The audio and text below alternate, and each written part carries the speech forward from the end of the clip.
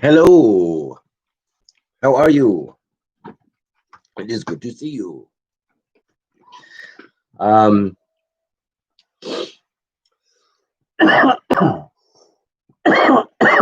excuse me for one moment.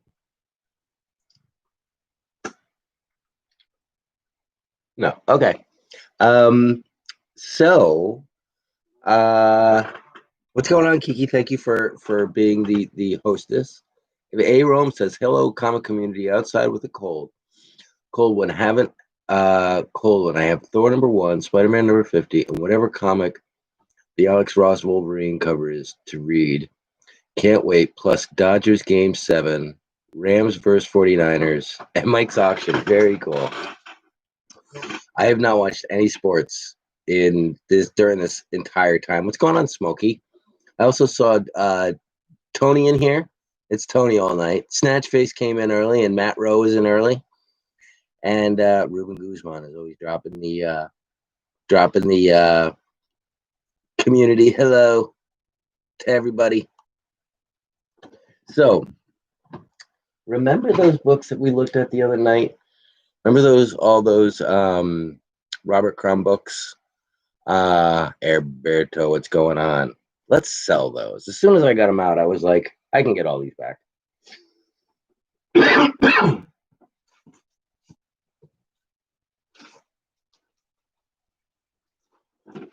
So I just want to go through them real quick and take another look at them. And then we're going to go back and we're going to do books like this.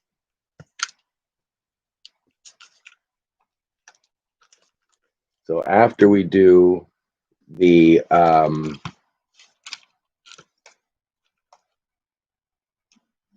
got rid of my cable, wasn't watching it. No, I only watch eBay, guys. We have a TV in our living room, but the cable box got all weird. So we set up the cable in my wife's room because she watches the cable in there. And we have not had cable in our living room for like 4 or 5 months. And the only room that has it is in her room. And up here, the only thing I watch is YouTube. There's nothing on YouTube I don't watch. I like play video games or something.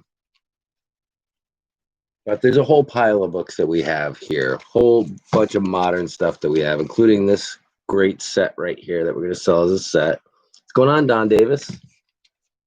Have some books for Don. I need to go out. But I figured we should revisit the books from all the Robert Crumb books.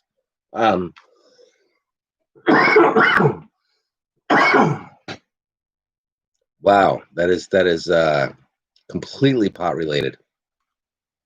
My daughter usually has Netflix until I get her ours to bed. That's funny. But yeah, so these were the books that we were looking at. Like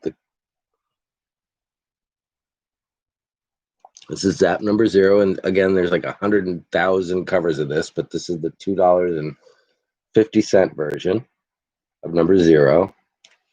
The 2.95 version of Zap Comics #1. This is a 6th print. I'm sorry, 6th print, 1988. I did my work at some point. And I did not put any notes on that one. XYZ from 1972. These Bayou comics that were all these little tiny guys. One there. Just all in gorgeous shape. We'll take a closer look at them later if you guys are really interested. But they're great books, and they do hold their value. Hey Joe, how you doing? BK for life. What's going on? Kiki has a wrench. She finally said, "I'll take the wrench." It was the pressure of the community.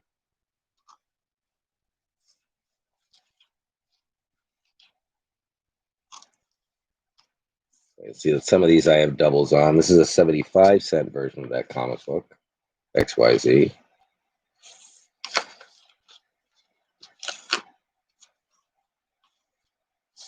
Mr. Natural from 1971.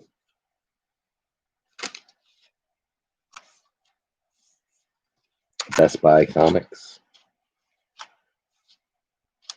Zap Comics. So this is, so you got this one here, right? And that is cover price $2.95. This is cover price 35 cents. This might be a first print of Zap number 1. I think we figured out a way to look. No, we did that on Zap number 0. We didn't look at Zap number 1. So I don't know if this is a first print or not, but it is a 35-cent version of All New Zap Comics number 1. I am the community, and I didn't vote.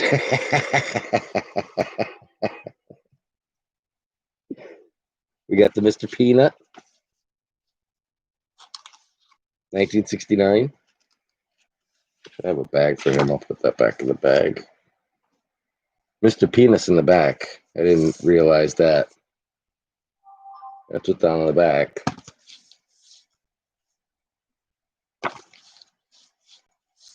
And that's what's on the front.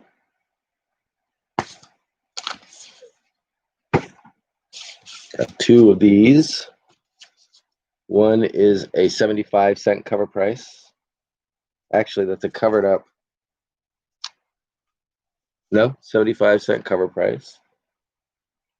And a 50-cent cover price. This is more modern. This is Mystic Comics number 1. This is a big book first print. And this is the 5th or 6th print. The one I'm about to show you is the this one right here is 1996 and is the 5th or 6th print of that book.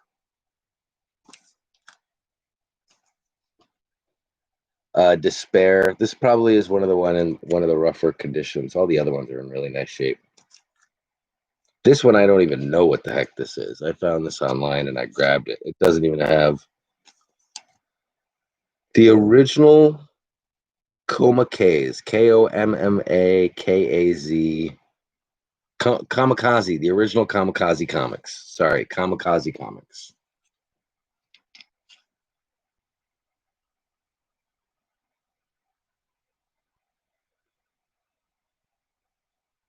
You better have yourself superpowers. So they all are they're valuable books.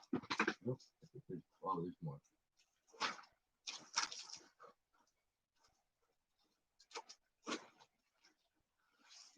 There's actually more. And then the books too. I'm gonna do the arcades. I'll show you those too. Except People's Comics. Slow Death.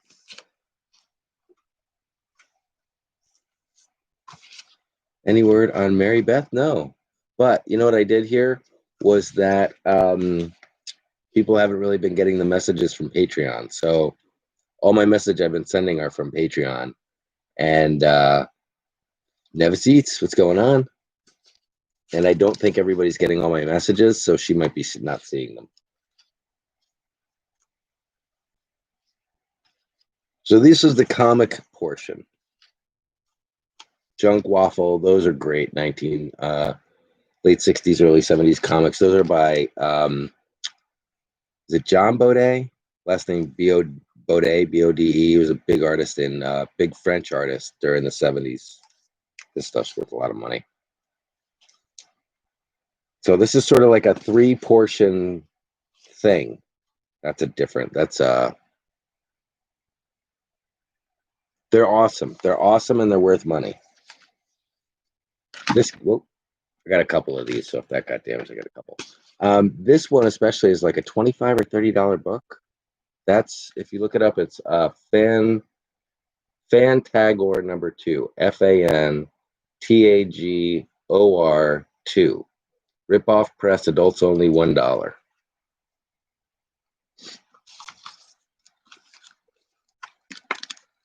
What's going on, Elvis? I did say hi to Elvis, Nelvis, BK, yes. Junk Waffle.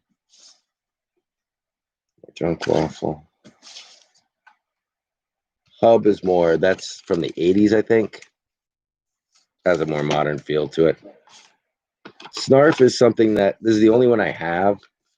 It's a beautiful shape. I've never seen one before. If you don't know much about these comics and are interested in these comics, I would look at this one because it's in beautiful shape. There's nothing crazy or sexual about it. It's actually fun. You know, it's got a fun cover. It's not like, you know, screw the police cover. And they're very difficult to find. Snarf is one that you can find them online, but I've never seen this cover. I've never seen this cover, and I've never seen it in this condition. I've never seen these books in this condition. What if what? We will Nelvis and Elvis. I'm not saying that you. We'll keep it clear. We'll do our best to keep it separate. Keep it separated. Okay, so that's the comic book portion. So that's the comic books. Another Zam. This really inappropriate one. And the Zap that we're going to put in a bag. But there's a book portion. And these aren't all the books. I've got to find the rest of the books, but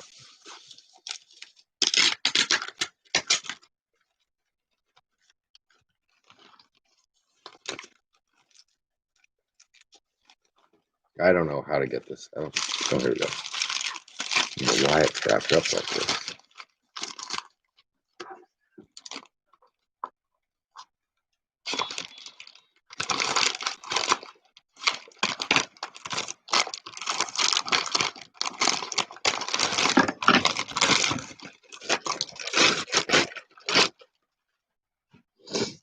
This is Bring Me Your Love. It's written by Charles Bukowski and illustrated by Robert Crumb.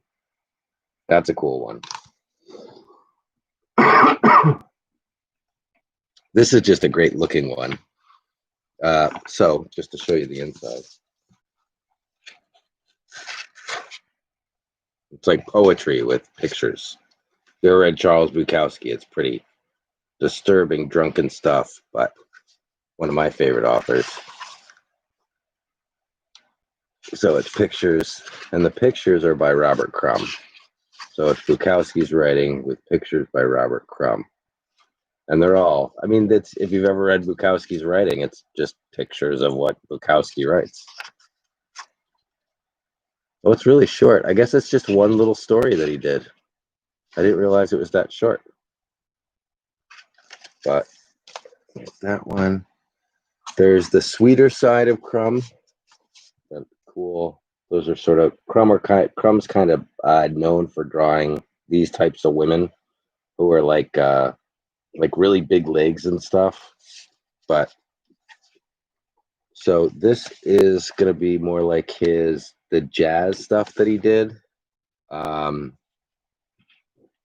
there's a lot of stuff like this that he did, sort of like a history of jazz in pictures. A lot of pictures of like people he knew, but so stuff like that. So those are sort of the portrait stuff he did. These are like of his family.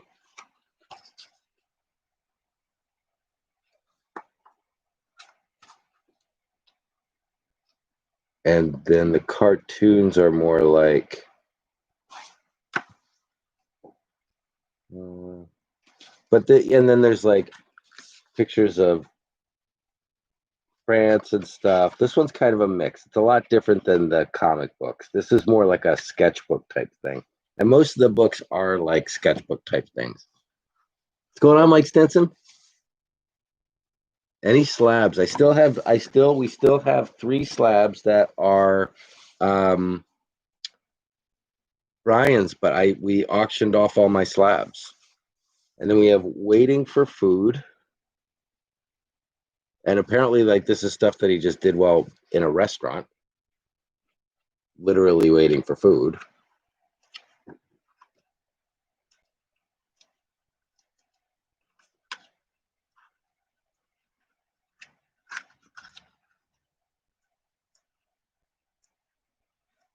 So the sketchbook stuff is kind of like hardcore, like Robert Crumb fans. The comic books are more. The comic books are like totally funny, totally political, totally like all about drugs and stuff, and just crazy like 1969 stuff. The books are more like sketchbooks. And then we have these, and these are the papers. Okay, so this is Yellow Dog. This is before the comics. They did papers, and these papers, a lot of them don't exist anymore because they were printed in 1968.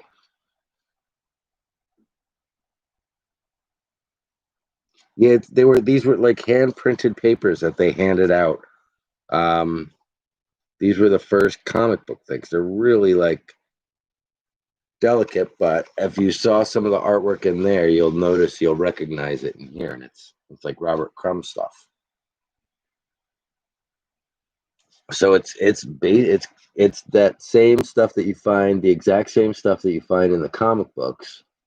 But prior to them being able to afford doing the comic books, they did the paper press because the paper press was easier. And all the covers are like they read like, kind of like newspapers would, like the in the late 60s, early 70s, like political papers that people would be handing out. But so those are just Beck, Thomas, Crumb, White, Martin, and Wilson are all the artists. And it's just, the guys holding up the Vietnam sign. It's "We Quit." And apparently the only ink they had, color ink, was yellow. But so these are in nice shape. You got this one here. I think there are numbers. Does it say what number this is? It's published weekly. So this is volume 1, issue 3. You don't find them really in this shape just because these are 50, almost 60 some odd years old now. 60 some odd years old now. This says 1968.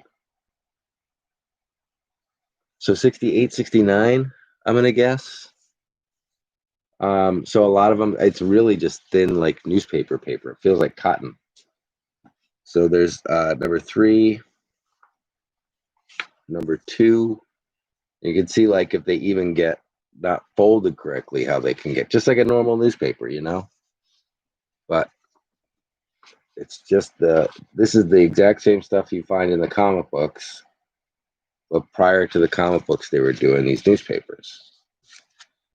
And this says in this issue, Crumb, Beck, Thomas, Martin, Silensic, I don't know who that is, White, Moscoso, and Griffin. So these are all like these huge artists from the 1960s. Like these are all the biggest underground artists. And this is where they all basically got their start, was in this little San Francisco newspaper called Yellow Dog that was just basically would have been handed out for like 25 cents.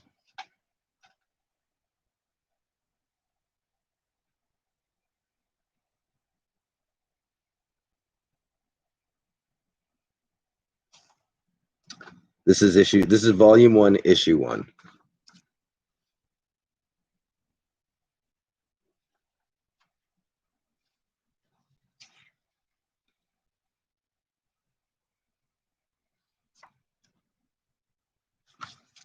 Volume 1, issue 1 was 15 cents. I guess volume 2, issue 2 was 15 cents as well. In the Bay Area, 15 cents, 25 cents everywhere else. Maybe that indicates where it's bought. I don't know. Or maybe they just went up to 25 cents after a certain issue, but that's number 4.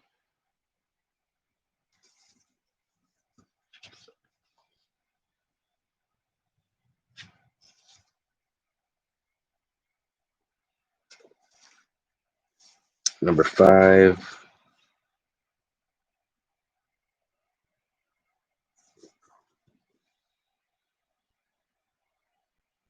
They're definitely worth money, and they're definitely dependent on condition.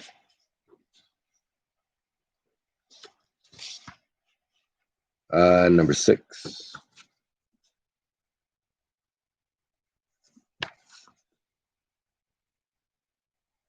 Yeah, I love these things. When I found them, I had to have them all.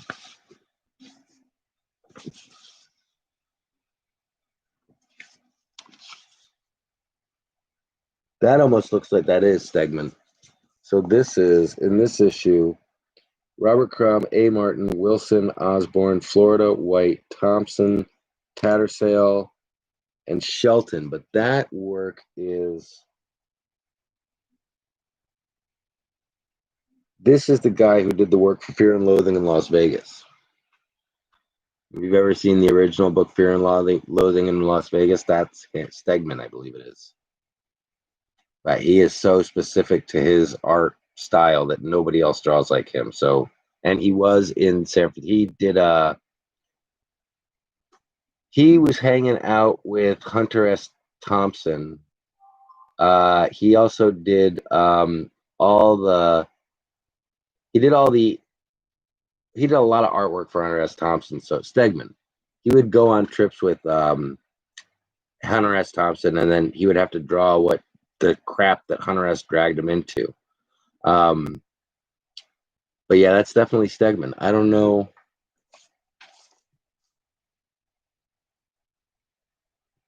He's not credited, but it's got to be him. A.M. Or maybe it's this guy, A. Martin. I don't know. But that's in a really amazing style. So each cover does just kind of, most of them list the artists that are in here. Number 7.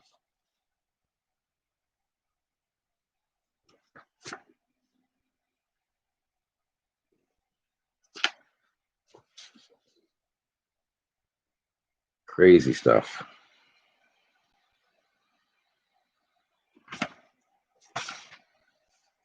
So this is 9 and 10. That's a kind of a big double-sized issue. So some of these get into a little bit rougher shape, like this guy. So that's Yellow Dog. 10, I believe, and that's 9. And this one feels a lot more like an actual newspaper, just because of the size of it. So just so you see, like with this double-sized one, this is how big they actually get.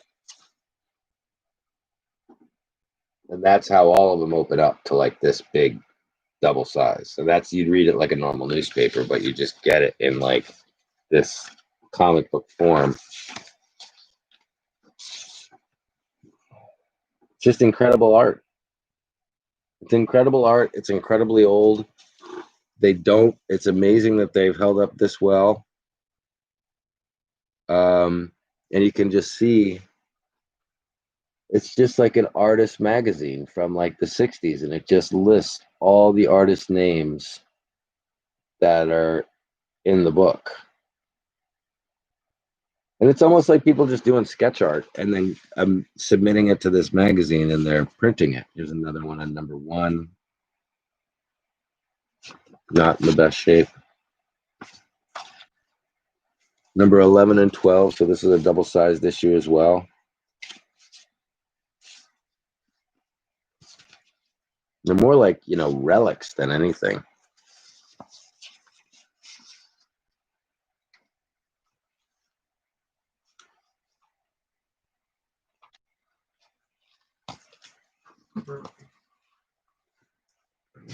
Stuff like that.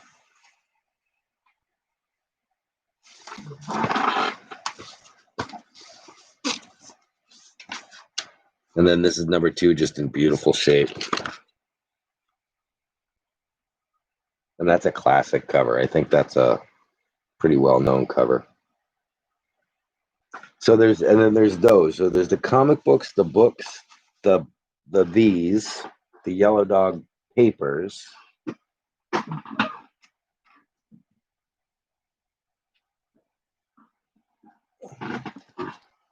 The arcade magazines. These are gorgeous. Mike, I hope you were well. Thanks for doing these auctions. Emery, good to see you. Hope I haven't missed anybody. Felix. Bears Rockin' Comics, good to see you. Did most of his artwork, covers, and interiors. Let's go to Bears. Stegman, yep. Laser Twiggy. Glitter and Duct Tape, good to see you. Good to see everybody. This is awesome. Good to see everybody. So this is Arcade Magazine. That's number 1 currently. But these things are like treasures. These are the things that you see in like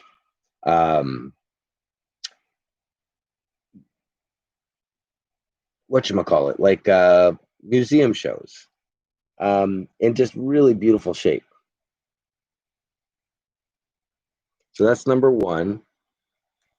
Oversized magazines, and they're just the coolest.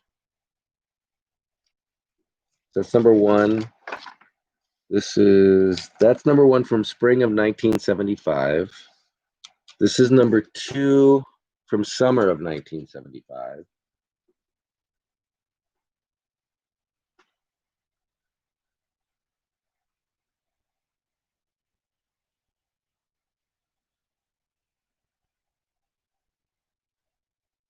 And that's Robert Crumb.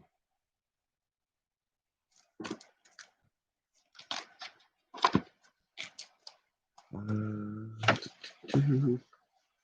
gotta be more somewhere. I'm missing a pile. But this is number 4 from winter of 1975.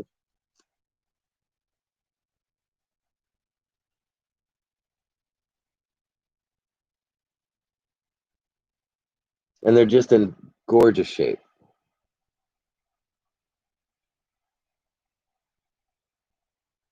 All Crumb covers.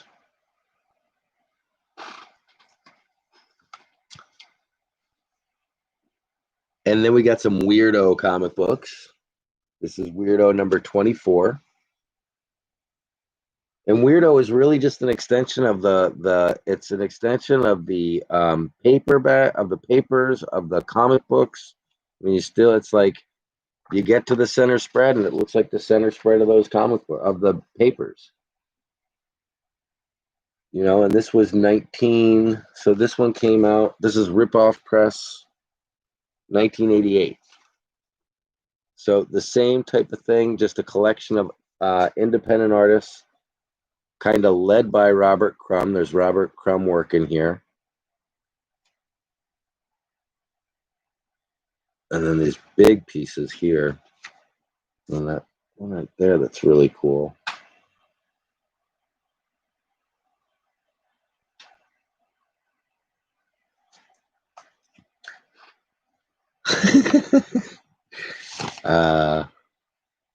This one is Weirdo number 23. Again, just the same type of stuff. You'll have some crazy centerfold in here somewhere.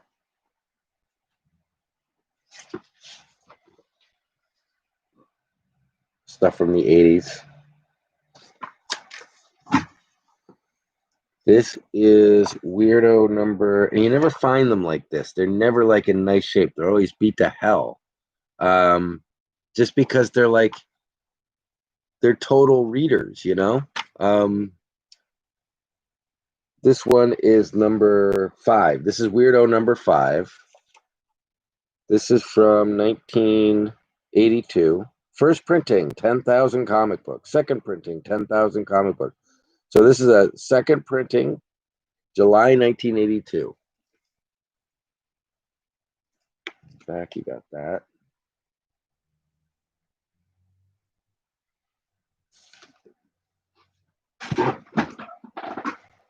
Nope, there's more. Okay. And then we got, so here's the arcade. This is number 6 from summer 76.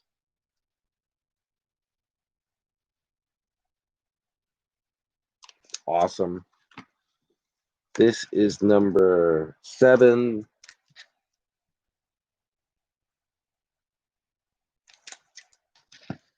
Subliminal Tattoo is just a magazine that was devoted to artists, but they did this whole issue on Robert Crumb. The whole thing is Crumb. So it's just biography, story, cartoons, the whole thing. So then we're going to do this. We might do, if there's enough interest, if somebody's actually really interested.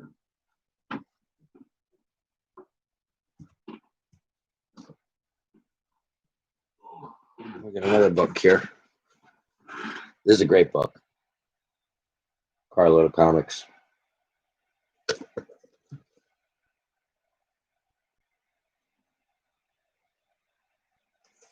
really cool. And then if we have enough interest, and if we're, you know, if there's enough interest, then yes, we can actually talk about selling this guy. And what this is the Robert Crumb sketchbook. November of 86 to 87? 83 to 87?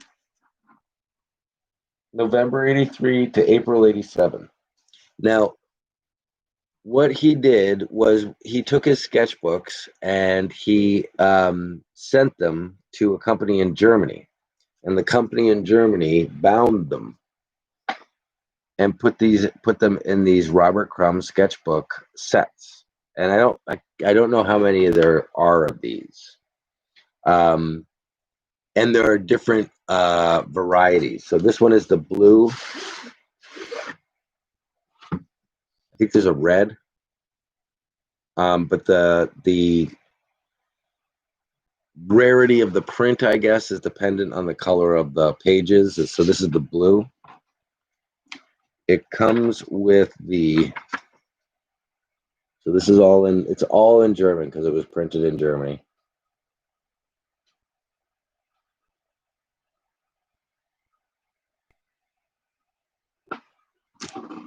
And just, you know, goes through all of the series that are in here, breaks it down all in German. And then these are the sketchbooks. There's even like a cool little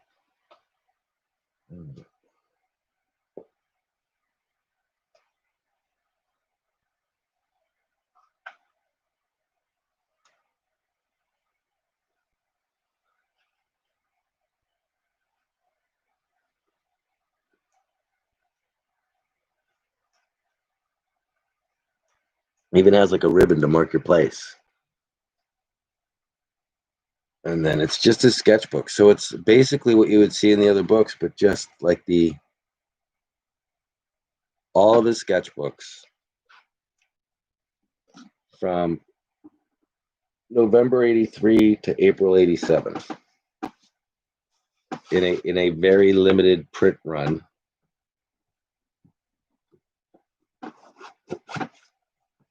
I probably had this for like 10 years at least.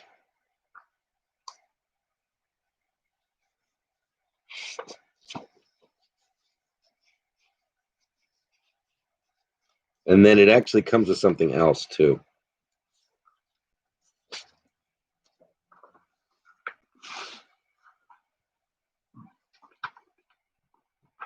Let me just put this aside. So I bought that thing, and what it came with was this. Okay, now this is what it was wrapped in.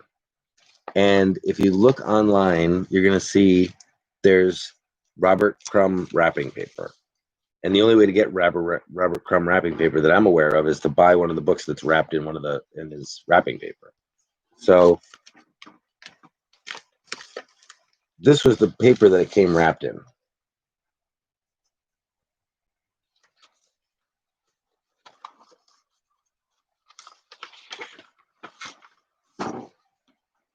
And it's this crazy, like, so basically he did more sketches on paper and was like, okay, make this it's definitely printed. It's not, no, it's printed because there's printing. It tells you where it's printed and everything on the bottom. But it's something additionally he would do was take big pieces of paper and draw on them, and that would be the wrapping paper for his books. So that comes with it too. But that was, when I bought it, it was $350. I don't know what it is now. I haven't looked in a long time. But Robert Crumb is still alive and living in France with his family. And his son's an artist too, but I don't know what his son does. So there's all that stuff. That's a lot of stuff. That's all the what's going on, Brian? We do have some Brian exclusives. We are getting there.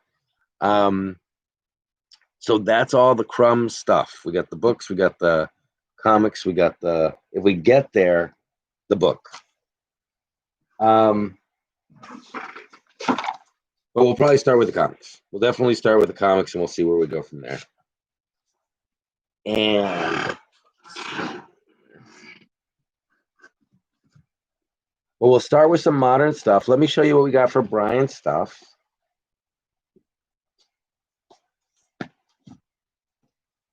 It's just so much, and it just was sitting in a box.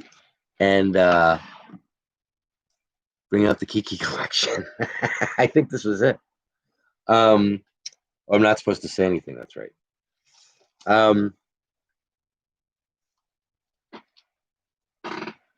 What was I going to say? Oh. So, yeah, this was all sitting in a box, and there was just so much of it. There's so much of it. I mean, and it's worth money. I just know that I can get it all back. And maybe something cooler. That's always the thing. Like, maybe I can get something cooler.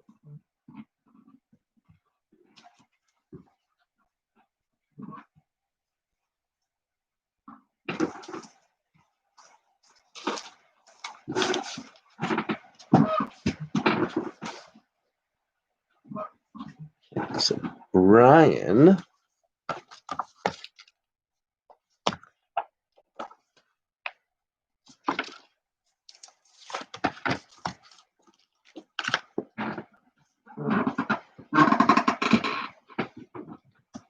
Slabs.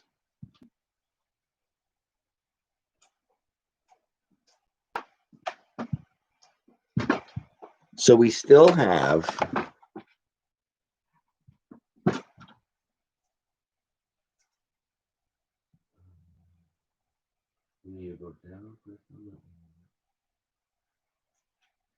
let's do this.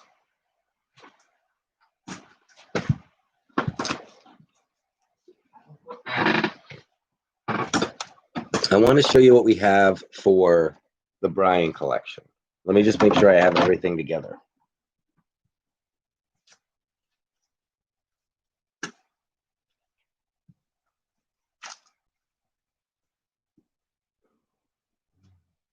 Didn't do these last time. The first thing we need to show you is something that we've excuse me, neglected to show you before. Alberto's getting the Avengers signed slab.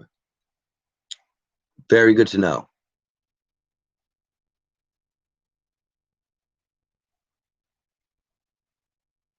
Very good to know. And I have stuff going to Alberto that works perfect.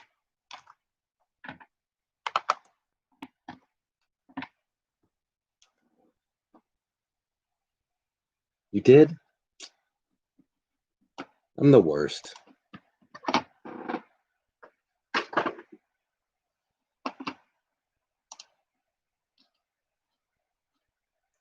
Recently?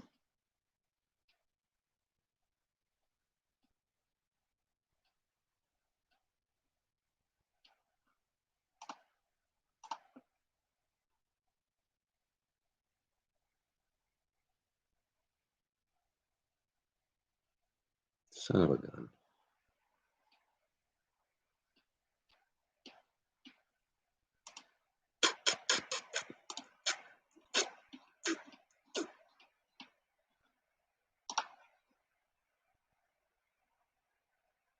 I totally missed it. I totally missed it. They worked out a trade.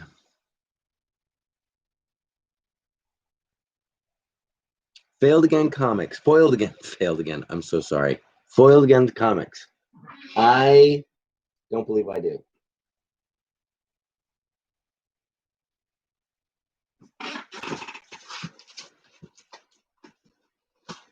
I don't, but I have so many damn Star Wars comic books coming in. I have so many damn comic books coming in. It's out of control. It's out of control. I only check my emails on Mondays. Every other Mondays, Tony. Every other Monday. That's where the confusion is. I don't do phone calls, and I only answer emails every other Monday. And that is how I was taught a functioning business works. I don't know about you guys, but in Canada,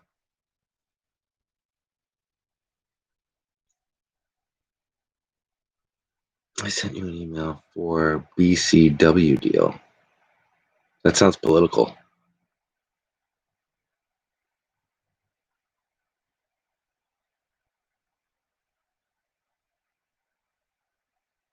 What are you going to send me, Brian?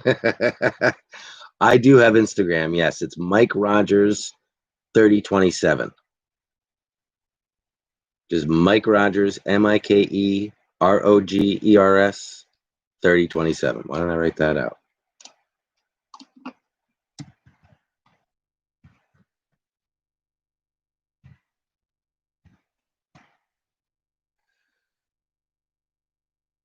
It was a trade. I should probably stop holding it up. We'll talk some Star Wars. I do have a ton coming in. I have a ton of the new stuff. I have a ton of the new stuff and a ton of the old stuff coming in. All the Marvel stuff. So, okay, I know that goes right there. I did get your bag. Yes, the bags and boards. I did get that email, and that was very helpful. Did you get your window fixed?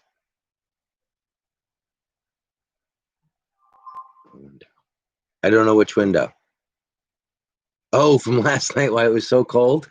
It was just freaking the windows open. The doors open now. We got windows open all over the house. It's like normal now. Last night, it was like I lived in freaking Wisconsin. It was insane. It was insane. It was like the middle of winter. Insane. Like, where are the drafts in this house so I can block them? But now it's fine. It was already done, Smokey. That one was already completed, but it had been up for a while. The what are you looking for, or just trade offers? Was on that one slab. I guess that one had already been done. But let's continue.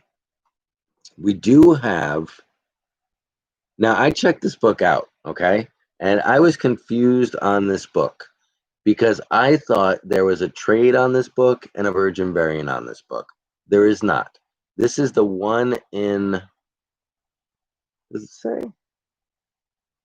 No, it should say, and it doesn't say. This is like the 1 in 50 or the 1 in 100. This is Absolute Carnage #1, the variant edition.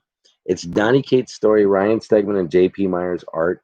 This book sells. We were underselling this book way big time. You can't get this book for under $60. It's the 1 in 50 or the 1 in 100. It's not, they don't even list it on here. It just says Absolute Carnage #1, Marvel Comics 910, Bradshaw variant cover. But this is like a 1 in 10 or a 1 in 100 or something. You can't find this book for less than $60 now. There is no virgin variant of this. This is why I was confused. It's only this one because it's a ratio. And correct me if I'm wrong, but this is what I keep seeing when I look this up. Not about the slab. I'll ask again later. Gotcha. So I'm at 120 on this book. We were coming down, but I'm at 120 solid because this book is gonna. This is an investment book. If somebody in this room will tell me exactly what it is, but I want to say it's the 1 in 50 or the 1 in 100, and does not retail in a trade for under $60. So we're back at 120 on this book. We were coming down on this. We were down at like 100 or something, but we're back at 120 because you can't touch the raw on this for under 60, and I don't see that going down. So this is Absolute Carnage #1, 9.8. It's the Bradshaw variant. 120, because this book is hot right now. I don't know if it's hot right now, but it's a solid book. It doesn't, you can't, I've been buying this book and selling this book for like $35, $40, but you can't get it for $35, $40. It's a $60 book. So I want to see if we can get 120 out of it, because I think it's worth it. Somebody wants to make us an offer on it. Brian's here. But it's a solid book. It's a very solid book. I thought it might have been slipping. It's not slipping at all. It's a solid book, and it's been a solid book for, it's been about $60 for as long as I can remember. And I thought there was a trade and a Virgin variant, and I was like, there must be a Virgin variant, because one of the stores was only showing, they weren't showing any trade on it. They were just showing like there was a Virgin variant, but there isn't a Virgin variant. And that one was at 65. I was like, oh, I guess this sells it. No, there's only one. It's the 1 in 50. Thank you very much, Brian. And wow, I did not see that. Very cool. This is Amazing Spider-Man number 235. Don Davis says, yes, it's the 1 in 100.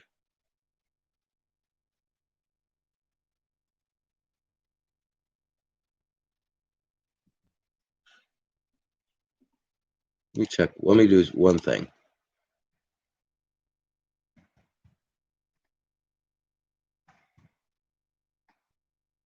Absolute Carnage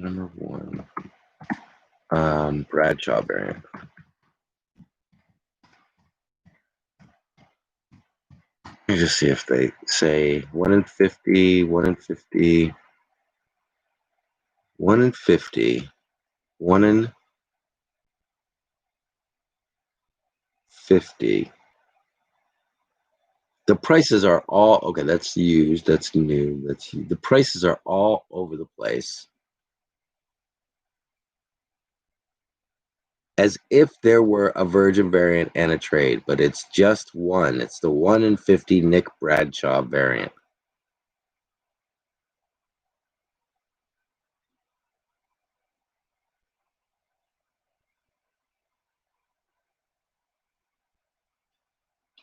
I don't know. It's been solid. It has been a solid book. We started at 120. We came down a little bit. Once I started looking into it, let me just see what people are saying.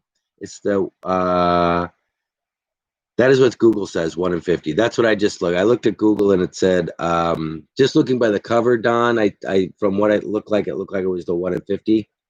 Matt Rose says yes too. I believe it's the 1 in 50. The grade is a 9.8. And from what Google's showing me, it looks like a 1 in 50.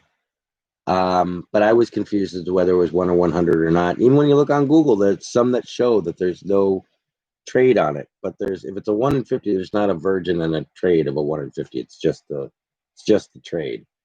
I don't know. I like the book. Definitely feel free to make offers on it. We've had it for more than, it's been up more than twice now. So we're definitely taking offers on it. It's a Brian exclusive. Thank you, Kiki. Thank you, Kiki. It is a Fire Brian exclusive 9.8. I am sorry. What the hell am I thinking? This is a firecracker. Brian, straight out of Texas, burning hot. Carnage #1.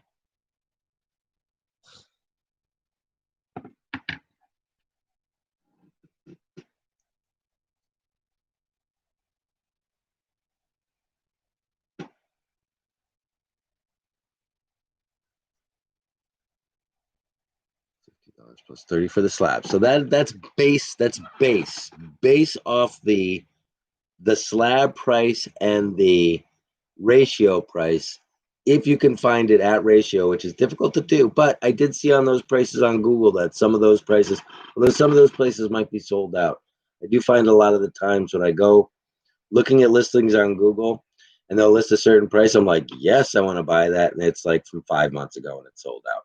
So you might have seen, I saw prices for $23 on there, but I didn't go as far as to click on there to see if those were sold out. And Google does that a lot, listings that are a lot older. I know I saw this on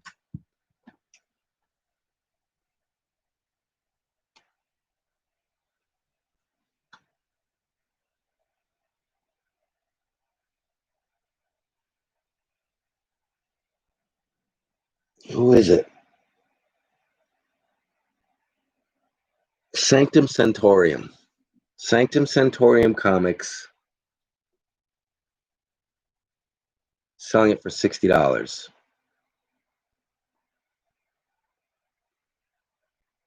So it's a store exclusive by that artist.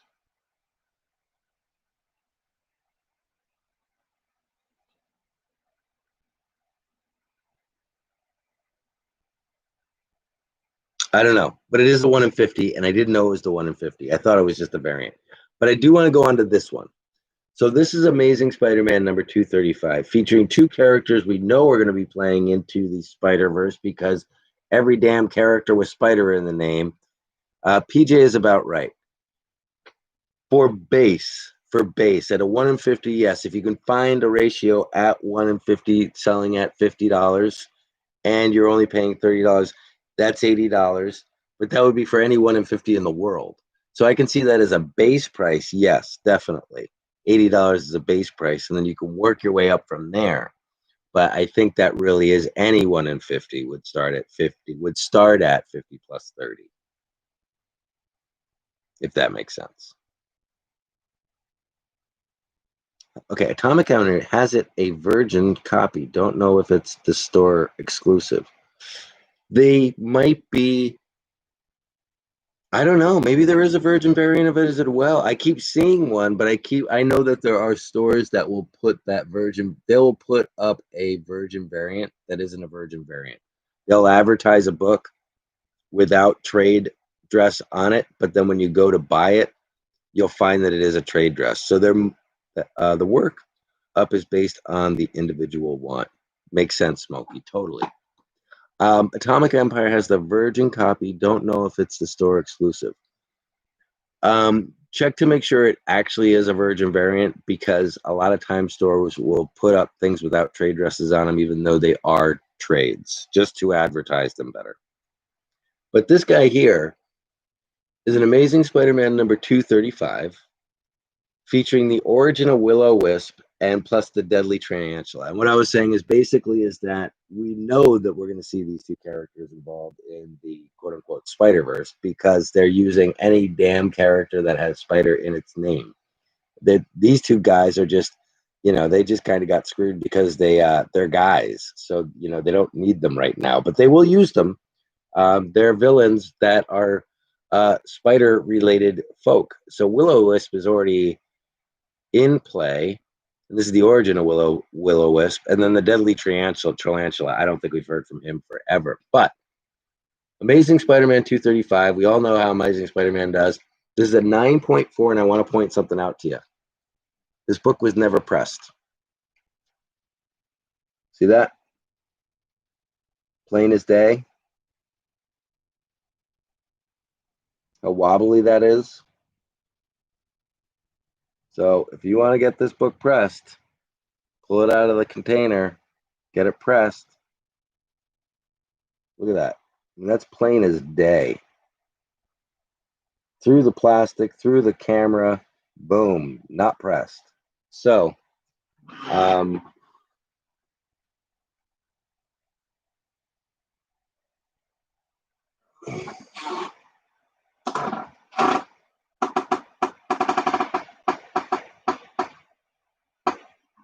I don't see any other real issues. I don't see any issues to begin with, really. It is a newsstand. I really don't see any issues. I'm not really sure why it's a 9.4. It says white pages. The description says Roger Stern story, John Romita Jr. and Frank Giacoa art, Frank Romita Jr. and Al Milgrom cover, origin of Will-O-Wisp tarantula appearance. White pages 9.4. So I'm not quite sure what got a 9.4 out of it.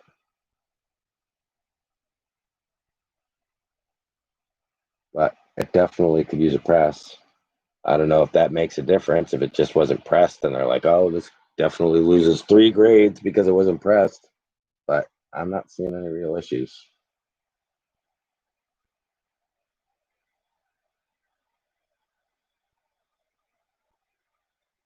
There was a little touch of ink down there, very small.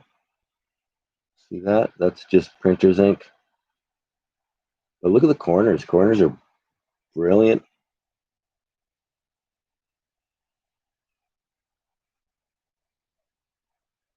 Staples look good. You see that little like thing on top? That's more the plastic pressing on the comic than anything. So I don't even remember what we had this at. I should have my little piece of paper. I think we were at, Brian, do you remember what we were at for this? I think I have a number in my head, and I think it was 85, but I'm not quite sure. Pretty sure we were 120 on this guy and 85 on this guy. 120 and 85. 85. So I think at 85, Amazing Spider-Man, number 235. Not just any Amazing Spider-Man. You've got the origin of Will-O-Wisp, and you got the tarantula appearance. You know we're using every damn spider thing there is in the universe.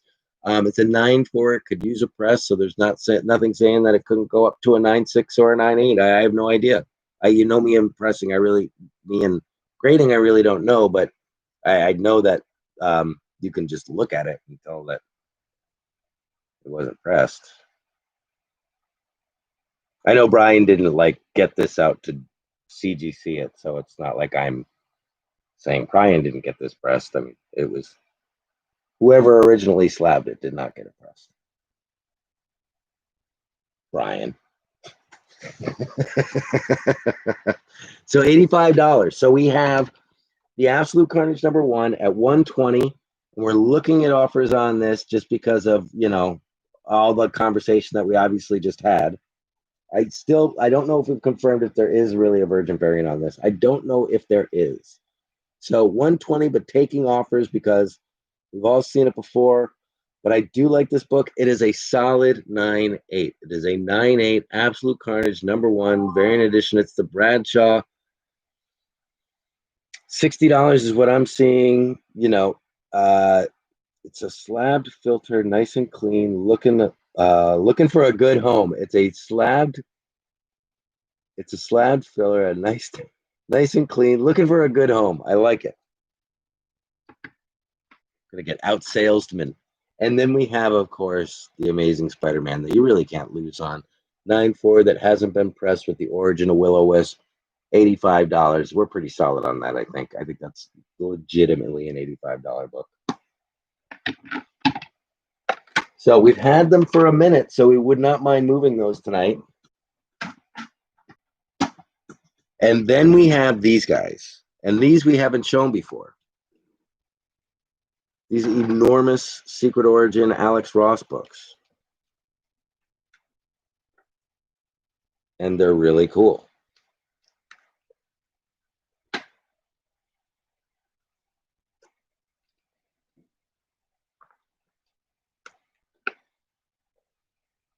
Obviously, the binding hasn't been cracked, so I don't want to do that. But if you're an Alex Ross fan, these guys are gorgeous.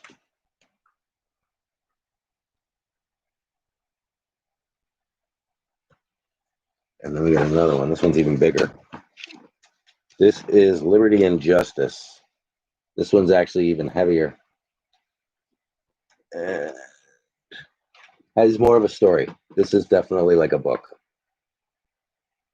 The other one is sort of, you know, Secret Origins, like they do. But this is a whole comic. This is an entire story. Just an enormous Alex Ross story. Very cool.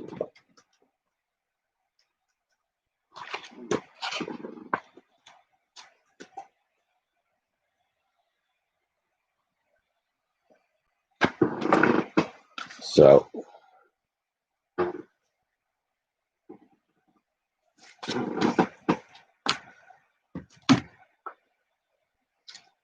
let's see where these are from.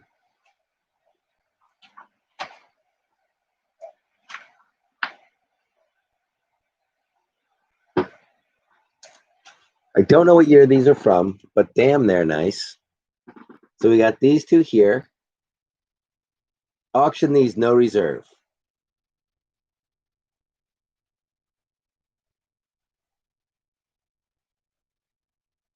So we'll auction these at no reserve. If anyone's interested, no reserve. So we could start the bidding at, what do we start at? Smoky 2002 trade paperbacks. Wow. They are in really nice shape. I mean, these are giant books, so these are going to be difficult to find in, you know what I mean.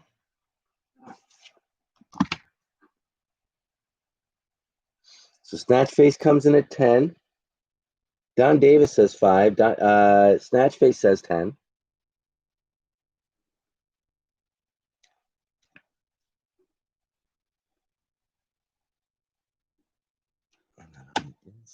So both of them have kind of like this opening like this. Okay. Superior Hero Review always comes by and says hi. That's awesome. Giant splash pages like this. That's the center page. And again, the spine hasn't been broken, so these haven't really been manhandled. Excellent opening. Like, you just want to see the Alex Ross movie, you know? Like, could you just do the movie, please? If he did an animated movie, like if he did a movie of his stuff, that would be ridiculous. So I just want to give you some of the highlights of this book, and then we'll go on to the other one.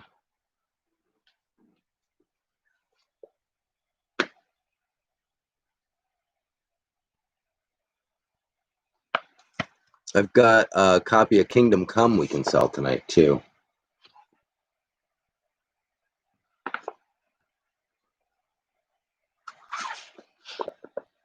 Just crazy, crazy Alex Ross art. And the way it should be in these giant panels.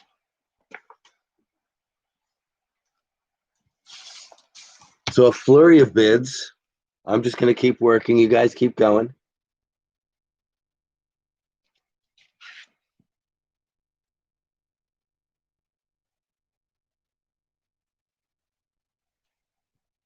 This one's cool. This is like a secret origin. So just like they've always done,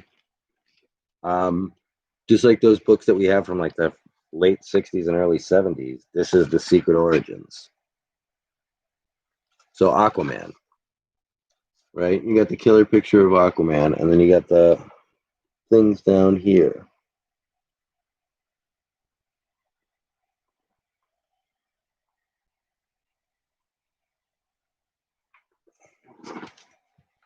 And then you got, those are cool.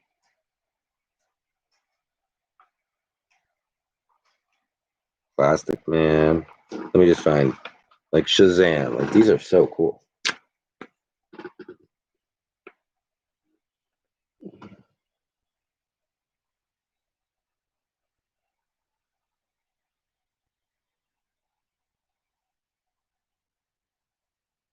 Wouldn't it be cool if he did like a movie like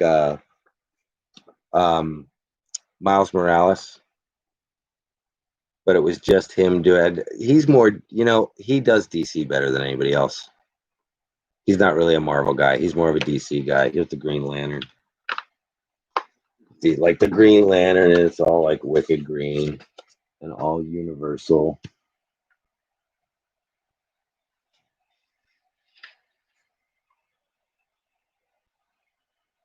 I love these. So let's go. Let's review, shall we?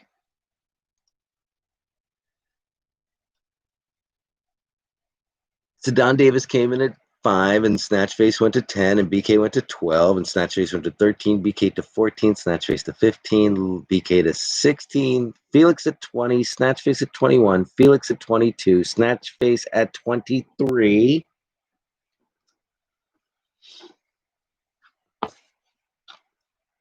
This thing is enormous. This thing is heavy as heck. and gorgeous. This thing is a little bit lighter, but just breaks down probably just these characters. Let me see. Who does this break down? So this is Superman, Batman, Wonder Woman, The Flash, Green Lantern, Aquaman, Martian Manhunter, Green Arrow, Hawkman, the Atom, Plastic Man, Shazam. Let's just see what the Batman looks like.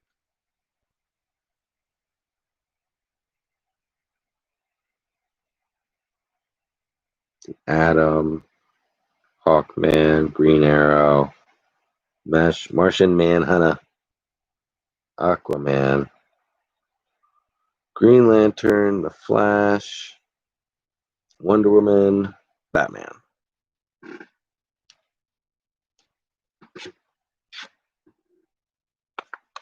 Oh, true. That's his Immortal Hulk is crazy. Very good point, Don.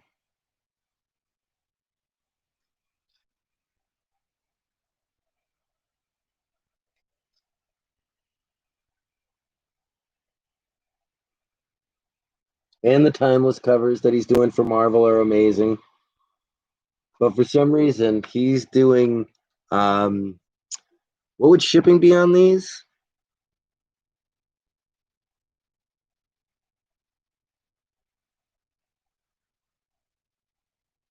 I could do it media, but the size is probably going to bring it up to.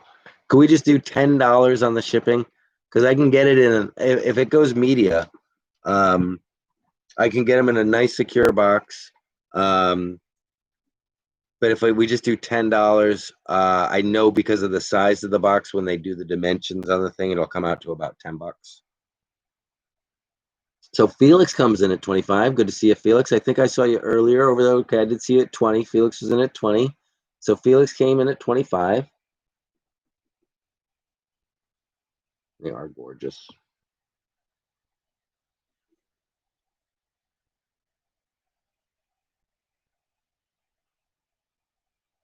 I mean, usually I would charge, what, $7 for shipping?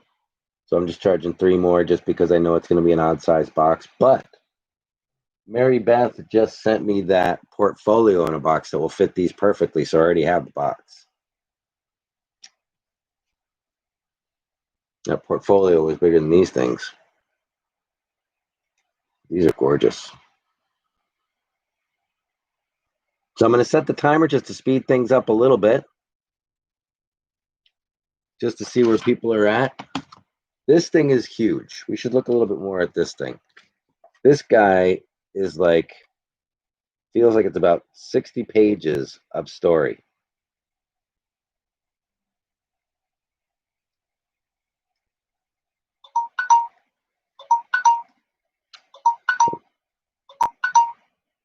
Hopefully you can see that.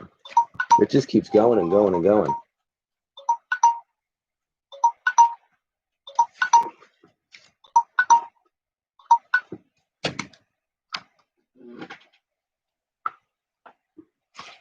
I don't even know what the story is called. Liberty and Justice. So I don't know if they ever did it in a smaller size, or you can only get Liberty and Justice in this enormous volume. But it is killer. If you're an Alex Ross fan, this is kind of like coffee table material.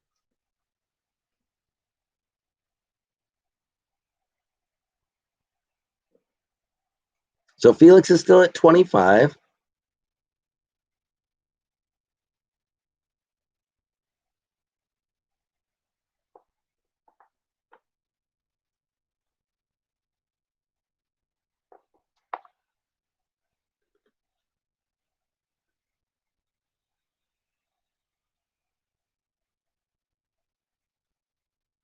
I think, let's see. Felix is at 25. Snatchface is still in at 23. BK was in at 12. BK was in at 14. BK went to 16. Snatchface folds. Felix at 25.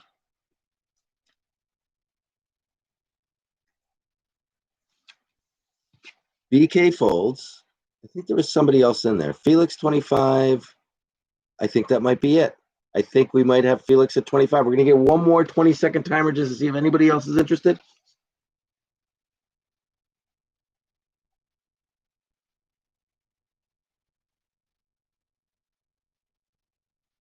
are gorgeous books. Huge books. Don folds. Thank you, Don.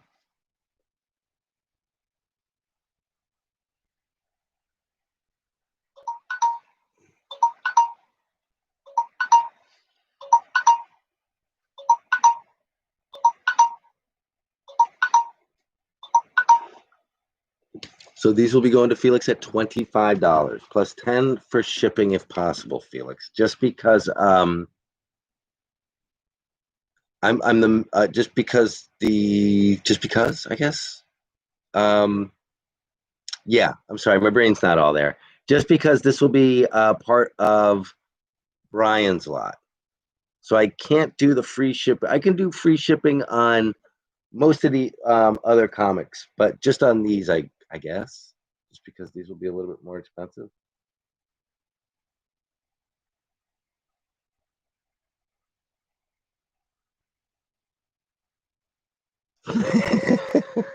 If I feel bad now, I feel like I should pay for the shipping because he's part of the Patreon. But if you're comfortable with the 10, Felix, if not, I'll ship it for you anyway. You know I will.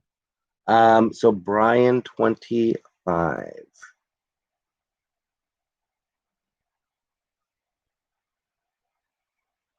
Okay. So this is Felix.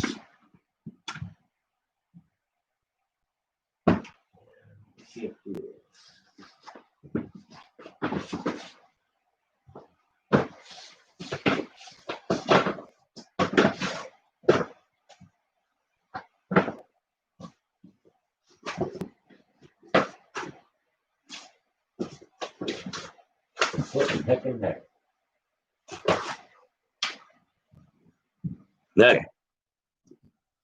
So, okay, yeah, we'll figure it out. Next, Spawn #1. Now we had a reserve on this one, Brian, at $25, and I think if we bring this down to a starting price of 15, I think we can get some interested parties. And I think we can beat that reserve at 25. Do we have anybody, if Brian agrees? Collusion. There's collusion. Uh-oh. Kiki gets a 50% of any shipping money raised. Not true. Not true at all. I'm just making shit up. But Brian, I'm thinking that if we start at $15 for Spawn #1, now Spawn is about to go crazy because it's going to be dragged into the whole crossover thing. Apparently Spawn 8, Spawn 10, whatever the one that has Cerebus on the cover, that's got the stripe on it. The grade is, let's take a look.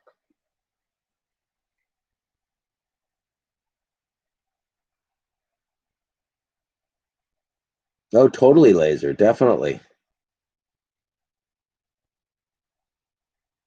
I love people just hanging out and chilling. I love the fact that like we have a solid group of folks that show up every time, and they're mostly my patrons. A couple are just awesome, awesome people who come to my auction.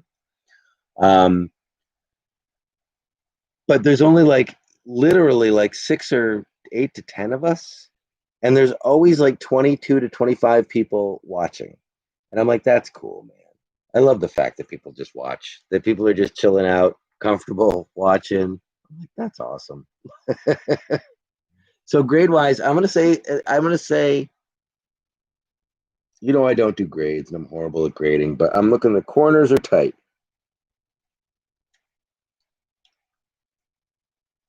There is a little ticking. Let's look at the spine one more time.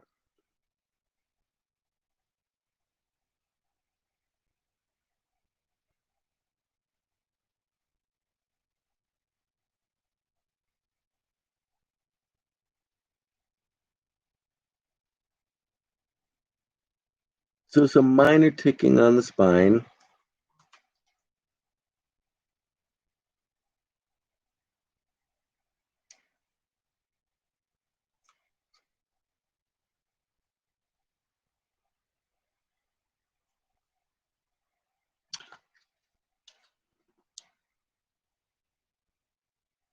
So I don't know. I don't know. I'm not a good grade person, but I'll just try to give you the best look at it as possible.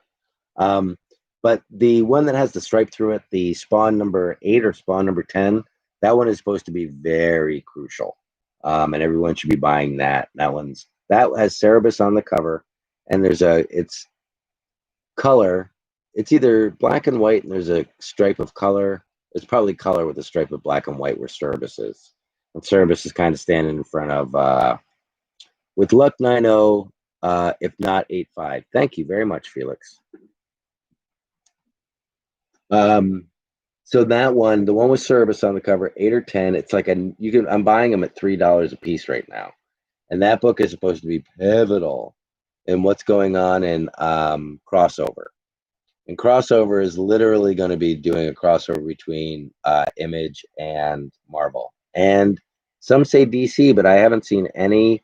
The only thing that I see that connects DC to the whole crossover thing is that Donnie Cates said that this thing was going to be, what did he say? He said something about metal. He said how this was going to be the most metal thing ever. And that was the only thing that I could find connection to that said that, because you do have a bunch of multiverses going on, but DC and Marvel, I just don't see them. I don't know, but definitely we already know that Image and Marvel are going to be crossing over in crossover. Both characters are going to be in the same comic book, and Spawn is one of the critical parts of that. And the whole reason behind that is that Donnie Cates, his mentor was Todd McFarlane, and not just like he looked up to him, he taught him, like he was his mentor. He studied under Todd McFarlane. So when he now is the king of Marvel, he's like, look, guys, I want to go back and give Todd a little, kudos for everything he's done. We wouldn't have Venom if we didn't have what's going on right now. So why don't we do in an effort to really boost the sales of comic books like nuts? Let's do the most epic crossover ever. Let's do a crossover between two companies. And it's done before with Marvel and DC, but they want to do Marvel and Image. And they're going to do it. And that's what crossover is all about. And that's why it's going to be this insanely gigantros thing, because it's going to cross over. It's going to be enormous. It's going to be insane. But grab any crossover stuff you can get, grab. But Spawn is going to be a pivotal part of the whole piece. And everybody has told me that the pivotal book in the Spawn series is, can't remember, it's 8 or 10, but it's the one with Cerebus on the cover. But regardless, Spawn number 1 is going to go through the roof. And I know there's a billion copies out there, but it doesn't matter. It's going to see an increase in value. So people who are holding on to their Spawn, I didn't hold on to my Spawns. I've sold all my Spawns. This is a Brian Spawn. This is an exclusive Brian Spawn. People who have Spawn number 1s are going to see an increase in value spike when that book comes out. And that book's coming out in November. I think we're in final order for that book right now. It would be so funny if everyone ends up hating crossover. It would be. If it was an epic failure, it'd be a failure of epic proportions. But yeah, they've already talked about so there's this universe crashing thing, right? And it starts out with news reports, and the news reports are reporting on what the people are seeing in this universe, in this comic book, and what the reporters are saying. They're describing characters from both Image and Marvel, and there's a couple of different characters that the reporter describes that are obviously Marvel characters, and there's characters that the describe, and the person's like, oh my god, it's mayhem down here. Something crazy has happened. We've got this person doing such and such and such and such. And then there's this man with this thing on his head, and he's picking up cars and throwing them. And it's like, oh, that's so and so. Oh, and that's so and so. And that, but they're not naming them by name. But that's how the whole thing gets kicked off, and Spawn is a critical part of it. I'm not going to go any further than that, but like Spawn's a critical part of it, and pieces of what Spawn carries are very critical to the story. So I would be investing in Spawn I'd be investing in Spawn right now. I'd pretty much be trying to get the entire run, 1 through 10 at least. But then there are all these other books. Like if you go on eBay and type in crossover Spawn, all these books come up that are literally Spawn crossovers, because Spawn's done a shit ton of crossovers. And if you're wondering, like, just so you know too, the other things that we already know is Image is already in the Marvel universe, because we already have Angela from Spawn in Marvel, and we already have Grifter from Image in Spawn comics. So they're already, those two licensing companies are fully trading right now. They have no issue. Yeah, we'll take Angela, and we'll take Grifter. We're gonna put Grifter with Batman. We'll take Angela. We'll throw her in the Avengers. She'll be gay. So they have no issue doing that. So it's an open door for this to all happen. So I'm done selling it. If you guys are interested, we would start the bidding at $15 for Spawn #1. And I'm going to go ahead and start the timer at 20 seconds.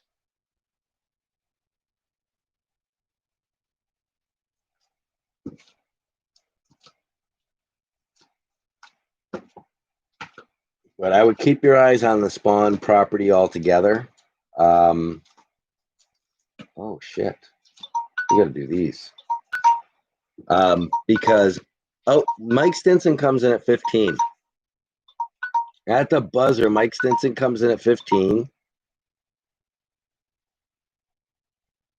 Kiki is so on the ball. So Mike and Snatchface comes in at 16. And Mike, I was at the buzzer. You came in, you got things going, and then Snatchface, he said, "You know what, Mike? You're right. I want that book too." 16, Mike. It's $16 to you, my friend. It's a Brian exclusive. Brian is a heartless man. He would not let me go.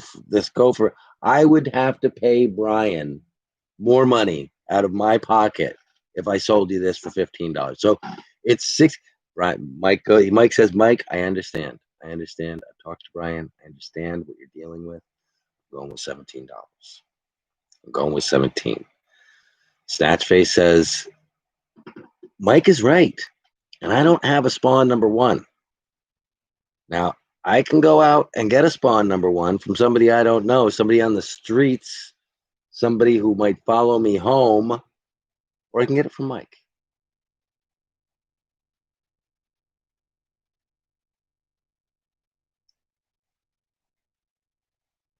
It's a Brian exclusive. We'll go for another 20 seconds. I know I'm pushing you. Snatchface says Mike is right. This is safer, $18. Much safer. It's much safer. $18. Show corners and spine.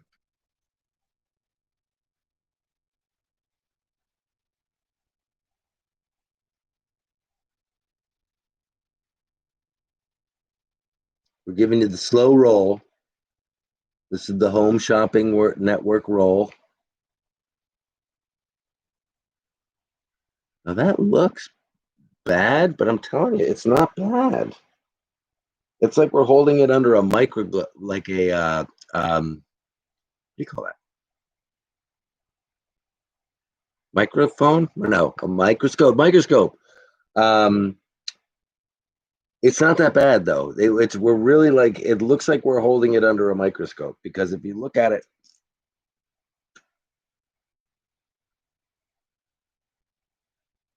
but if we get microscope close, maybe that's the bag too, because it really doesn't look that bad. There you go. So it's not the tightest corner in the world, but it's not you know, we're this is anal examination on the comic book right here. We are up its little hindquarters. We're I'm not gonna say it. I know. I'll stop that analogy. We're getting up in there though. TMI. You asked for it.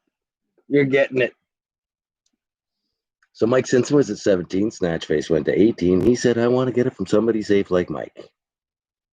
Mike Stinson, $18 to you, my friend. I know you almost had it at 15. I know you need it in your collection. I know you want more than one in your collection. It's one of those kinds of books. Mike Stinson Folds. I'm gonna give it another 20 seconds, Mike, because Mike, you had if it wasn't a Brian book. So I'm gonna give it another 20 seconds in case somebody wants to steal it away from Snatchface. I was a little disgusted by my analogy, but let's see what happens. 10 seconds. 5 seconds.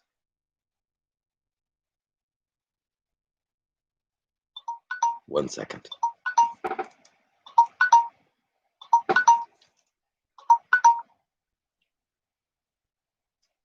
Sir Snatchface Esquire has acquired this Spawn number 1 for $18. Say it be so.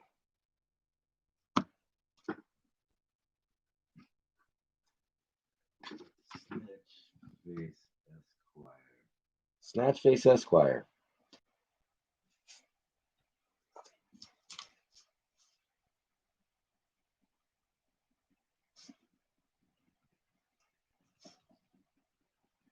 The third.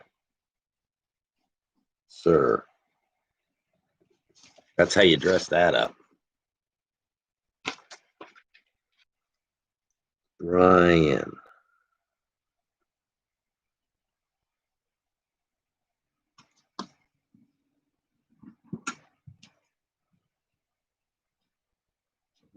That's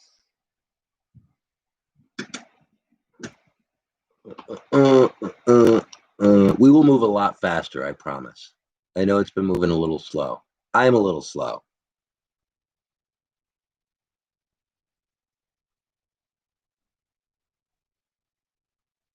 Felix.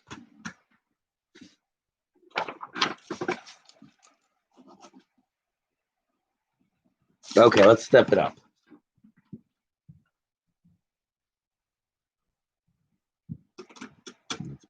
Good. Okay. We got some signed books.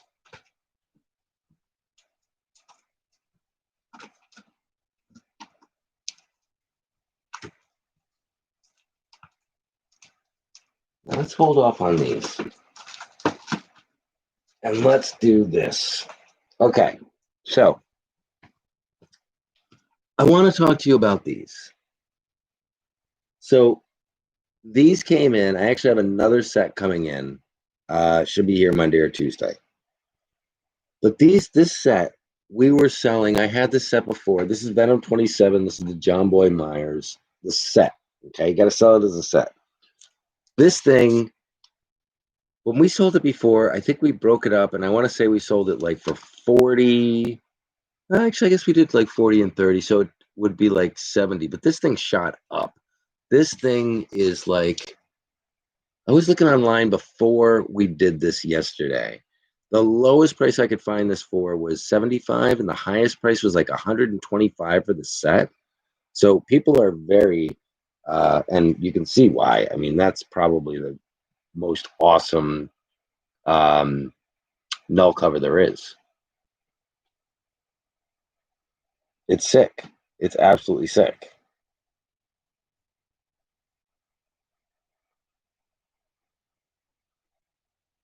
So what I'd like to do is I'd like to sell them as a set.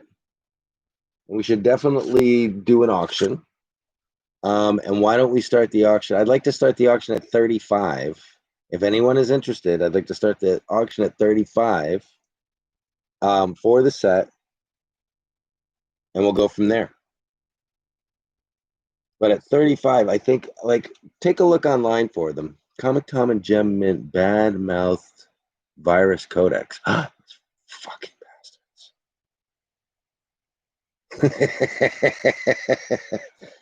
In John, we trust. Good to see you. Coming at 35. Nevis goes to 38. Mike Stinson, Comic Tom and Gem Mint Bad Mouth Virus and Codex. I got to check that out. That sounds like market manipulation to me. I have no idea. I have no idea about anything. Don't listen to me. But yeah, these are just gorgeous. 35, 38. In John We Trust goes to 45. Matt Rowe goes to 47. Nevis 48. In John 55. Matt Rowe 50. First, whoever got these the first time, if they got the set, I know they got a great deal because these things just shot up. Are either double covers? Are there? No, I don't believe so. Should I look? Are there double covers in this? In John goes to 65. If there are known to be double covers, I'll take a look. There are known to be double covers. Okay, let me take a look.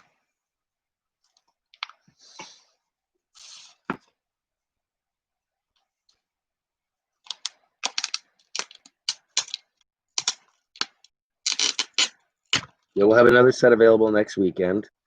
If it's not on the auction, the silent auction next week, because we got another set coming in Monday or Tuesday.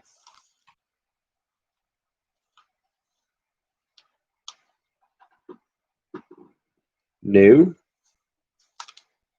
That's the trade. No. Evil tape.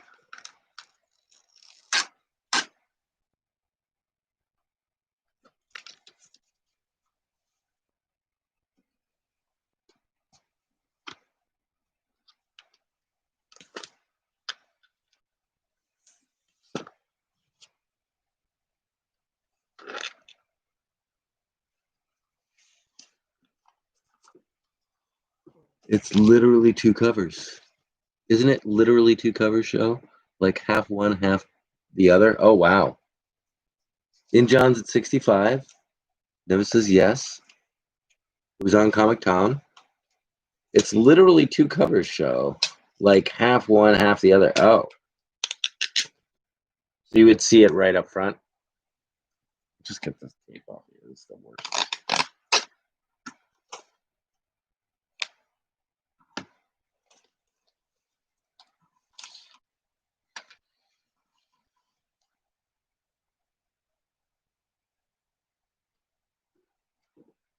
Neither, which is good.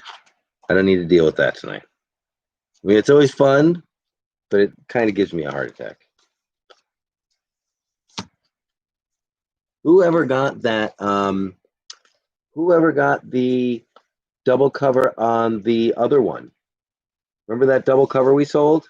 That was a legit double cover. That wasn't like that was a printing error. That was a legit double cover. Whoever got that one. I think it might have been Matt Rowe. So in John We Trust is at 65. There is no double cover. I do apologize. But again, these do 65 at In John We Trust. Let me just read through here. Yes, it was on the Comic Tom. It was literally two covers, show. I think half one, half the other. Haven't bought this series. Yes, Error Printer. Wow, Smokey has not bought this series. I think it was the 1 in 100 had a double cover. Week, the fun of that would be a trip digit book. Yeah, totally. Nevis goes to 70. Yeah. Well, the fun of that would be that it would definitely be a double. We would be at 120 right now, I think, if it was a double cover. But somebody got a double cover. We did a Venom like 27 Wanted Comics exclusive, had a double cover. We showed it on the show. Somebody got it. and it was a legit double cover. I checked it, and it's legit. And whoever got that book, it's worth good money. You should sell it. And I'm trying to get more of that book, that Wanted. If you see Venom 25, 26, or 27, Wanted Comics exclusive, that's the one that had the double cover that we got. And I'm going to try to get more of those to see if there are any more double covers, because it's a legit printer error double cover. So Matt folded. Nevis is at 70. Matt Rowe folded. In John was at 65. In John, it looks like it was just In John, Matt, and Nevis. Matt's folded. Nevis is at 70. I'll give it the 20-second timer. I believe In John is still in. Brian Basham goes to $71.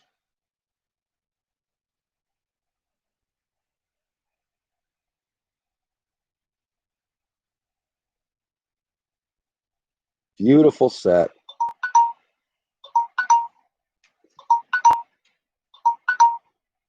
Brian did kind of drop a hammer at 71. Well, I know Nevis was at 70, so I shouldn't say that Brian dropped the hammer at 71. $71. Nevis had a hammer in his hand too. These are not hammerless people. Oh, we got a Bash brother stepping in. A Bash brother. I like that. Let me get your thing in there, In John, we trust. In John says, I fold. I just wanted to raise it up. I'm an asshole like that.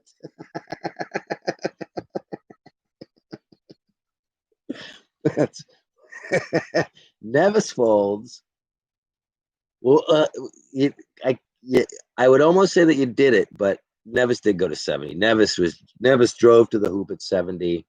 Brian came up with the block, and Nevis said it's all yours. But we do have another set coming in Monday or Tuesday, which is very nice.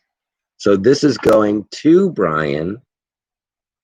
So the first two sales were for Brian. This is all about Brian. It's all about Brian tonight. So now Brian,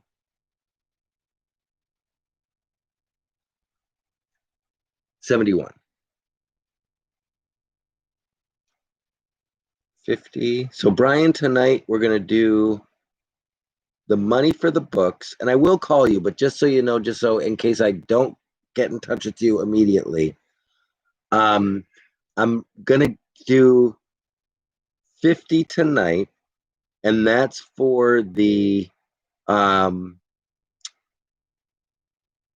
Patreon, because you made the mistake when you did the payment on the Patreon. So I'm gonna give you the 50 tonight, and then any money for the books.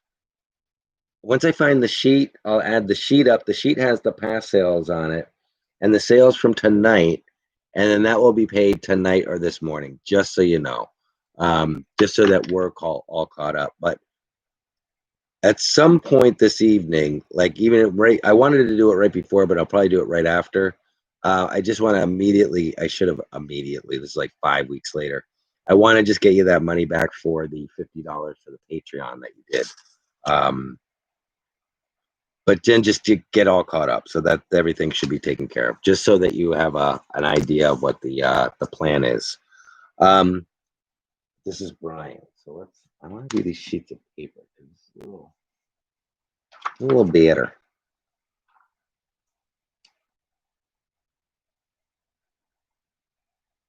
Brian.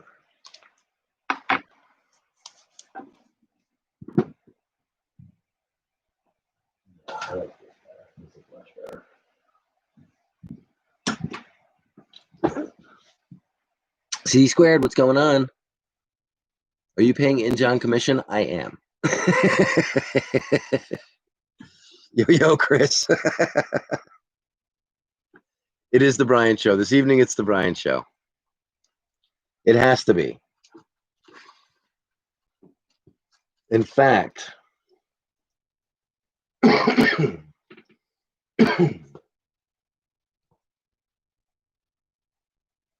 I'd like to do these two guys. Now, I am not a big lenticular cover guy. But these are freaking cool. We have 2 lenticular covers here. Amazing Spider-Man 316. Well, it's this.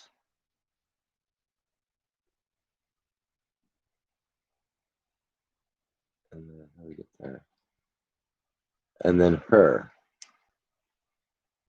It's going right in the glare. There we go. Then it goes into Spider-Gwen, but it's the Carnageized.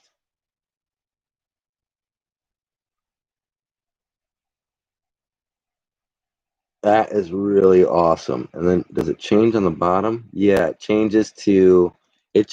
So it's Venom, Spider-Man, and Gwenom and Gwen. See? Gwen on the bottom. Spider-Gwen on the bottom and Gwenom on the top. That one's really cool, actually. That one actually is very, very cool. I'm not a big lenticular person, but this one is wicked cool. And then this one is also, this one's even hard to look at. It's so damn cool. This is the Infinity Gauntlet and Guardians of the Galaxy, but just like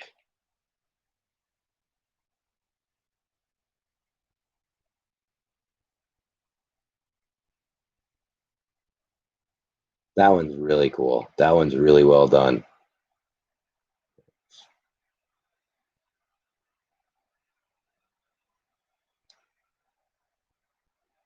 So I'd like to sell these as a pair, I think.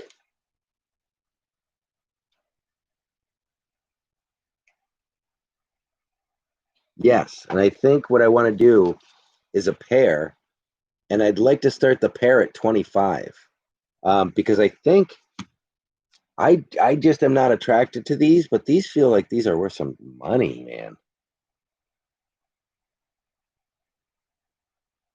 And if you guys aren't comfortable at 25, thank you, and John. Brian, tell me if I'm way off, but I think as a set, they're really cool. Never mind. Good deal. This one is awesome. This one feels like it's going to be worth money. Let me see if we can get the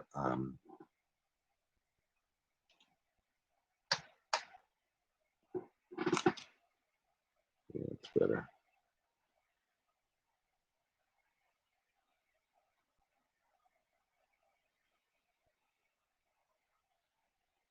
I mean, they feel like they feel like $15 books to me. So Felix just went to 30, and that totally feels like it makes sense.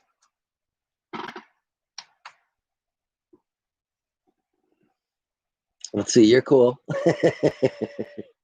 Good deal. But this one, something about this one really is just jumping out at me. Especially the way her hand is reaching out like that. I like that a lot. Snatch Face, you're both cool. There we go. Felix is becoming my arch enemy. Nice. And John needs an arch enemy. Oh, one of them is a McFarlane cover, so you get the McFarlane signature there. And the other one is Tan, Philip Tan. McFarlane. Oh, they're both McFarlane. They're both McFarlane. Watch. That's McFarlane. Lenticular McFarlane cover is wicked awesome.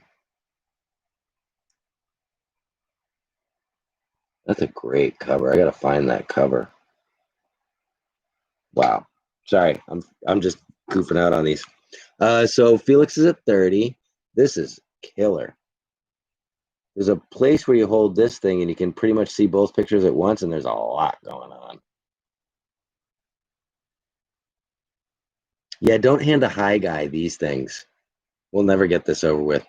You're both cool. There we go. Felix is becoming my arch enemy. I think the Spider-Gwen books has been hot recently. It feels Spider-Gwen has been hot recently.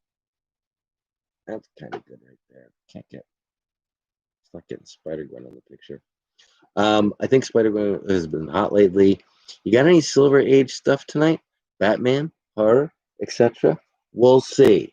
We'll just have to see. I'm putting on the 20-second timer. I don't mean to rush you people. You finish your cocktails. I'll just put the check on the table. But yet, 20-second timer for these two wonderful lenticular. Really do feel about Injon folds. Felix is still at 30. If anyone else wants to come in and say anything. But it does feel, these do feel like $15 a piece books. They really do. I like that. So that's Felix. Do you want to come up and say hi, hon? No? Hi. At 30. Thank you, and Johnny says, let him have it for Brian.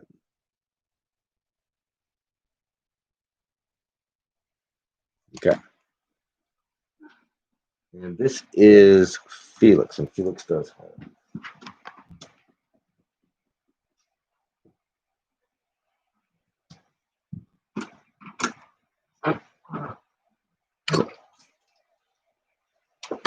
Okay, so you know what we have tonight are, I think you guys were looking for these.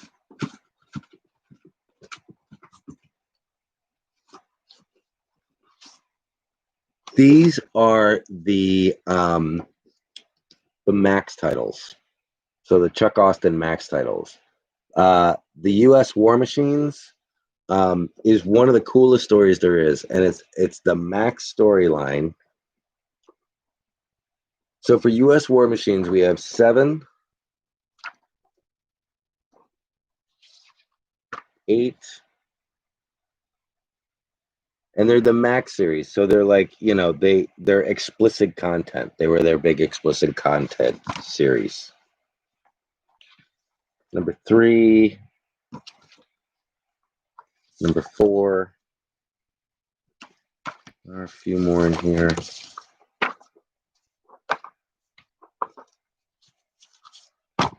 Number 9.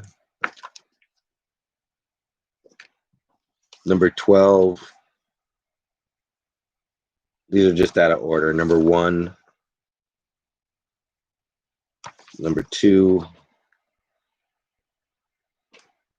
Okay, and then the other ones we have are the this one was crazy ass. The Fury. And this is the Nick Fury one. And this is written by Garth Ennis, and it is just insanity. So this is 1, 2. I think these are all Sienkiewicz covers too. 3, 4, or I think that's 5. 5.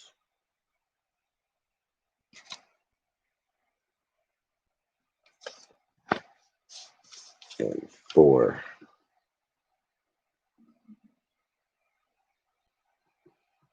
So some crazy that Nick Fury Max, it's insane. It is so insane. It's, you know what it reminds me of? Let me show you. I would do, what I'd like to do is the War Machine as a lot, and then the Fury is a lot. So let me get the War Machine. And then the other thing we have, just one sec, is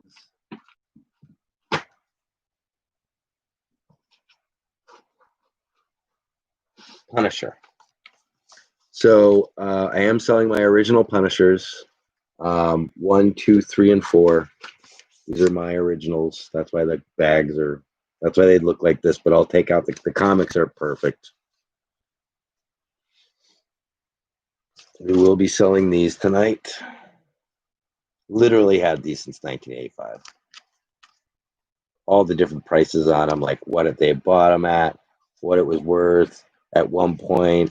And then there's like that. There's a price on the bag of what it was worth at one point, and then that thing, and that's crossed out. Just I've had these for decades.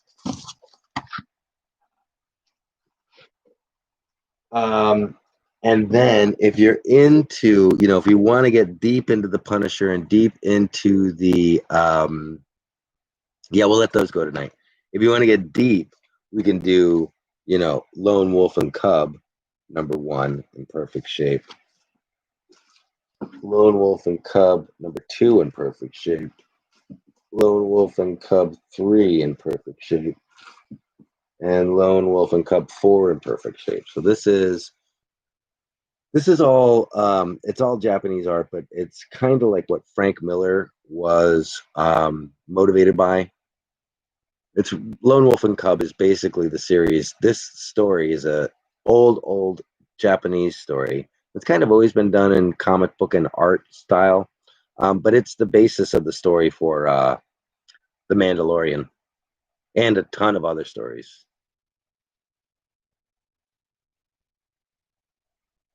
So we got those, and that's kind of like Punisher, Frank Miller. Then we have Frank Miller's Ronin, the original Ronin, 1, 2, and 3. Those are in perfect shape. And then we have a bunch of, and then that leads us into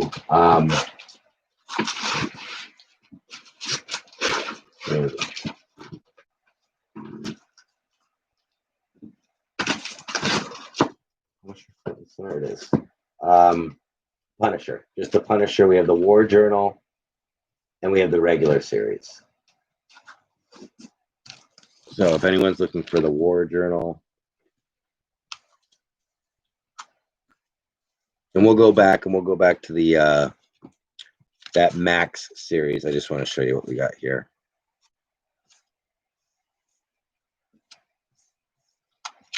A lot of doubles. And then War Zone. And then regular Punisher. You'll see different titles on here, but they're sequentially that's Punisher #72, Annual 1, 75. Even the Euro hits, these series, which weren't all that popular, but it's the continuing series. That's #70, #69, 60. I'm sorry, 70, 68, 67, and then down to like 28 when it was more of a Marvel title. 27, 26, 26, and then some 2009 stuff, Armory, but a bunch of Punisher. So if anyone's interested in Punisher, there is a good amount of Batman stuff, but it's still so damn random. We've got some really nice Batman coming in next week. But a lot of really nice Punisher if anybody's into Punisher. So let's go back to those. We'll do the Maxes and then the original Punishers if anyone's interested. But Troy, what I'd like to do is do the War Machine series. Let me just get it together here. 3, 1, 2, 3, 4. 1, 2, 3, 4. 7, 8, 9, and 12.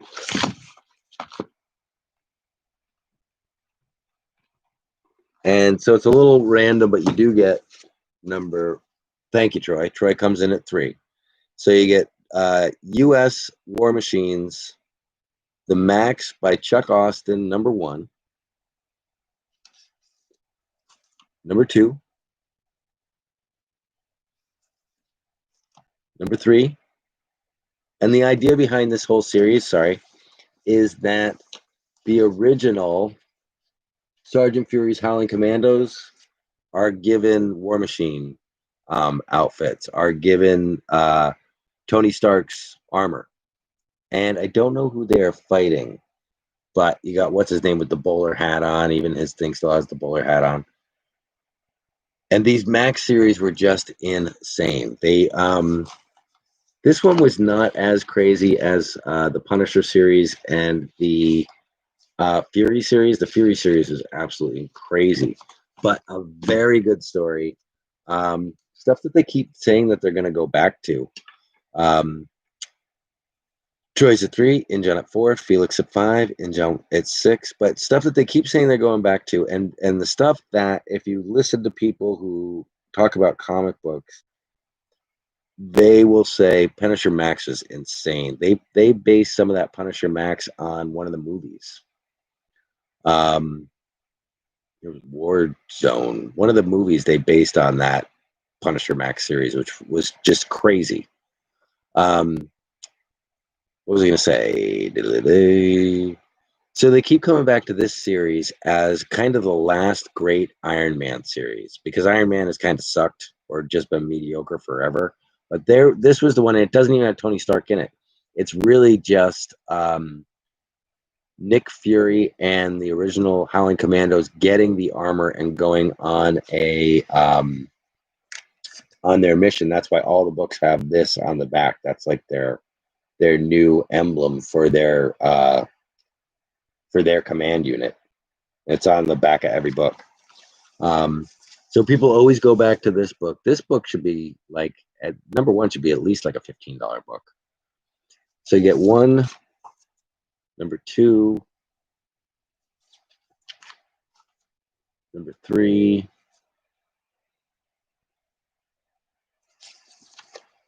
number 4,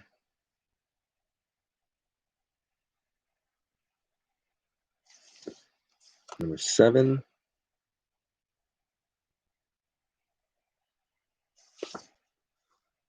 number 8,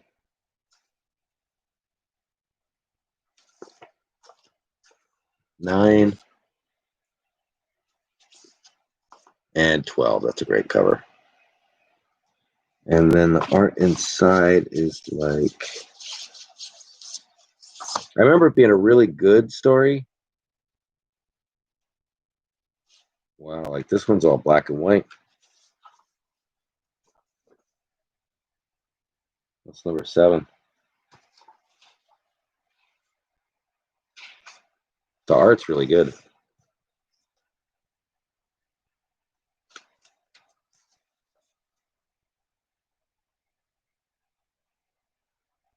No ads. Straight comic. The whole thing is straight comic book. There's no ads at all. Weird. Felix is at 7 and John was at 6. And Troy started us off at 3. And John goes to 8. I just want to see if the other ones are like that. Same back. They're all in this black and white format, and they don't have any ads. That's crazy. No ads, straight story, black and white, U.S. War Machine. Very cool. Even the front and the back aren't an ad. Even the front is just that. And then that is the back. So Injon's at trust. Injon's at 7. Felix folds and Troy folds. Very cool.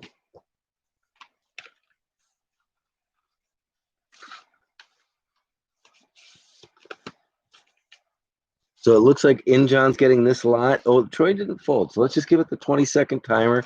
Troy, it's at $8. Troy just did fold. He didn't fold as well. So at $8, it looks like Injon We Trust is taking this lot home.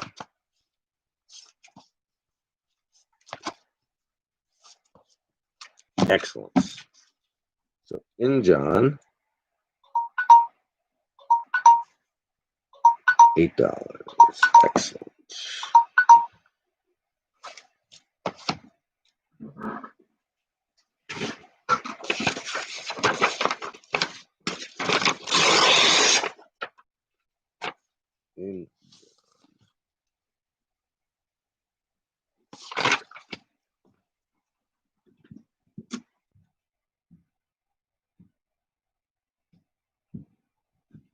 And then the Nick Fury one is very cool. So now we have the Fury one. We have Fury is the complete set. 1, 2, 3,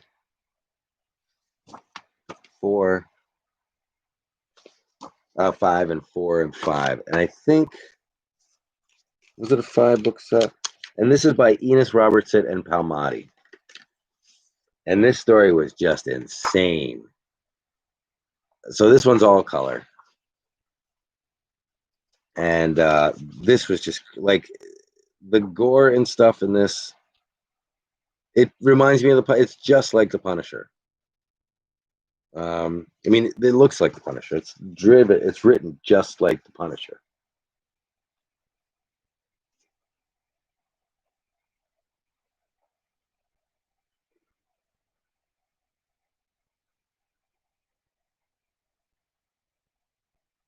Yeah, stuff like that. So good. It's so good. The story is just so good. So Troy's in. Troy starts us off at 3.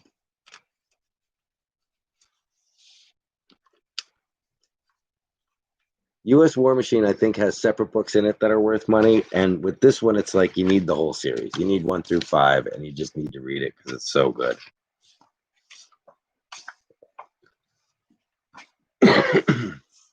And these cover art is, I think, is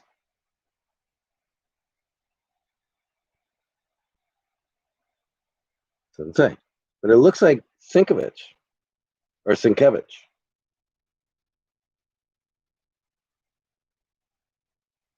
Felix goes to 4 and Troy at 5.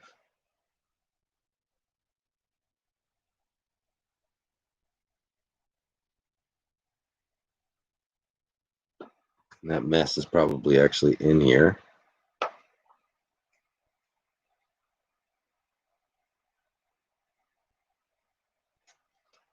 Yep.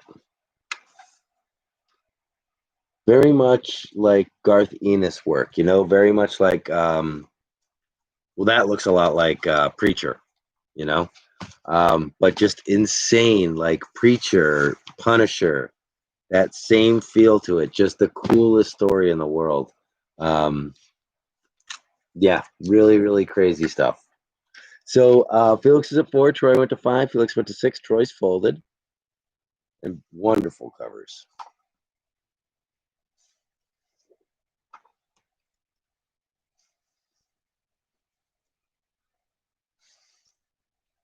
Yeah, if you like reading Punisher, you would love reading this.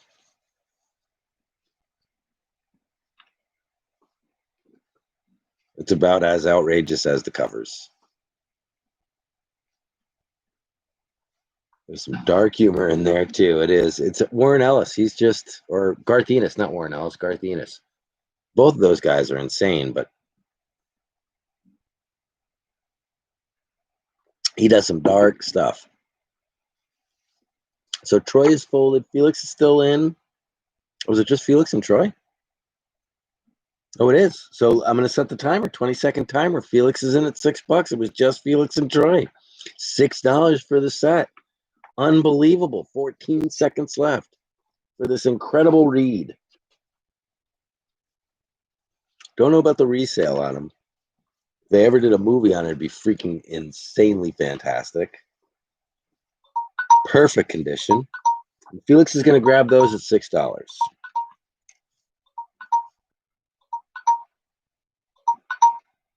Perfect.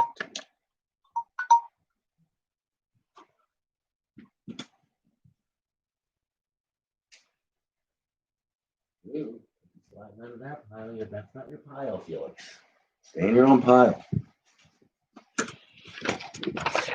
Okay. So just to satisfy the Silver Age feller in you, we do have these Sergeant Rocks. Now, I try to only get ones that are in really nice condition. Injon, totally late. Oh, sorry, man. We'll get you back. We got Punisher. We have Punisher coming up. We will do the Punishers right after this. I thought we were doing Punisher. We are. We're just taking a quick little side route, and then we're going back to Punisher.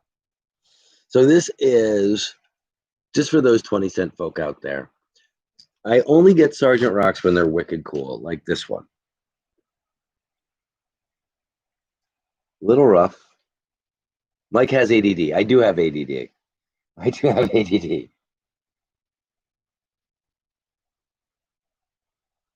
All three of these, I mean, this guy is in spectacular shape. And this one is just, it totally reminds me of Raiders of the Lost Ark.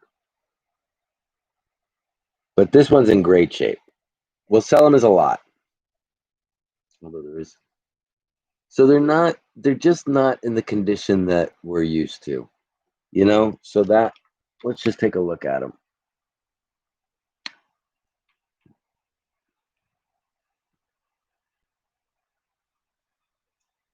They're all Joe Kubert, but every Sergeant Rock is Joe Kubert.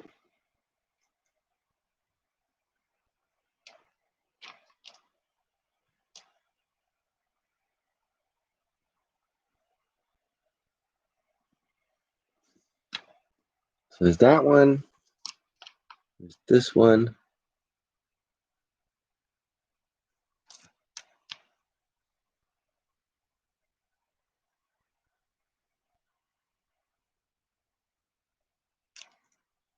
And I'd be starting a lot at $3. It's 3 Sergeant Rock 20-cent books. Starting a lot at $3 if interested.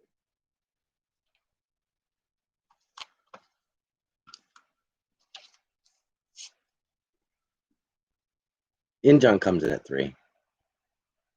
You know, they're not the condition that I usually have. So that's why I was a little hesitant to show them. But figured if we did them a lot, we did them inexpensively, it'd be worth somebody's while. BK comes in at $3. Don Davis just came back. So we've got, and let me give you the numbers. We got number 276, and John goes to 4. BK goes to 5. 273, which is a great one. I just love that. I just love the goofiness on that guy's. I mean, it's a horrible picture, but there's something about it that just reminds me of Indiana Jones. And then number 281.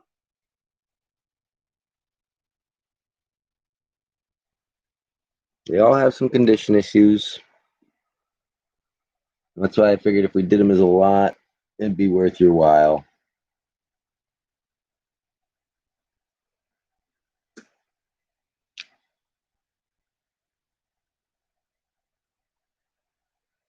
Injon's at 8. BK was at 7, and Injon went to 8.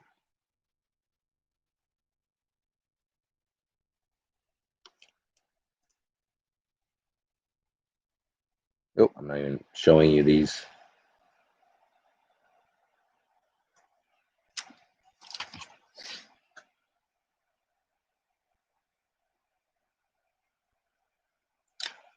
Lord of Brooklyn, what part of Brooklyn you at?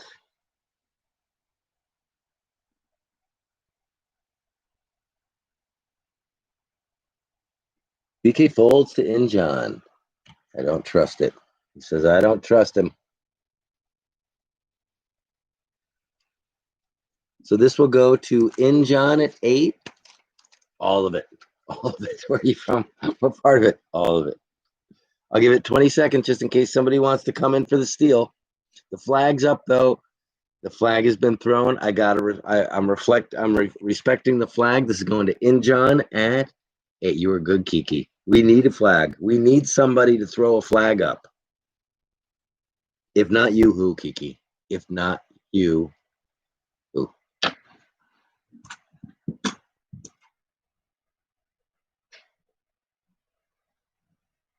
Okay.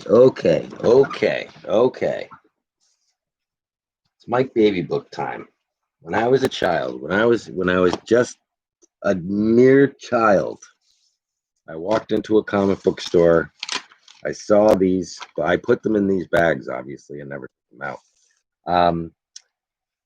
I walked into my local comic book store and I saw these comics and I said, unbelievable. I have to have them all.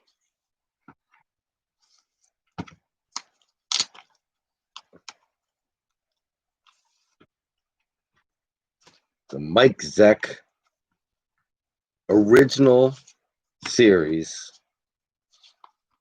must own.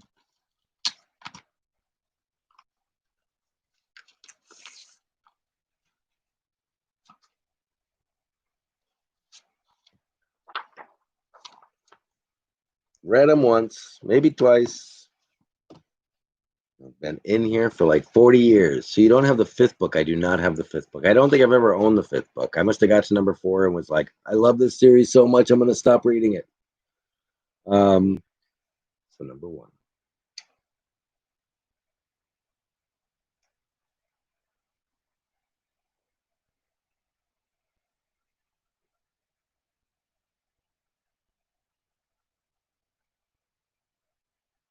I think we should sell them as a set.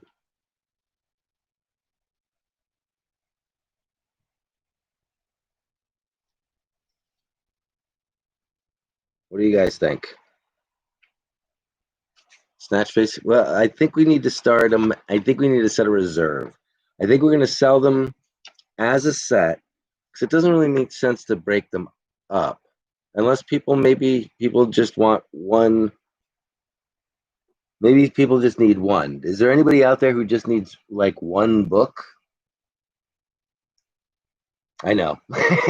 I can't blame you for trying, man. That was awesome. If anyone just needs one book, if anyone's like, I need 3, then we'll sell 3 and then we'll do them individually. Felix comes in at 10, but or we'll do them as a lot. So if anyone needs any individual ones, just say that you need an individual one. We'll sell them individually. And if no one does, then we will sell them as a lot. And then I'm going to set a reserve on the lot. I'll set a beginning price on the lot.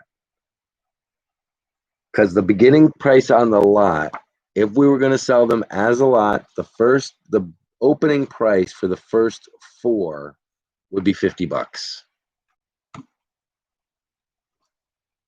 These are in gradable condition. Like I'm over 9 each one.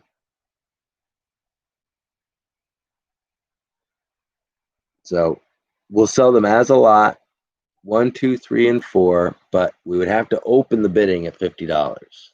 If somebody needs one individually, just tell me which one you need and we can break up the lot. But with these books, I mean, you're looking at like a 9 something here with number 1.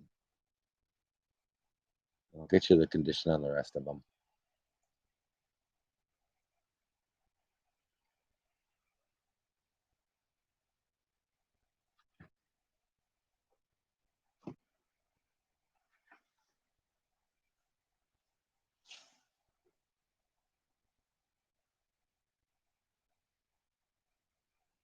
So that's number 2.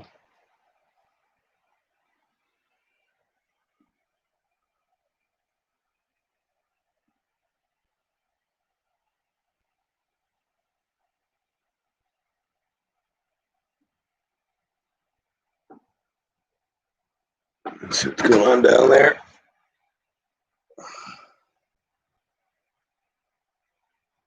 Look, a wrinkle.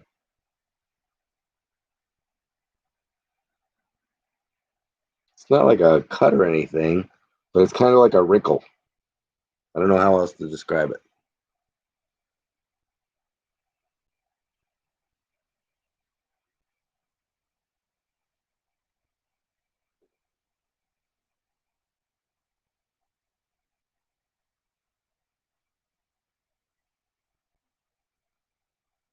So got a little wrinkle down there. I don't know what's going on down there, if that's pressable or not. It doesn't break color or anything. So the first one I'm saying is like definitely above a 9. The second one looks like it needs to be pressed because there's that corner right there. Could use pressing. That's where that line is. And I'm telling you, these books are in really nice shape.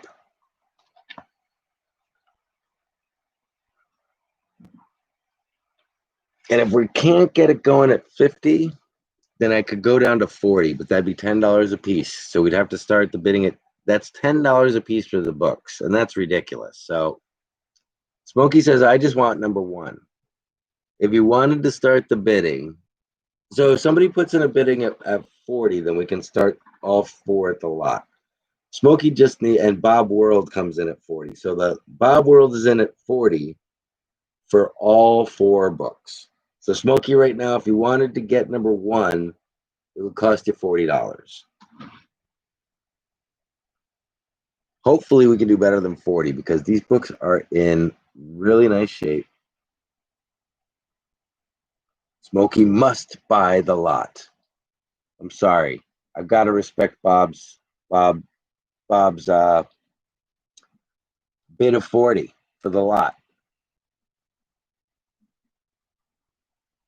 That's $10 a book on these books. These are gradable. I'm going to go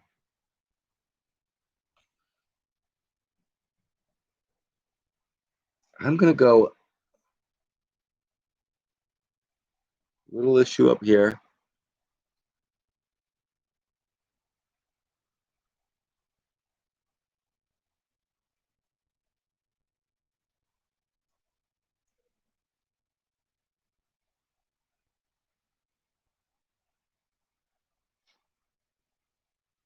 That one might bring this one down a little bit.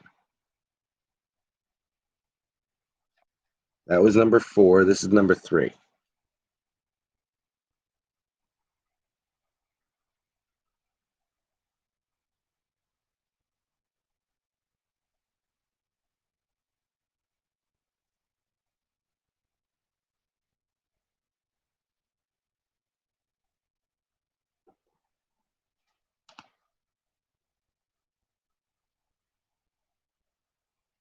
Gorgeous books, all in gradable condition. I would say number 1 is definitely above a 9. Number 4 has a little issue on the top of it that would probably bring the grade down. Number 2, I could not find any problems with. Well, that one had a little tiny wrinkle at the bottom. And then number 3 was perfect, from what I could tell.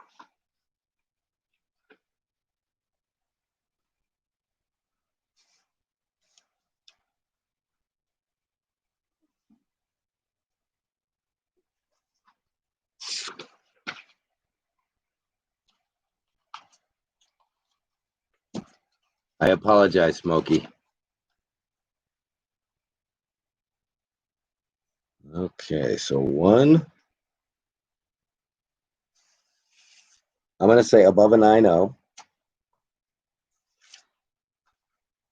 2, I don't know if that's pressable. If not, I'm going to say probably an 8 or above because I didn't see anything else besides that little wrinkle in the bottom.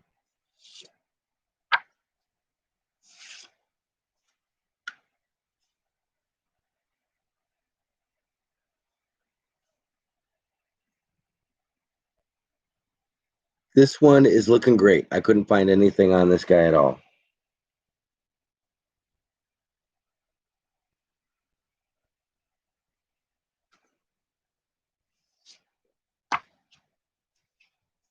And then this guy's got that little issue up there. That does concern me. And it is not a newsstand, so I'd probably want to get another 4. But Bob's at 40. I'm going to let the timer go. You can still get in on this. Bob's going to grab them at $10 a piece. Quite the deal. Unbelievable. It's done. Let's just see if Injon's a little late on the swing. Sometimes, Kiki, feel free to throw up that the the flags there. That's what you call them. Bob World, $40, Bob. Very good deal.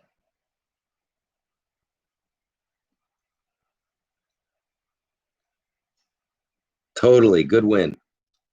Good win. I'm a little bummed about number 4 having that little deal with it. So that would have definitely, that brought my expectations down a lot when I saw that. I thought we could get like up to like in the 70s on this, but I am very good at 40, and Bob is a very good man, so I'm very glad he's getting it.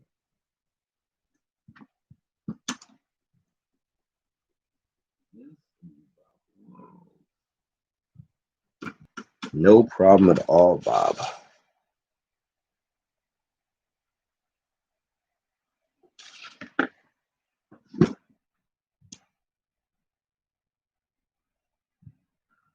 Okay. So more Punisher? More Punisher. Let's do more Punisher. Everybody loves the Punisher.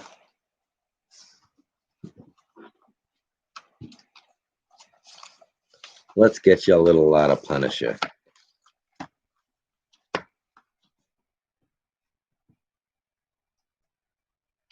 Let's do War Journal first. Well, let's see what we got first. We got War Zone or War Zone? What's first? War Zone or War Journal or something? Punisher, Punisher, Punisher.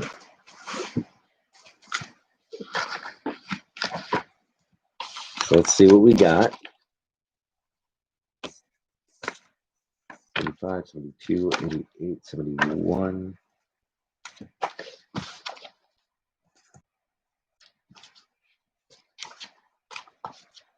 Three, 4, 20. So we'll do those with these. So War Journal, War Journal, War Journal, War Journal, War Journal. So this will just be a quick little Punisher lot of War Journal and War Zone. And then if we get to a certain point, we'll throw in like the armories that we have and the Son of Punisher 2099. And that's about it. Oh, and there's no, that'll be about it. So let's see if I missed anything. Did you say you have War Journal 74 and 75? I do. They're in this lot. Let's start it, shall we? More Usagi. That will get to Kiki's soul. Smokey says, huh? I require no gauntlet at this hour. Okay, so we've got the Punisher War Journal number 64. We'll start this lot at $5. War Journal number 22. War Journal number 13. War Journal number 12. Oh no, I didn't say. I said I had regular Punisher number 74 and number 75, not War Journal number 74 and number 75. Sorry about that, Smokey. Number 11, number 10. Then we go into War Zone. Is this War Zone? That was War Zone. Then we go to War Zone. War Zone number 3.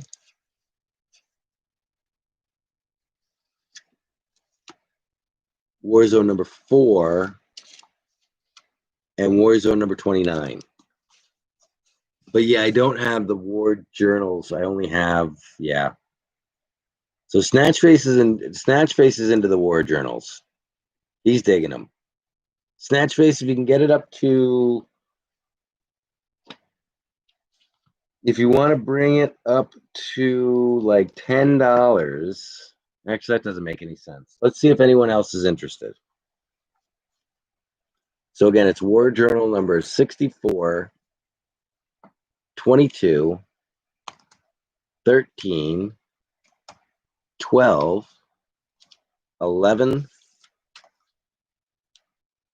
10, then War Zone 3, classic cover, 4, classic cover, and War Zone 29. So Snatch Face is at 5. So 1, 2, 3, 4, 5, 6, 7, 8, 9 books. Oops.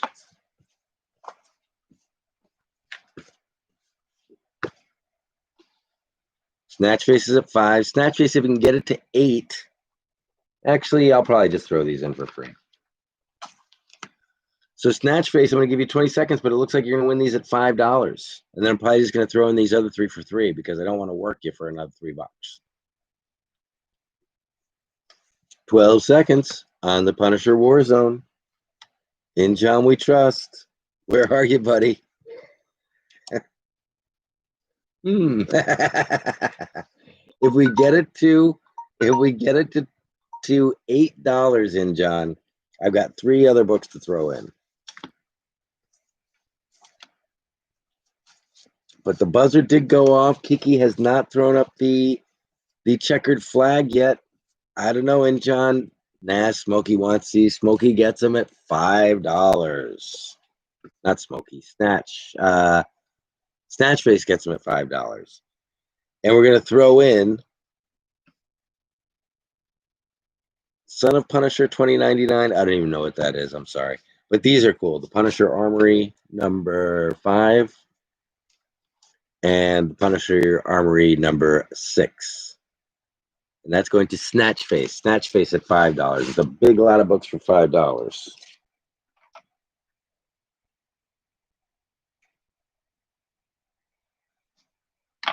Hope that works for you. Good deal.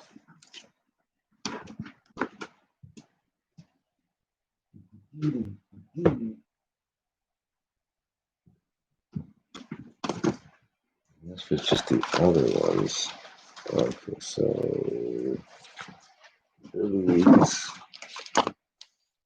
so just for a Punisher lot, just a regular The Punisher, we have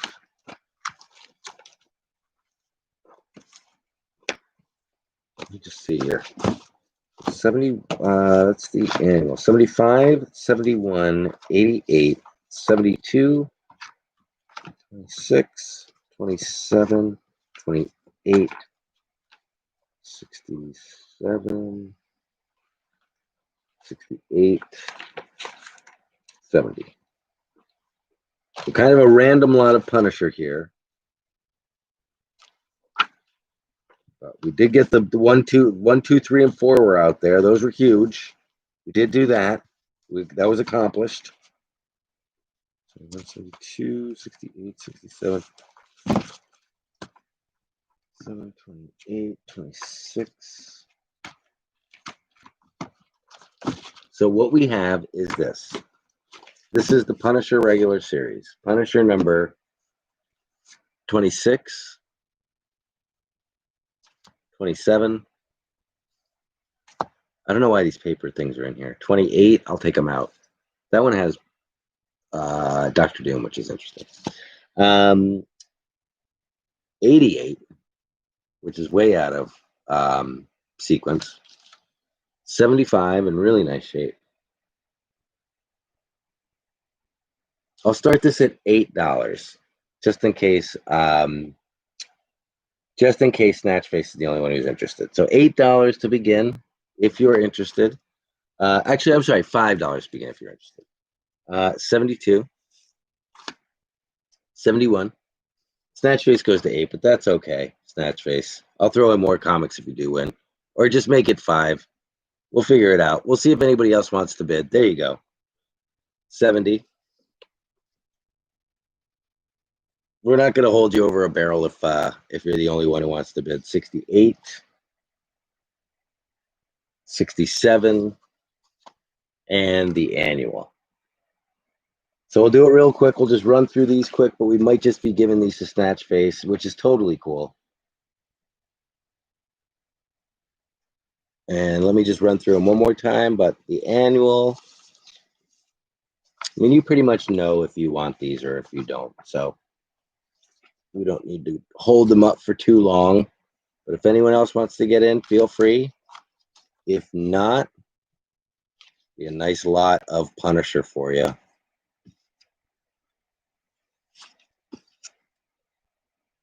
At $5. I'm cool with that. Thank you, Kiki. +5.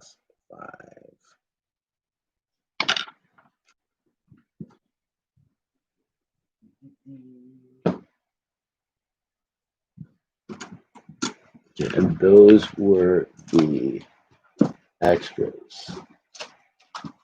Okay.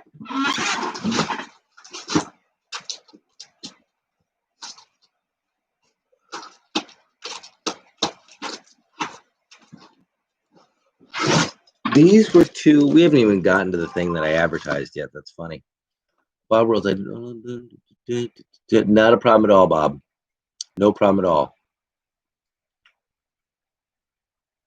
Not to worry at all. Totally got it. Snatchface won the last lot. You're welcome. He loves his Punisher. Nice. Thanks again, Mike. I love to get punished.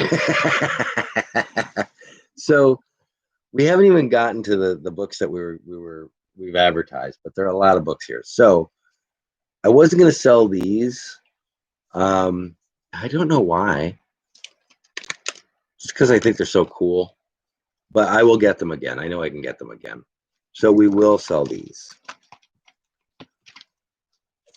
These are Sword and Sorcery and Savage, the Man of Bronze, in like 9.0 condition. Every one of these is in insanely beautiful condition. They're 20-cent books. So let's do, let me just show them to you real quick. Felix, if you're in the room, I was thinking of these for your son, who I think would really enjoy them, because they are very like Dungeons and Dragons-y, and they're in gorgeous shape.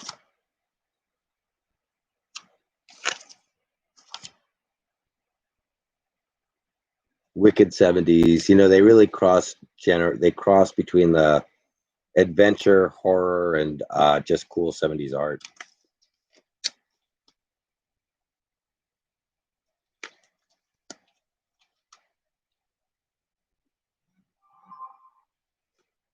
Perfect. And then, so that was the Sword and Sorcery. Yeah, they're crazy covers. They're beautiful. I'll show you here in a sec. And then Savage the Man of Bronze. These are, let me just put these in order. 4, 3. That's not the right bag. So 1.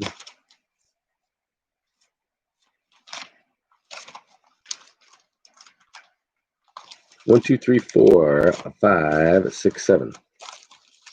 So, and these are insane condition too. All 20-cent books. They look like they're brand new. That's number 1. Number 2. Number 3. 4. Number 5. Number 6. Number 7. And they're just in, they're all like this. Both of these series are like this. And these are buckler covers. And these are in nicer shape than the comic book, than the Punishers that I just showed you. And they're twice as old. They're all like that. They're all just beautiful. So I would sell them as a series. The Sword and the Sorcery.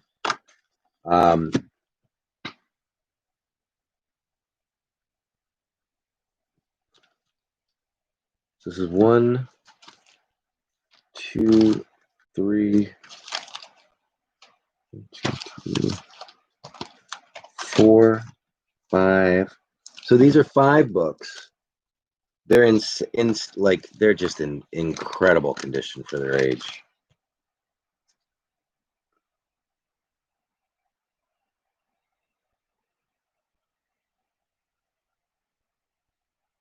These almost made it into the personal collection. I was like, what am I doing? I can get these again, I think.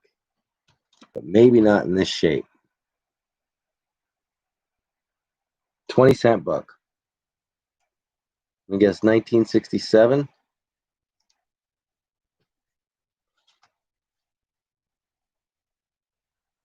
Well, 1973. So a little bit later than I thought, but still in crazy ass shape. So I would love for you guys to own the entire series. But we're gonna start the bidding at 15 because of the condition. They're all like wicked gradable. They're 20-cent, and you're getting 5 of them. And I don't know what they average at. Check them out, but you won't find them in this shape.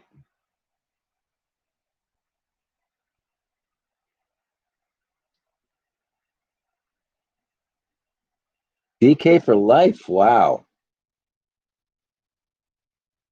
Didn't even get to the good stuff. Have a good night. I promise your books will go out very soon. Ones you ordered last night. And No Sleep Till Brooklyn. I like that. And next week's books are going to be really crazy. Really crazy. We've got so many books coming in this week. It's ridiculous. So it doesn't look like we have much interest in the Sword and Sorcery. The starting bid would be 15 for all 5. They're just in spectacular condition. That's the reason. And they're 20-cent books. They're old as all get out and just in insane shape.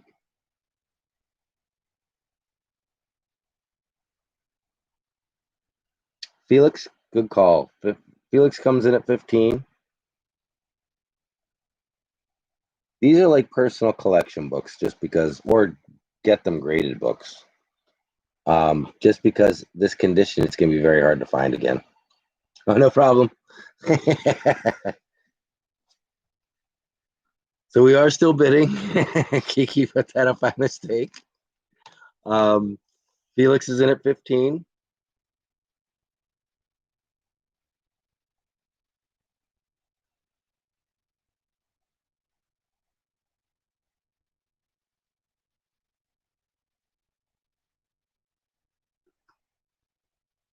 Fired.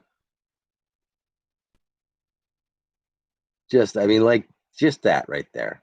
That is just such a beautiful picture. Look at the freaking color on that. Look at the corners on that. Look at the staple on it. It's just gorgeous.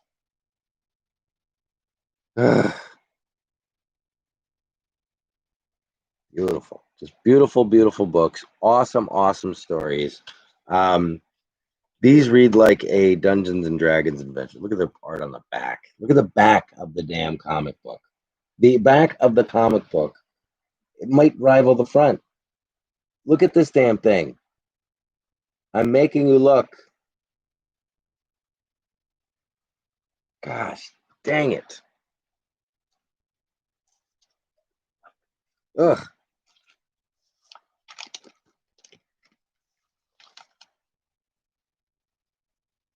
These are just they're impeccable.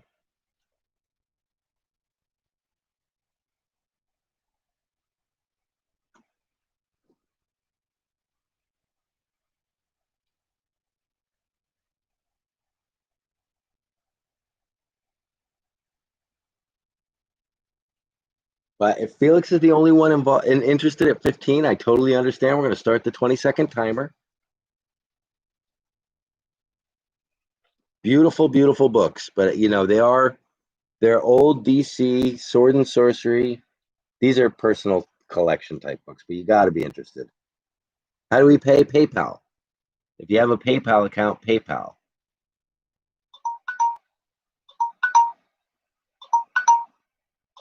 But that's going to go to Felix at $15, which is just fantastic. Incredible deal, Felix.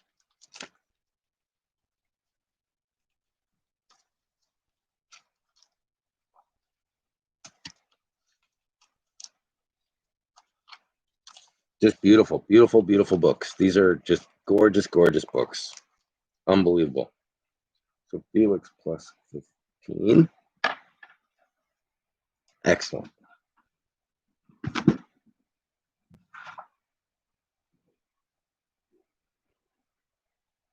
lot of bagging and boarding to do in the next 2 or 3 days.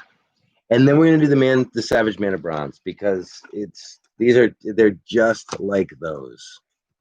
I won't take all these out of the bags, but I just want to show you it's in the exact same shape.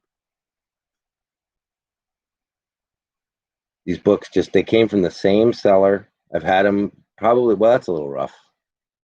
I've had them from the beginning when I really he sold any more Spider-Gwen. No, I don't have any Spider. I just have that poster, that beautiful Spider-Gwen poster.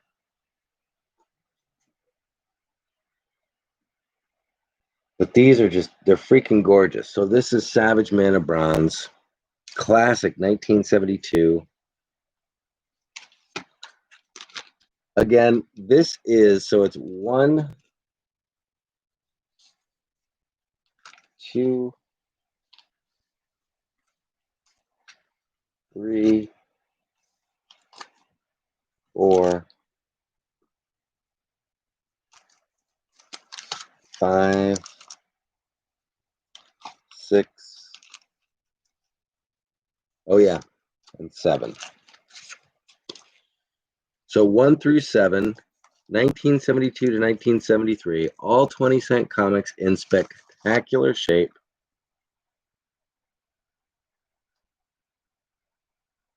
Again, I'd like to start the bidding at $15. I would hate for these to go any less than $15. These are like comic book history. They're spectacular.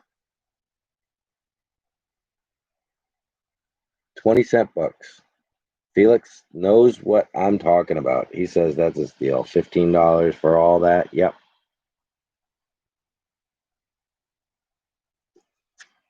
Especially these. I love these covers.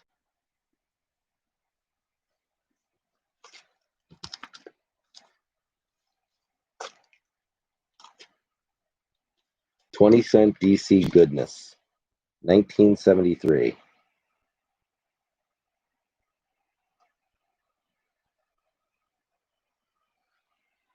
I almost didn't let go of these because of the condition, just because I'd never seen these in such condition.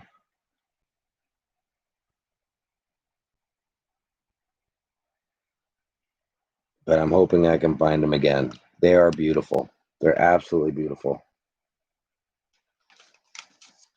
We'll just run through them real quick. Felix might be the only interested party. But, oh. Now for, I'm not how you say, Uzadify. If you could send me a, you said DC goodness. Felix comes at 17. If you could send me an email, Kiki will tell you what my email is. And if you could just send me an email with your name and your address, so I know where to ship things, and just confirm that you have a PayPal account, then you can definitely bid. But I just need your address and your PayPal. Just the fact that you have a PayPal. I don't need your PayPal info. Just so you can bid. Just so that just so that we know that you're legit and can bid.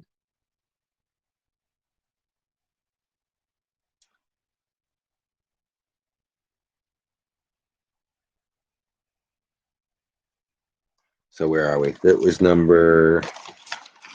This one here. Yeah, they are beautiful.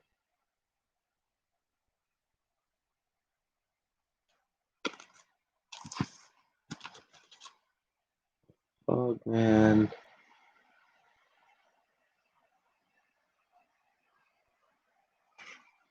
And then we have some modern comics that I keep skipping from last night that I'll go through.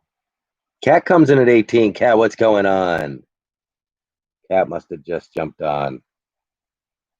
So, Cat, what we got here is Savage, the Man of Bronze, in beautiful, beautiful condition.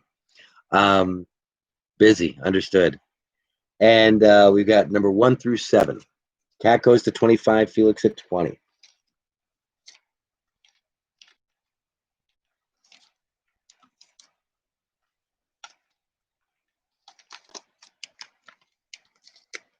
$30, but I just got to get that email first.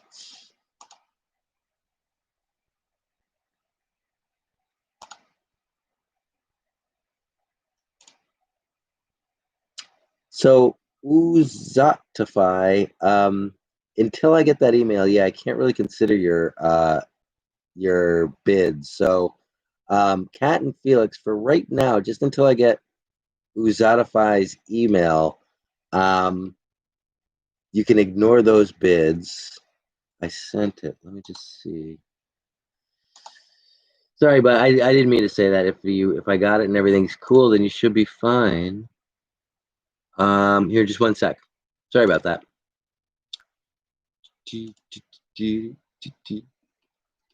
I don't see it. But I don't want to be a jerk, so definitely. Let me just see. Junk mail. Do.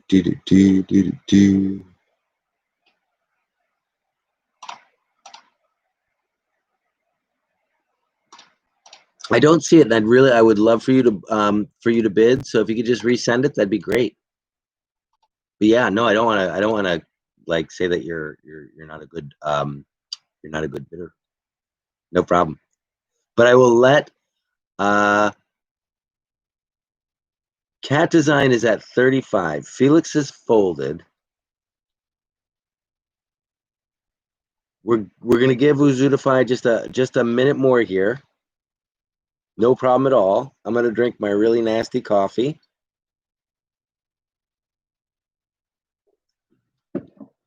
That's so funny. Last night was like tonight, and tonight is like last night. Or last night was usually like a Sunday is, and tonight is more like a Saturday usually, yes. Like we were just busting through things like last night. We just moved through so much stuff last night. And tonight's just kind of like moving along, totally chill. Kind of like it. And we're getting Brian stuff sold, and that is good too.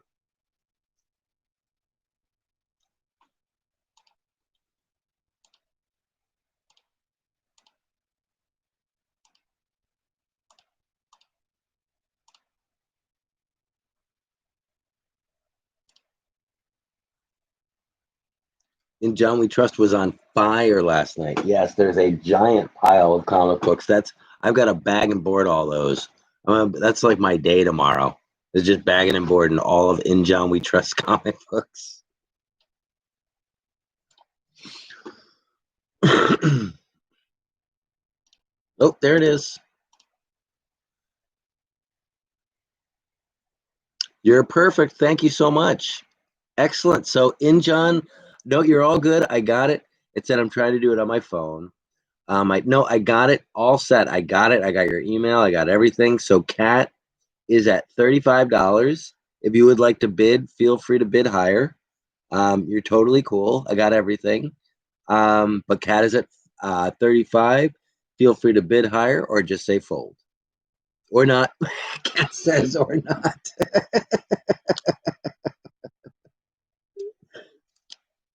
Totally up to you.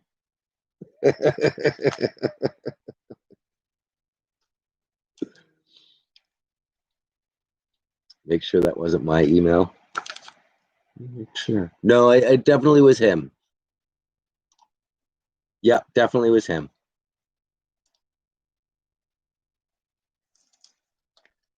So Oozatify. Yeah. Oh, really? That was you, Smokey?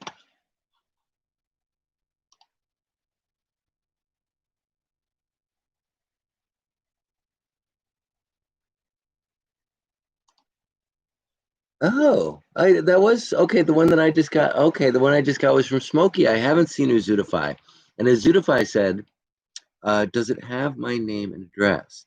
I don't believe so. Apparently, another member was sending one at the same time.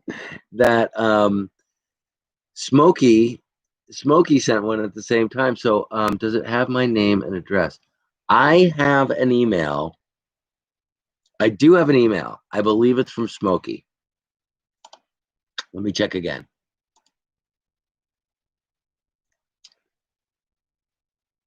Yeah, the one that I got is from the email that I got with an address was from Chance. Read what he said. I'm trying to do it on my phone. I can't seem to get your email correct. Just give it away to the highest bidder. Thank you, Kat. Thank you for pointing that out. Yeah, because mine says I can't find the address. Gotcha. Not a problem at all. If I definitely keep trying, and I'll check my email. But we're gonna go ahead and give this one to Kat at, what did you say? 85, Kat? 40? Oh, 30, 45, 35, 85, $35 to Kat.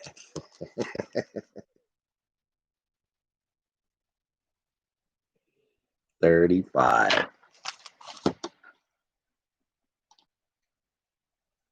Excellent. Masked Marvel. Am I good? You're good. I believe you're good. I don't know. Have you ever bought anything from me before, Masked Marvel?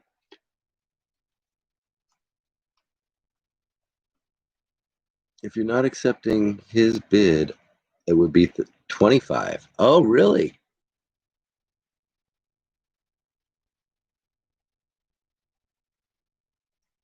$25, $35. And let me just check one thing. I think you're right. What did Felix went out at 20? You went to 25. Rubitz went to 30, but he couldn't bid, so it is 25 to Kat. Nice job, Kat. Good call. Perfect. No problem at all. No problem at all, Zoodify. Definitely hang in there. Try to get that email right. I'd love you to bid. Mass Marvel, all that I ask is you just send an email to me with your address, and confirm that you have PayPal. You don't have to send me your PayPal info. Just confirm you have PayPal. Kiki will provide my email address because she's the best. And just send me an email with your address, and then you can bid. Thank you so much. Let's see. Mast said it was sent. Mast said he sent an email with their info. Mast said he sent an email with their info. I think I did. I might have gotten one from him before. But Mass Marvel, I think you're all set to go. I mean, if you have a PayPal, feel free. I mean, you've been in here a bunch of times, so if you have a PayPal account, feel free to bid. I'm totally cool with you. Kat, no problem at all. I'll give you a tip. You always do. And we're good to go.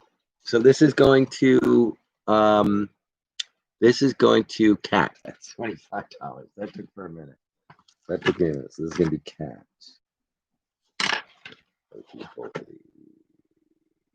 Yeah.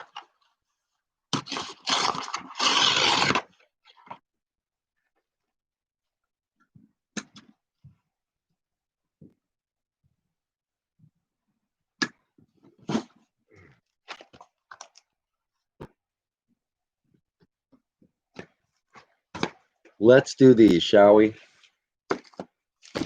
We have from Marvel Comics, ARG #1, comedy parody by Spawn #10. That, remember what I was saying earlier, everybody? Remember I was holding up Spawn #1, and I was saying Spawn is going to be very pivotal in a series that's coming up called Crossover. Listen to Kat. Listen to Kat Design. You can buy Spawn #10's Smokey, Mike.Rogers67 Hotmail, as you see it here. Exactly. Yep. Thank you, buddy.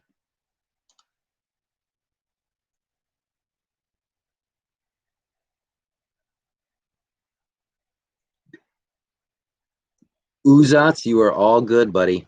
I got it. David. I hope that's okay that I said that. But Uzats, you're okay.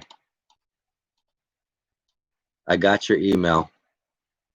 Thank you very much.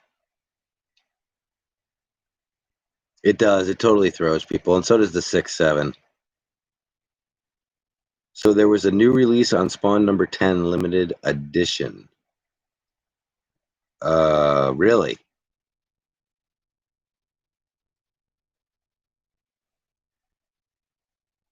Yeah, so Spawn 10 added to the story. Okay, so there's a limited edition.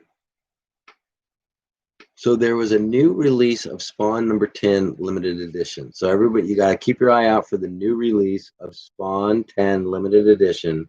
But Spawn 10, just regular Spawn 10, is available on eBay for $3.50 all day. All day long, you can buy Spawn number 10 for $3.50. Okay, yeah, I was adding a D to your last name. That happens as well. And then whenever anybody does PayPal who hasn't done PayPal with me before, it's set up under my wife's name, Kristen Rogers. So it's Kristen. But yes, please pay attention to what Kat's saying. It'll be very valuable to you. Buy Spawn 10s and look out for there's a new release of Spawn 10 limited edition, which adds to the story. And Spawn 10 is critical, and they're adding to the story of Spawn 10. So very good to know. Smokey is Rogers. Sweet. Okay, so this is ARG number 1, Marvel Comics Group. This is one of their parody series, obviously going all the way back to Dracula, or Dracula Vampire by Night. Excellent condition. It's a number 1. It's had to come out it's a 25-cent book, so it would have been late 80s, early 80s, late 70s, early 80s. I'd start the bidding at this for $3. That Dog Savage you just sold is option for a TV show. I thought it had been. Troy comes in at $3. It makes sense.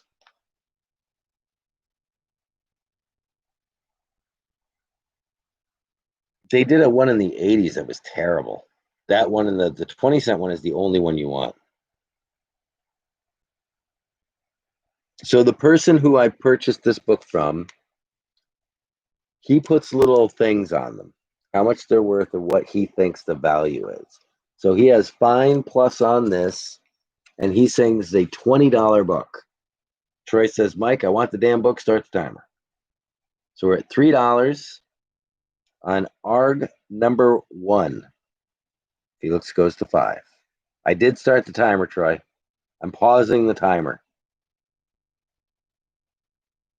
Troy goes to 6. I'm starting the timer.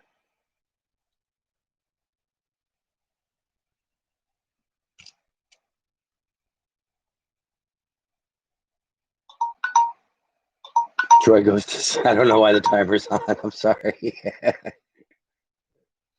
It is to Felix at 6.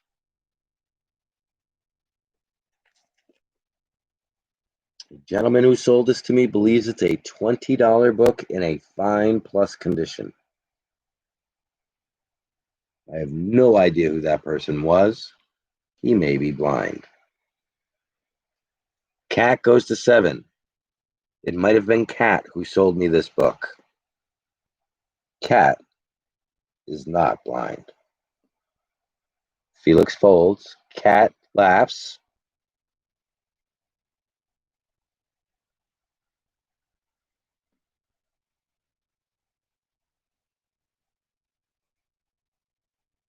And the bid is to Troy. I don't know where Tony went. It's definitely been a Troy-led evening. I have not seen the recklessness of Tony at all, nor the empathetic stare of Tori, nor Todd, who's a new character in the mix. He says, Arg. What about Trevor? We haven't gotten to a Trevor yet. Tori. I think we're in Tori stage. I don't know. We could be moving into Todd. Into a Todd-like era. Timo.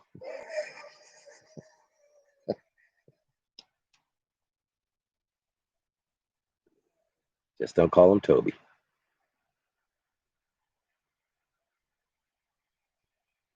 Troy goes to 8.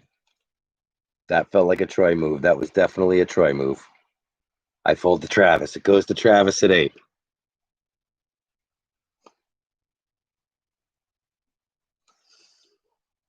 Troy at 8. Awesome. Now, does Troy have a pile? No. I like the pile system. I've got to tell you, I've started a pile system. And basically, what it is,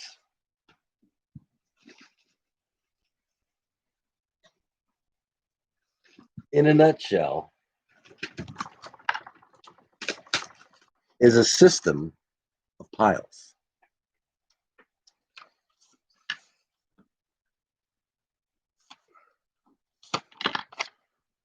Troy.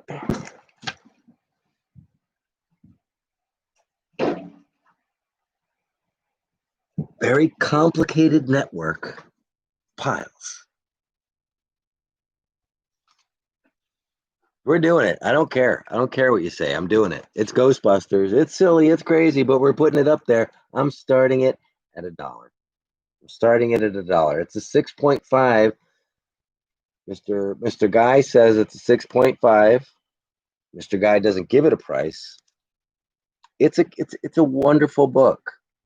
It has to have some type of value. It's a total ripoff of a movie made into a cartoon that was so off the chart weird that it doesn't even recognize anything about the original series. They even crossed out the price with the red marker because the thing's so weird. I want it out of my house. It scares me.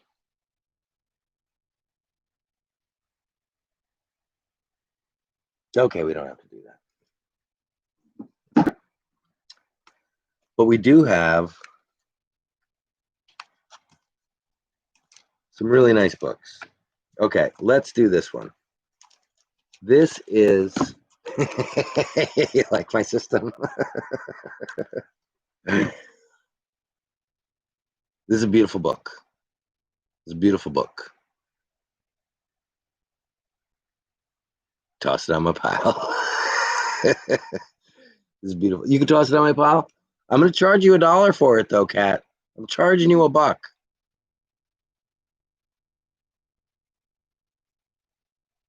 We'll come back to that. I don't know. I'm still up in the air about that. I want to talk to you about this book. Captain America number 214. It's a 30-cent book. It's Captain America. But the one thing that has to jump out at you here, the one thing that has to just strike you in the face is, I think I can afford the $1. I will do it. Okay, I'm doing it. This is Jack Kirby goodness like you'd never, ever see it. This is one of the most beautiful Jack Kirby Captain America covers. It's just so classic. I love it. I'm going to start the bidding at $3. It might only sell for $3. I'm charging Cat $1, and I'm giving him that book. But I love it. I love it.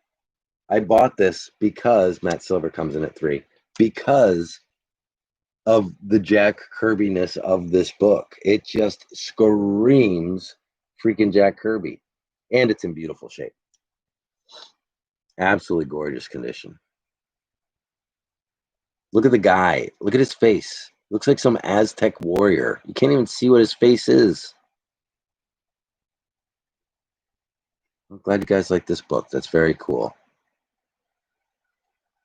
So, Matt was at 3. Snatchface went to 4. Felix went to 4. Moose Knuckle went to 6. And Matt went to 7.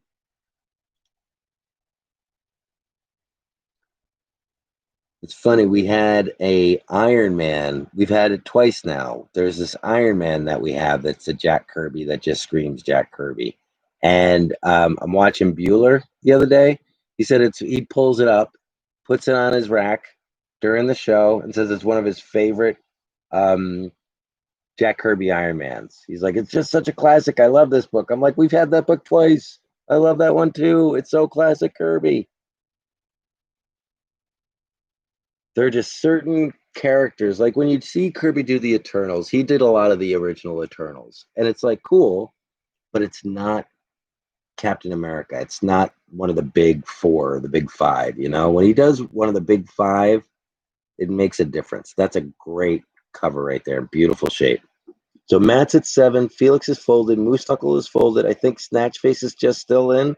So it's Snatch Face and Matt, and I'll set the 20-second timer.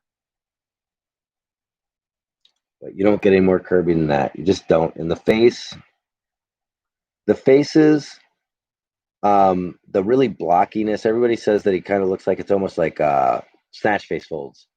Almost like it looks like it's Aztec or because of the way he uses the black space. And then the bubbles. Those round circles with that black, he created that. Everybody uses it now, but that was his origin. He did that. So this is going to go to Matt Silver at 7. Good deal. Good to see you, Matt.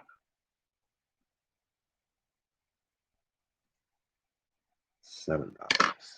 And this one is going at $1. to Matt. And Matt Silver, I need a piece of paper.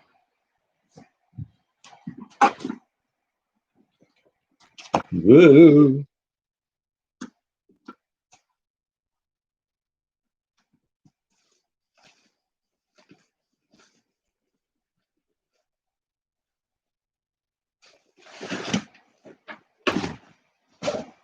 A freaking pile of paper.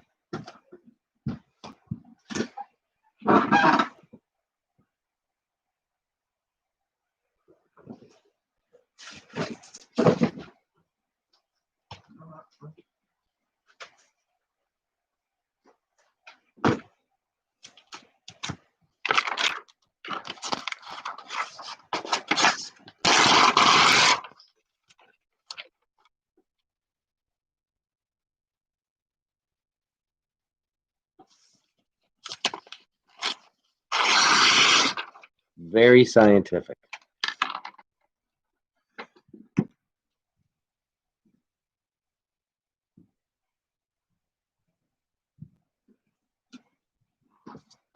Okay. Excellent.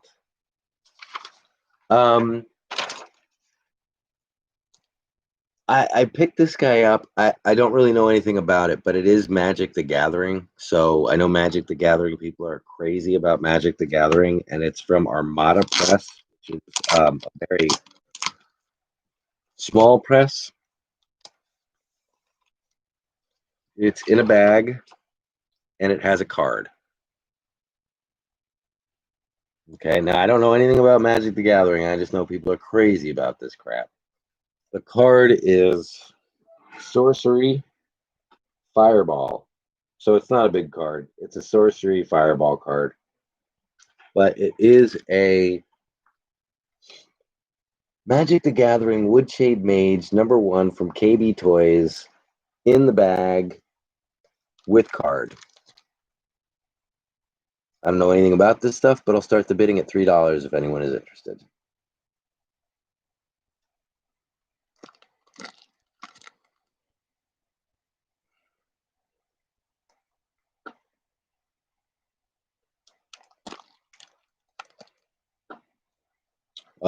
Armada was an imprint of Valiant Comics in the 90s.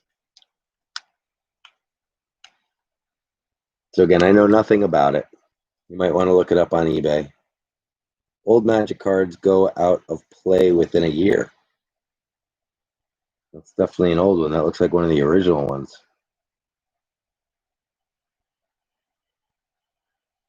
But we'll put it aside if no one's interested, or if no one can find it online and it's not, if it's worth something, definitely grab it. But if it's not worth anything, we'll just put it aside.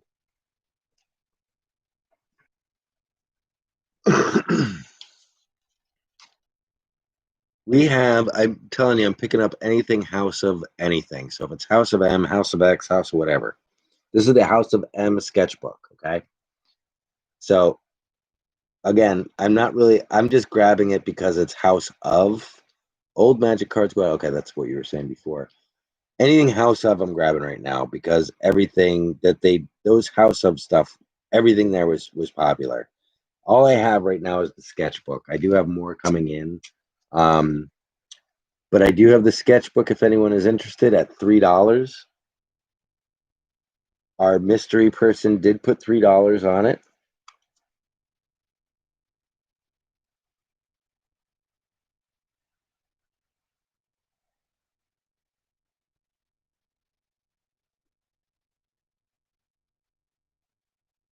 Might need to build a lot out of this stuff.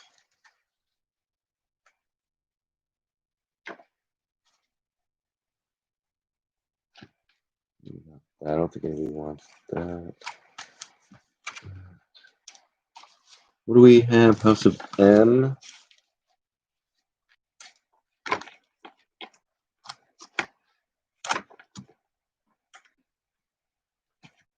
Don't really have anything that goes with that.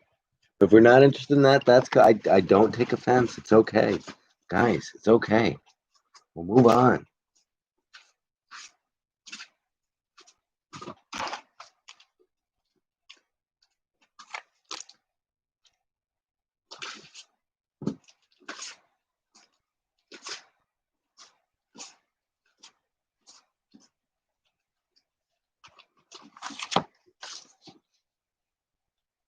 Those are really nice.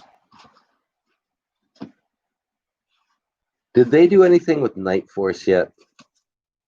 I know they're about to. Night Force was more War Machine. Oops.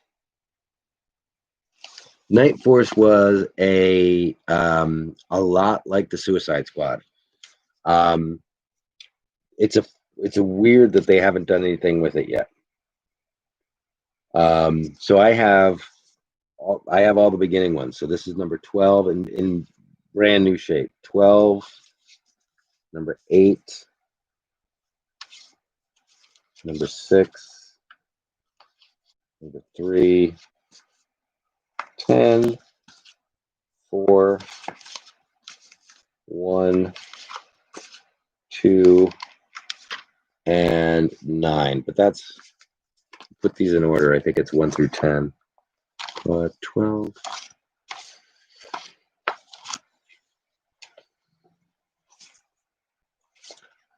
1, 2, 3, 4. So 1, 2, 3, 4. It's like 6, 8, 9, 10, 12. But they're a lot like the Suicide Squad, but they deal with like supernatural stuff. So it was the Night Force. I can't believe they haven't done anything with it yet. Amazing series. These are all in like brand new condition. So one, get it back as well.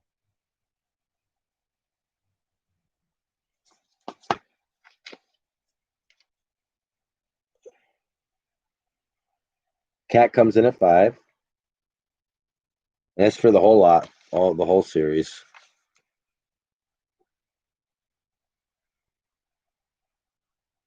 Is that Gene Colan and Smith on there?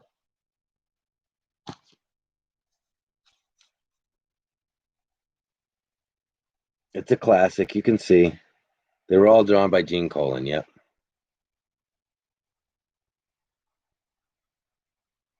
Just beautiful books. They're all in insanely like brand new shape. It will blow up. They will do something with it, and it's going to be like it'll be a lot like Suicide Squad, but they're more of there's no superheroes here. They're just fighting supernatural forces. So it's more like it's kind of like if this is so classic. Look at the guy's shoes on here. This looks like Saturday morning cartoons. Look at the beauty in this. This is so gorgeous.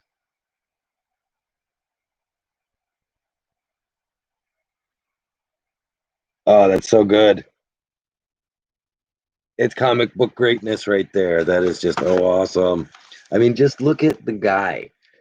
The shoes, like those shoes look like Fat Albert. That looks like Fat Albert. So do the legs. Gene Colan was great. You can almost see like how Neil Adams, like you can almost see Neil Adams in Gene Colan with like the drawing and just like the black space and stuff. So good. This cover is just so awesome. I'm freaking out about this cover. Sorry. It's so well done. I mean, it's everything. It's horror, it's adventure, it's supernatural. It's so awesome, and I can't believe they haven't done anything with it yet. And then you got these amazing covers that look like these look like classic Batman covers. So good. Felix Fold, Cats at 13. It looks like Goku. Oh, wow, that's pretty interesting. 'Cause Goku's Japanese. Got like Scooby Doo there. That's not Scooby Doo. That's a cat. Sorry. Just the best. I guess we already saw that one.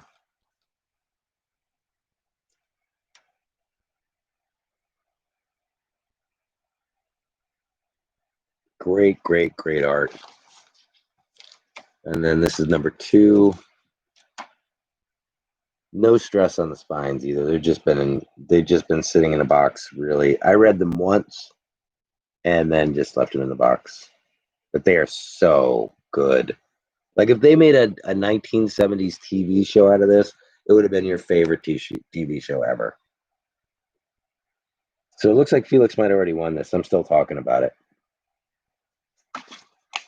Felix is driving off a lot in the car, and I'm still trying to sell it to him. Let's see. Yeah. So this is going to go to Felix at 13. We'll give it the 20-second timer just to see if Injun wants to steal.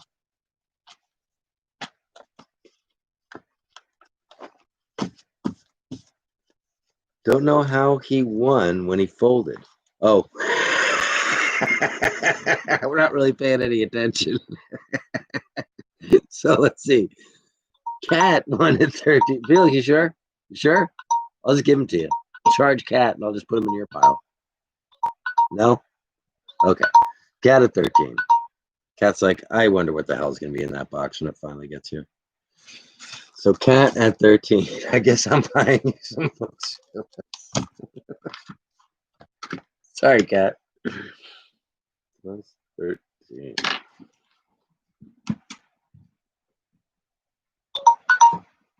I hear you. I hear you. Shush up. There's only one more. Okay, we got some cool books here. These are just some really awesome books, I think. You tell me.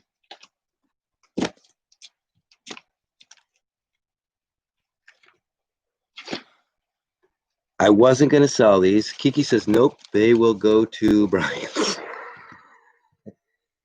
Just jumping on the pile. I see how we are now. Pile on, Mike. Pile on the stone guy. So these I wasn't going to sell.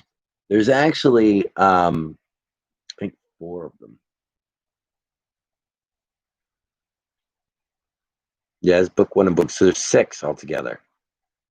I wasn't going to sell them until I got them all, but I found 2 more.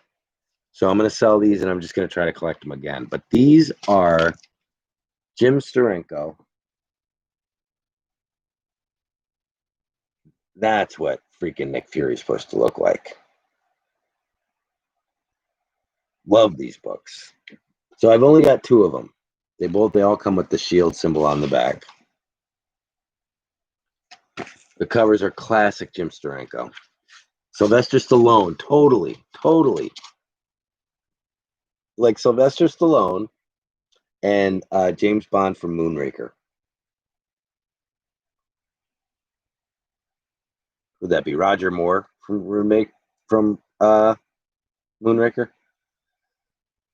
So total, these are done by Steranko. I was going to hold on to them and get him signed the next time I saw him, but I don't know when the next time I'm going to see him is. Cat will open his box and find a piece of lint and a paper clip. And then the artwork is spectacular. I don't know who did the interiors on these, but it's like classic shit.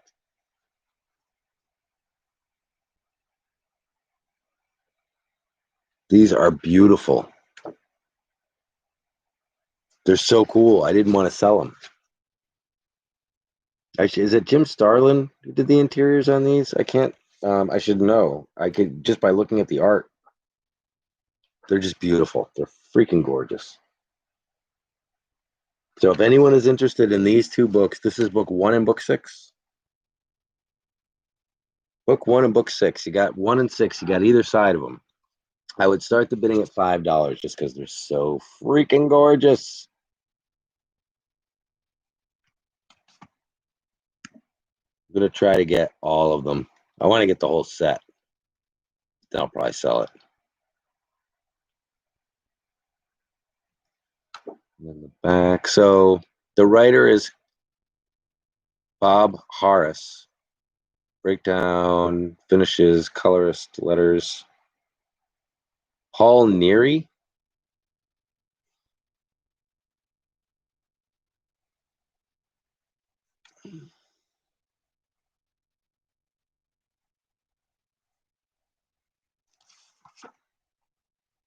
Yeah, these are Steranko. This is Steranko right on it. So there's Steranko's signature there.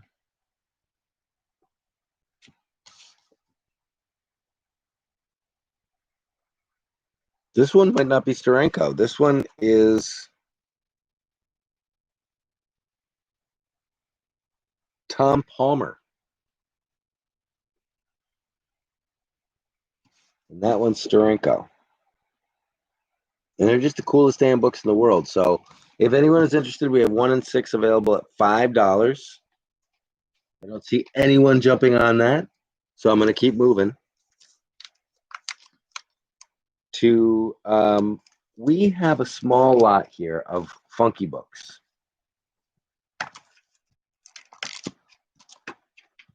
You ready?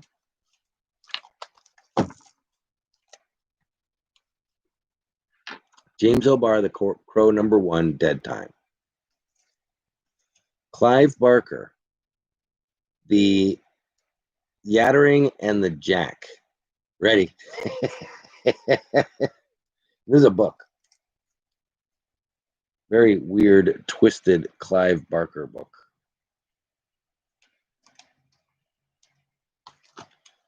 Negative Burn, #1. Caliber Press. I want to say this is, I don't know if this is Clive Barker too, but it's just another one of these weird books. This guy has an 8.5 on it. Our mystery friend has an 8.5. And Nightbreed, number 25, a 250 book. People are really into the Nightbreed series. So we got Nightbreed, and I started at $3 if anyone's interested, just to see if we can get it going. This is a big book. This is like a square bound, crazy ass story. Let me show you what it looks like inside.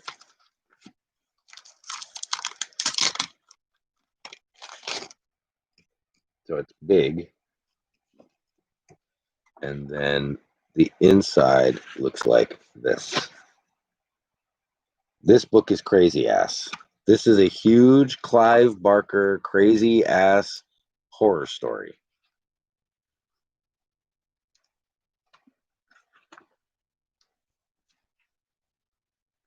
It's awesome.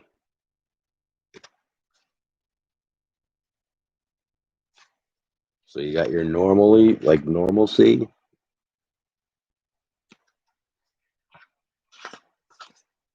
And then you got this.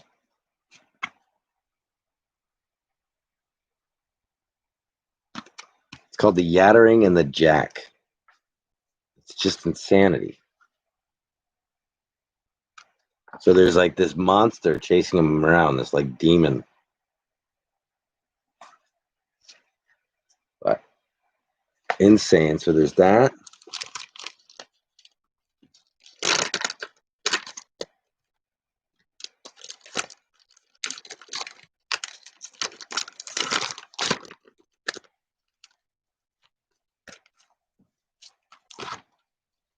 The Crow One Michael Barr, and it's the Dead Time. Negative Burn from Caliber Press. This series went on for a while, and I was able to find issue number 1, and it's black and white, but it's all horror stuff. It's kind of good. So here we go. Like kind of like Heavy Metal Magazine. So it's got 2 covers.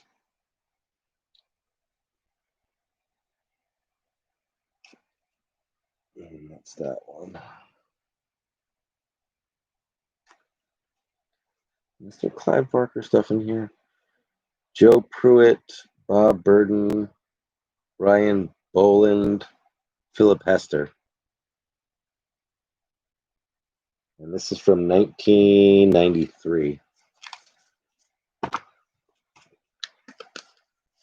So you get Negative Burn number 1, you get Crow number 1, Dead Time, you get Clive Barker's The Yattering and the Jack, which is pretty awesome.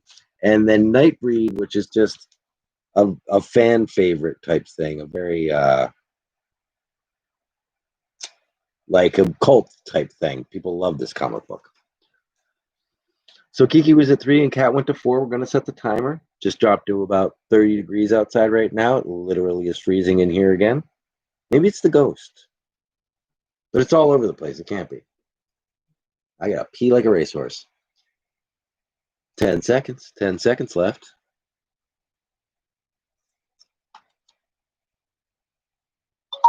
Kiki folds. And this is going to go. That's a great little lot for you right there, Kat, at $4. You're cleaning up tonight. Okay, I got to take a quick break.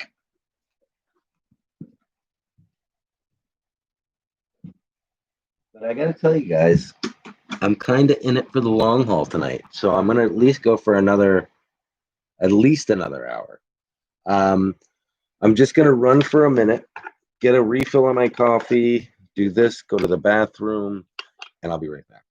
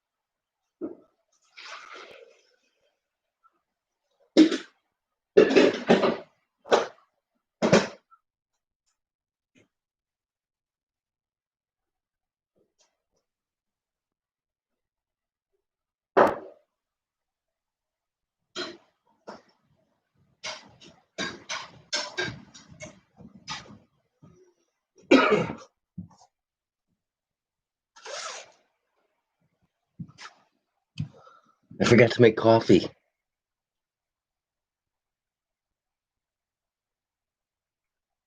Oh, wow.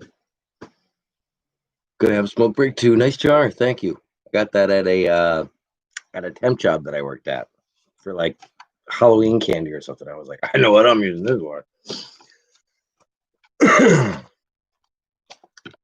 Let's see. Why don't we do the books that we came here for? See if you guys are interested in those at all.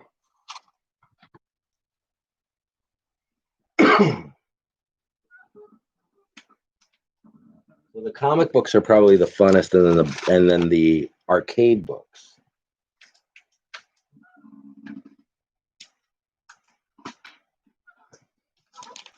Yeah, I don't even know if you guys are really into these.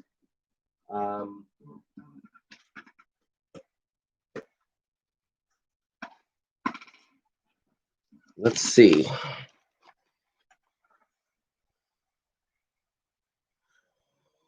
Could I have a smoke? Is there vodka in that jar? No, the Mean Green. Yes. LA to the World Series. Wow, I have not watched any sports at all. I don't know what Tampa Bay's doing.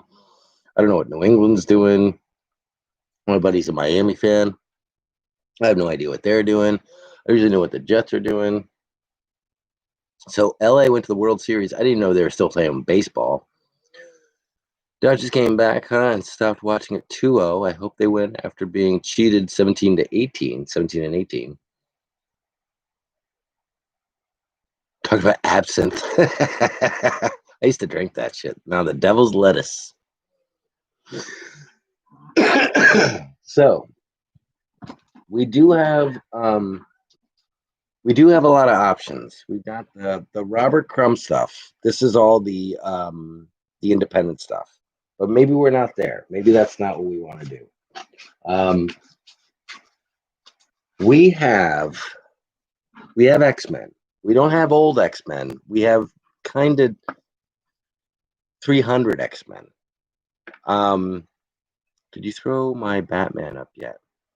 Any Batman? No. Why don't we look at Batman? We also have a ton of Avengers. Got a lot of stuff, and it's kind of nice to clean the stuff out for the stuff that's coming in, because we have. I really can't tell you how much stuff we have coming in, because nothing came in last week, and one of my orders. Mostly the orders that I place are like $50 to $60, and there's a lot of them, but they're usually like $50 to $60, and they range in, depending on the quality of the comics. They range in how many I get. This one was $300. So this was just the normal $50, $60 order times 5. So it's our normal, what would suffice to, what would like 2 or 3 of those orders is kind of like what we use for a Saturday and a Sunday auction. This is going to fill all the boxes for the quarterly boxes. This is going to finish off all the first 5s and fill the boxes. It's just modern books and tons of them. There are some older ones in there too. That's just one order. There's another order in there that's like 50, 60 books that never came in last week that's coming in this week. There are so many damn books coming in that if you guys all lose interest in comic books all of a sudden, I'm a little screwed. But beyond that, we should be okay.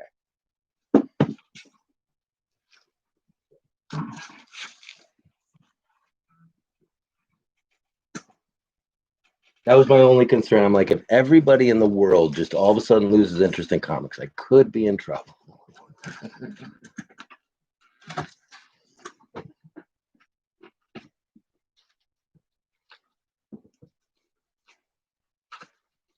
Okay, so we'll look at the Batman. It's not the most killer Batman in the world, but there is some. There's Superman too, but I don't know if we have any Superman fans.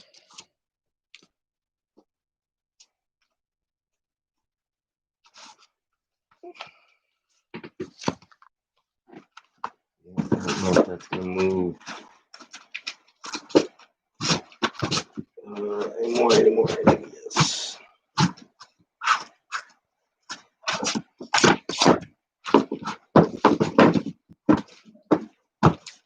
Oh my gosh, there's more. More independent comics that I forgot about.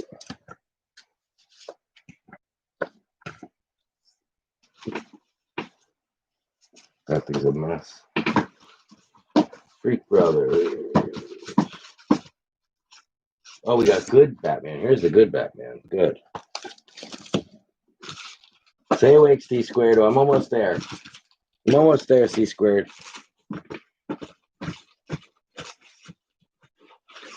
We got a lot of New Mutants.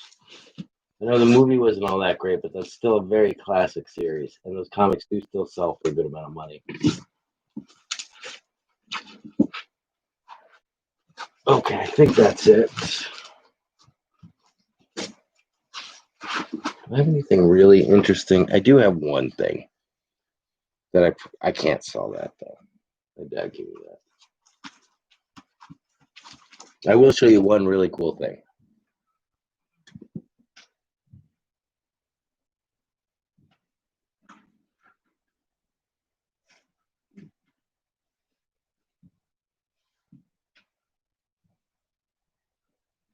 So if my dad hadn't got me this, then it would have been something that I definitely offer for sale. But this is a wicked cool book. And it's Batman cartoons in China. Sell it. And it's signed.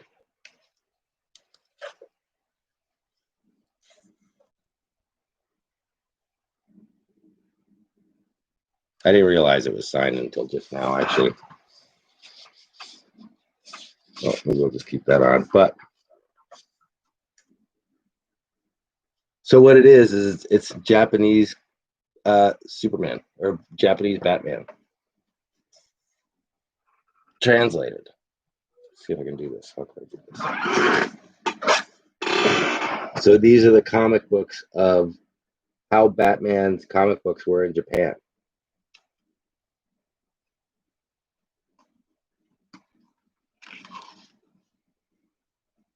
So it's like all the daily Batman cartoons, but Japanese. Superhero stamps that a buddy of mine got me. Had those forever. But I just noticed it was signed by the author. And then there's Japanese writing too. Right in there. And there. I hadn't seen that before, but it's called Bat Magna. Manga. Sorry. Bat Manga. And it's wicked cool. It's so cool. I mean, it literally is all the stories in Japanese. And they look so Japanese, you know?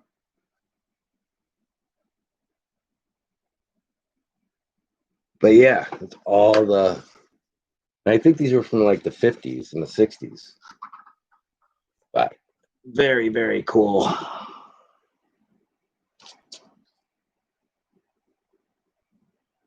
And I'm not a huge Batman guy, but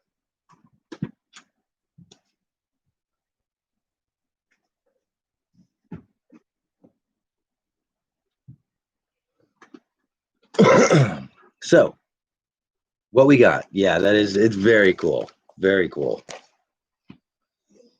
Excuse me. So we'll start out with let's do a little lot here. So we got, what number is this? This is 598. 598. 604, 606, 607, 667.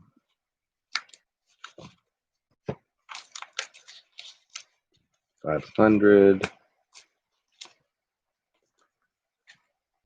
442. 411. 667. 500. We already have. So what I have for this first one, Blasphemer. I'm so Marvel. I'm just all about Marvel. So we have, this is a great book. This is Batman number 598. 80-sized giant, beginning the 50th anniversary adventure, Blind Justice. So we'd start this lot at $5, okay? So we got this guy here.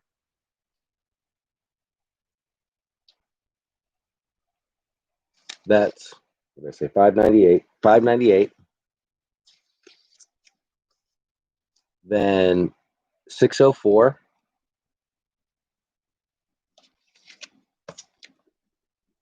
606. 607. 667. Going back to 500.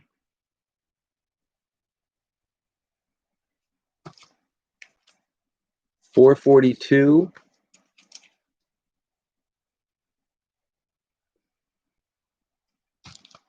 And 411.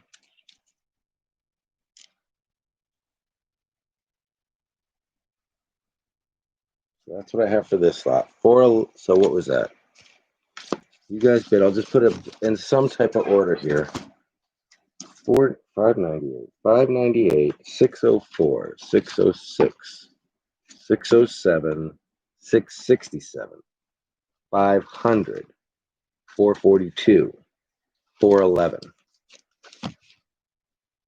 667.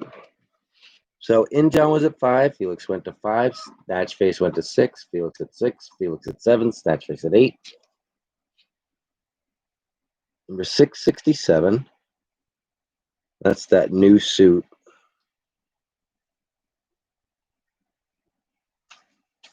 That was part of the Night Quest, Detective Comics, The Crusade. Dixon, Nolan, Hannah. Classic. The best part of the new, I think the best part of the 80s were those guys. And then this is 607 is part 404 of the Mud Pack. The Mud Pack was written by Alan Grant. We have Norman Bray, Folge, and Stephen Mitchell, but Alan Grant you cannot beat. These comic books came from my buddies, and it's a little anal about things. So that's why these white pieces of paper are in here. But the condition, I wouldn't have put them in here if they weren't pretty spotless. So these are Alan Grant.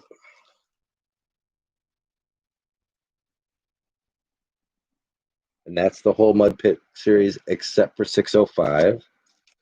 And then 598 is a big book. I don't know why, but I know this is a pretty big book. I know it has a bit of value on it.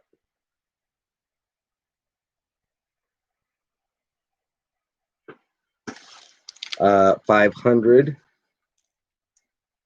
Is that Bane? Yeah.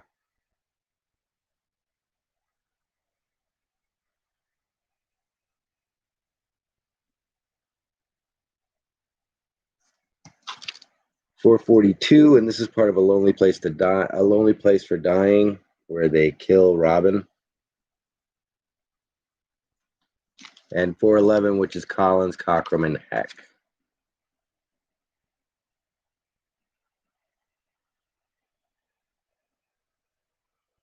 So cool. I'm glad you guys like this stuff because this is readily available. This the 400s and such.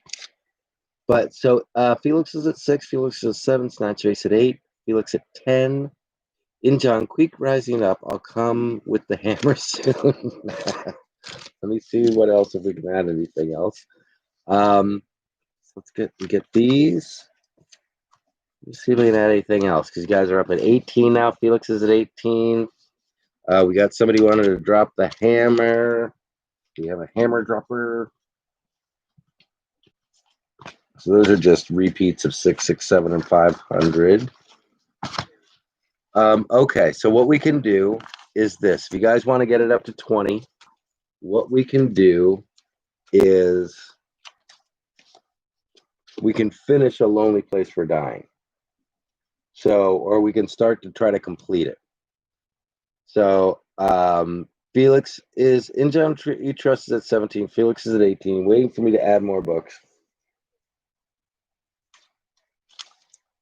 Part 3 of 5 is number 441. So we're just looking at the side here where this says Lonely Place for Dying. This one is number 2. Oh, this is 5 of 5. That's 5 of 5. This is Batman number 411. This is 3 of 5.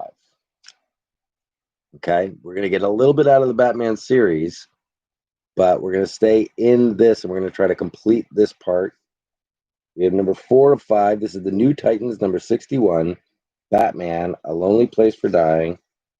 Batman and Nightwing on the cover.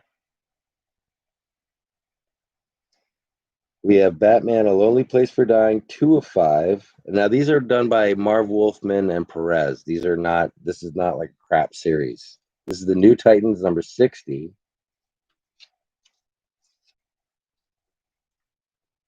So we have A Lonely Place for Dying, number 2, number 4, number 2, 3, 4, 5, 6. 2, 3, 4, 5. We just don't have number 1. But 1, 2, 3, 4, 5, 6, 6, 7, 8, 9, 10. That's a big book too.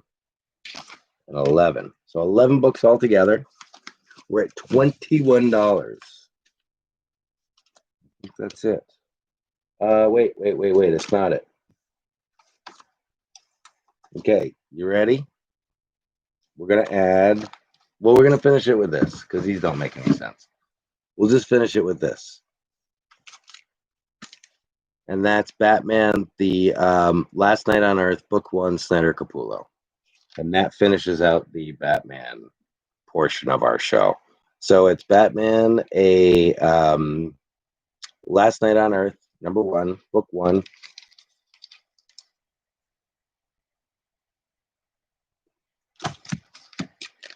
Then A Lonely Place for Dying, 5, 4, 3, 2. Actually, it was the other way around, but I have that issue in John, he says.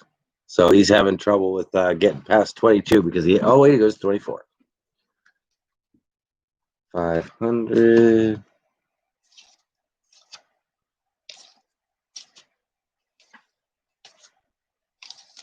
And we'll just take one look into the box just to see if I have anything else I can add.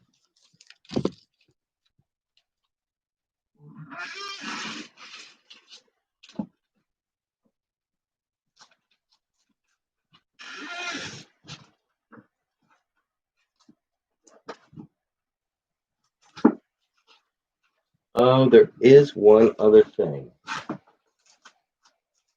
There is one other thing.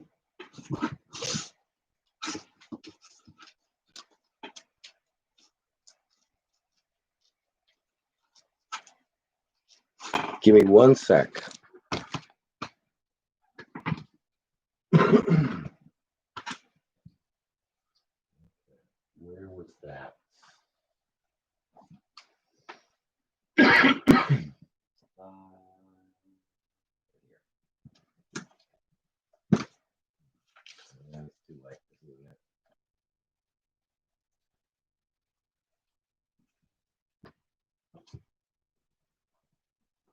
Weirdo.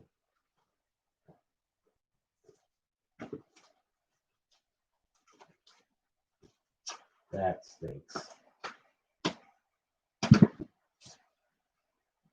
Let me see real quick.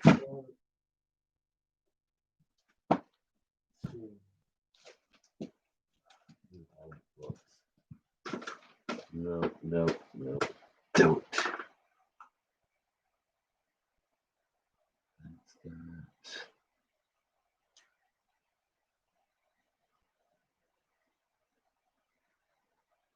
No, I had it. Damn it. It wasn't that great. It was one of those, it was a 3-book. It was a 3-book pack of, so it had like an Aquaman in there, and it had a Batman, and it had, I think it had two Batman in the 500s, and an Aquaman.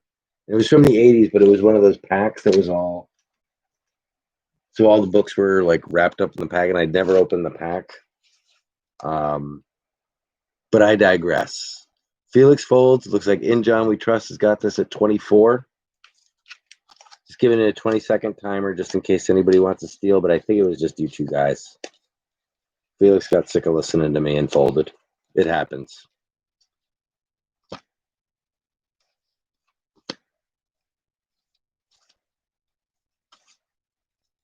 Great book.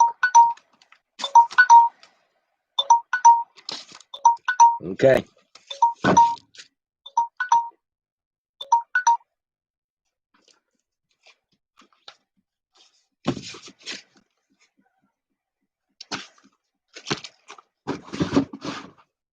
So that is In John at 24.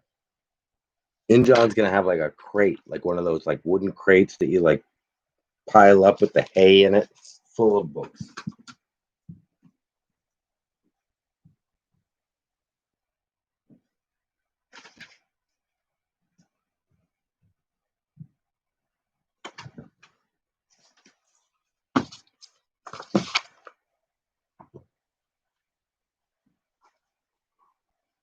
We do have a little lot here of really nice Avengers books. Did I write that one down?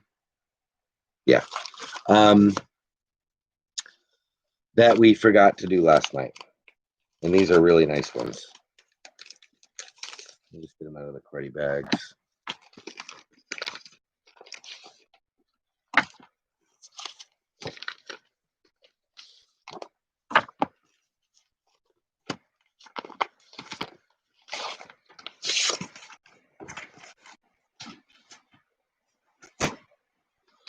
So let me just see one thing. In that era, yep, there's another one. At least he's going to get something. All my books are going to Tammy. Who's Tammy? Oh, Tammy. Lucky you. Okay, wait, fold. Lucky you. You'll get a crate of hay.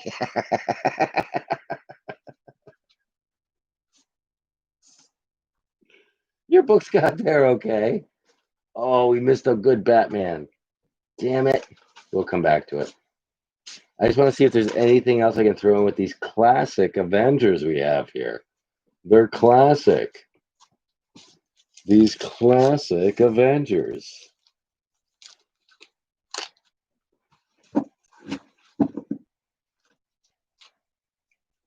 Guys, isn't that great? Guys, isn't that exciting? Excited?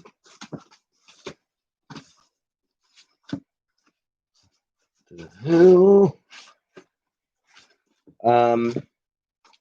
you know what? You know, I don't know what to say.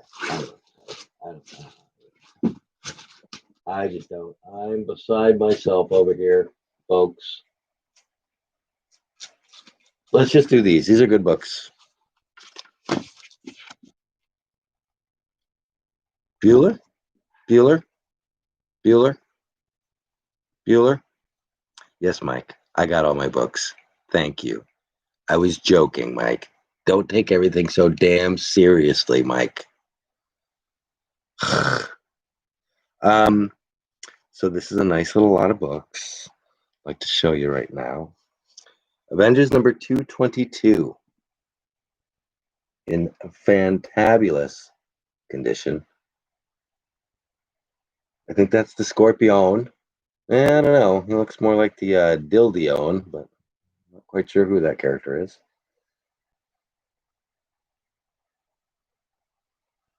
Very nice. Oh, beautiful.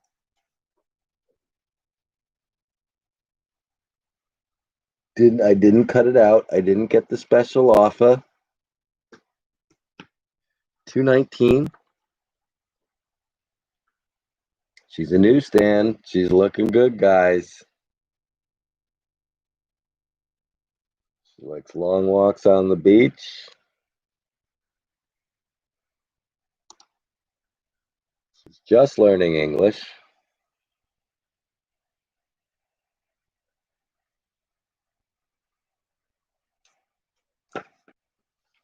This one's a big one. 225. Bidding starts at $5, please. $5. It's the Black Knight. These are classics. Classics, guys. Guys, you got to bid. I got to pay for that truck that's going to deliver the 80 pounds of comics to In John We Trust. It's going to be a U-Haul filled with hay. Taking hay rides to In John's.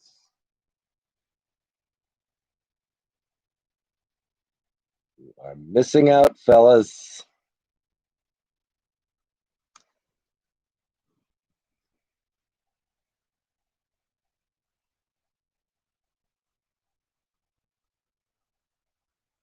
I'm not. I'm not. That's good. I said I'm not. Like I know. I'm not. And number 220.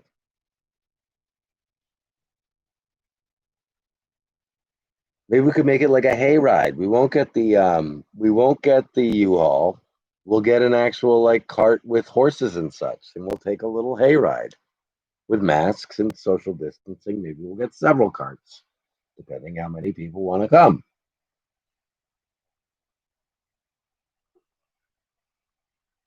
As long as there is hot cider, I am there.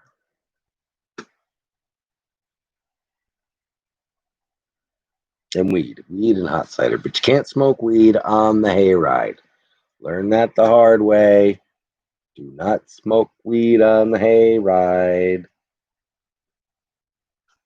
That's a no.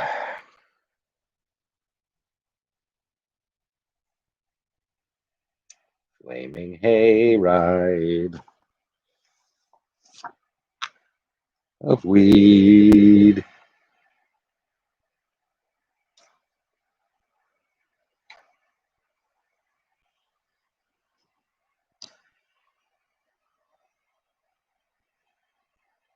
The hayride of fiasco of 86.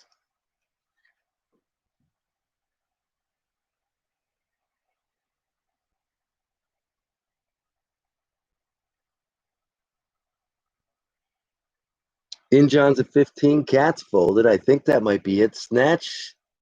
LOL is not a fold, but he didn't bid, so he wasn't in. It looks like it could be $15, but we're going to give it the 20-second timer. That's one hell of a deal for 15 bucks. These are gorgeous books, beautiful books. They'd look lovingly in your home, lovely in any home. How many books are there? There's 1, 2, 3, 4, 5. 5 books. That's the back of those books. How about showing the front of those books? That's 1, 2, 3, 4.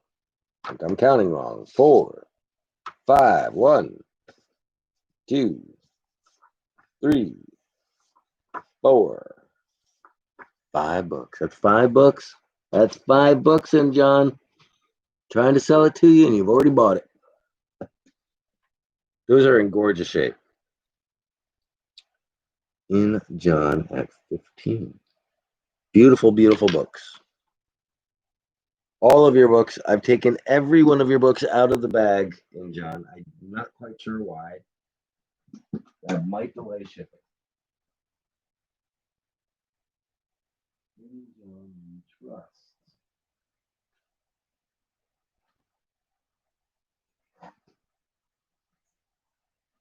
Okay. I see you.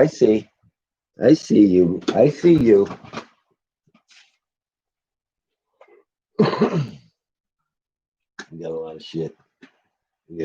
Here. I don't know if anybody's going to be interested in this. But we have an enormous stack that I've had forever. I don't think I've ever read these.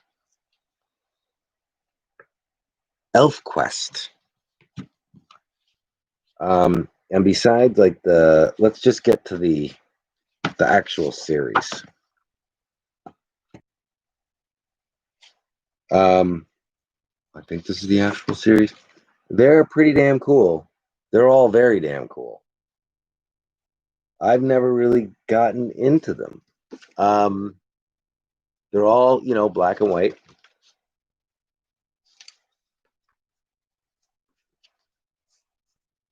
And I just have a ton of them.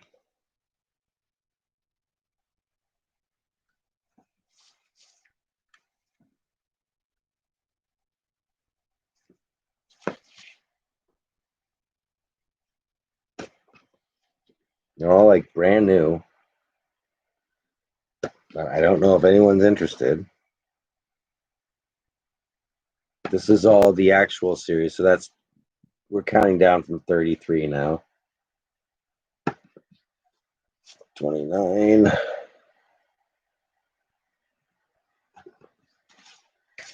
That's 30.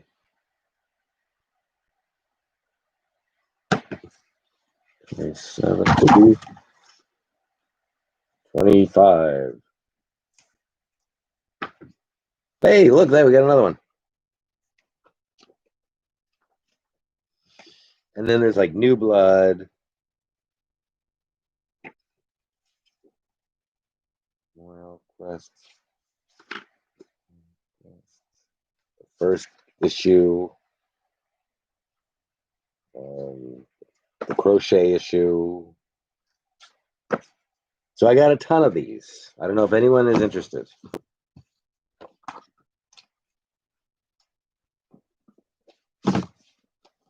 But I didn't want them to go unnoticed, so they're there.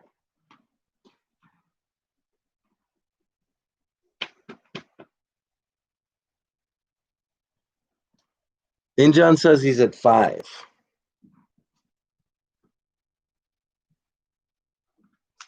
Injon. Bulk-wise, put them on the hay box. I know. I'm just thinking like, it wouldn't be worth it to sell you these for 5 because of the tonnage that we're currently dealing with in your books.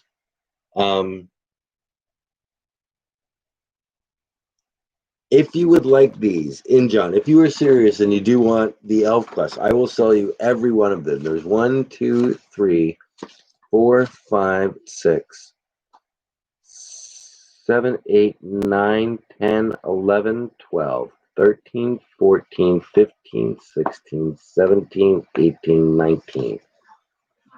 I will sell you these if you really want to do all of them.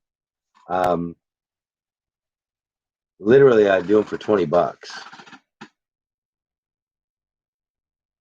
And basically, yeah, I do it for $20. If you're interested, if you want the bulk of Elfquest, totally up to you. I'm gonna put it over to the side, but yeah, it's a it's a ton of books. They're in great shape. It's a good deal, but if interested, you can have them all for 20.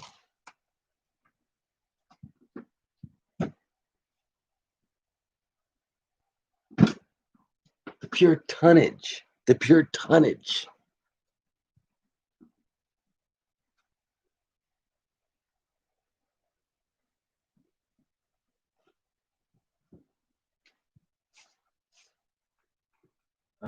Where am I? Where am I? Am I here? You guys here? Are we all here? We're here, right? I'm here, right? Well, that's what I wanted to do. I don't know if anyone's going to be interested in these. We do have some books that people are going to be interested in. I'm just kind of trying to work through some of these files. Fuck. Crack. Weed. We were just looking at that. We were looking at that. We were looking at those. Ah, crap. What was it? Shit. That literally just like went in my brain and went the other way. Just said, nope, I'm not staying. Bye. What the hell was it? It was so good.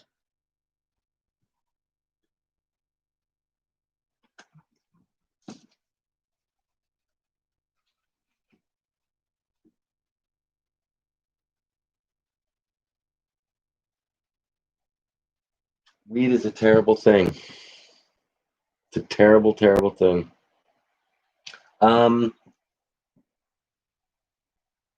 Do we have anybody? Don't forget to bring a towel. Okay. This is what happens when you get high. Show the Elfquest quickly. Okay, I will. Sorry. Yeah, that last break was maybe a little bit too long. He always needs an extra towel. Phew. Okay, here we go. So the Elfquest, there's more than just the Elfquest. There's this is Two Spears number 4. They're in beautiful shape. They're all in gorgeous shape. I'll try to move through them because there's a ton of them.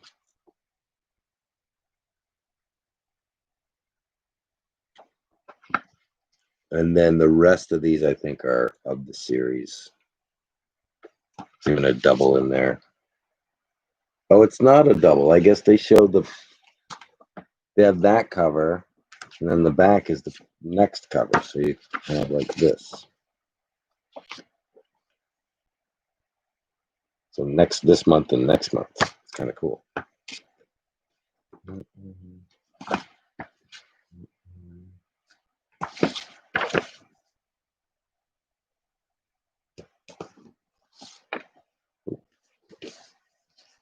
They're thick too. Like even the covers are thick.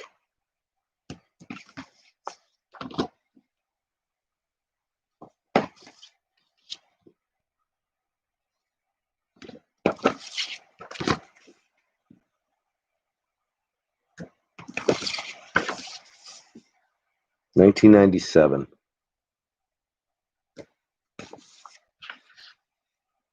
Number 1 is in here as well.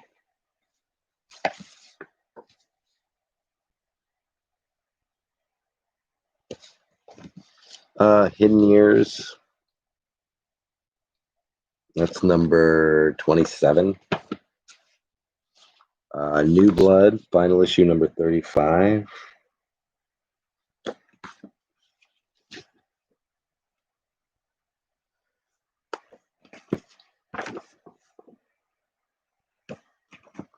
That's number 1 of whatever. I guess I don't know if this is number one, but that's the number 1 of that series. Second grade issue. And number 5. No problem. If anyone's interested, what did I say? 25? A much later one. It's a much later one. Yeah, I know this is an old series. I think Elfquest isn't the first appearance of the characters in Elfquest in Strange Worlds number like 15 or something like that. How much? Oh, a much later one. Sorry.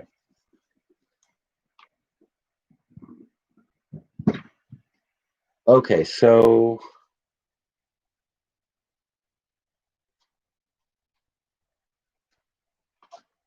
we have these.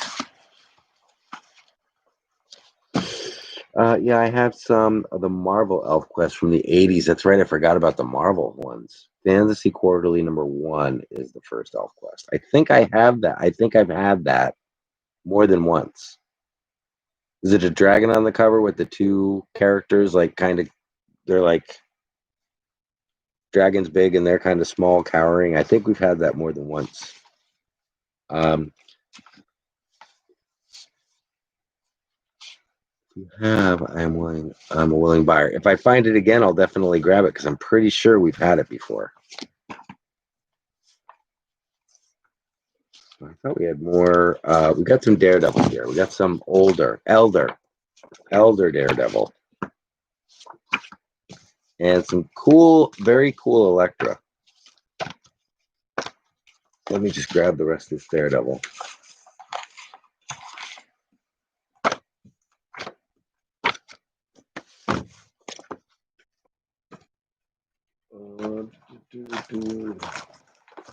That wasn't any more here.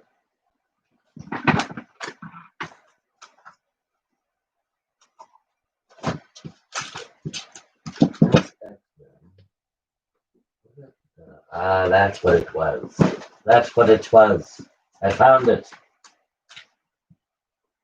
Okay, guys. Let's do this first. We're all over the place. I'm all over the place. It's crazy. We're making a dent. This is good. So we do have a Daredevil, huh?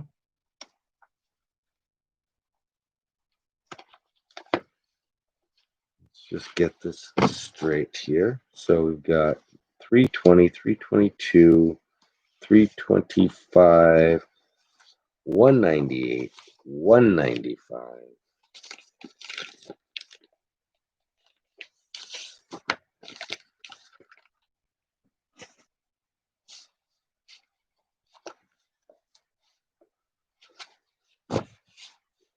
So that's a classic.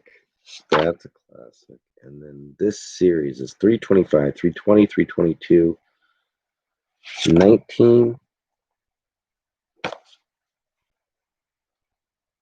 20, 21, 22, 24, 25. So this is a small Daredevil lot starting at $5. And what we have here is, let's start with these two and then we'll do those. Is 198.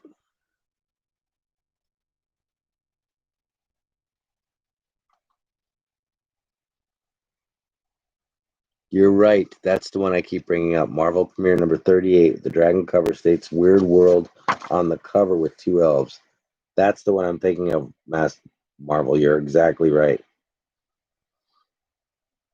So 198, but I will keep an eye out for Fantasy Quarterly 1. Probably not an easy comic book to find, but I'll keep an eye out for it. Injon comes in at 5. We have Daredevil #195. Beautiful shape.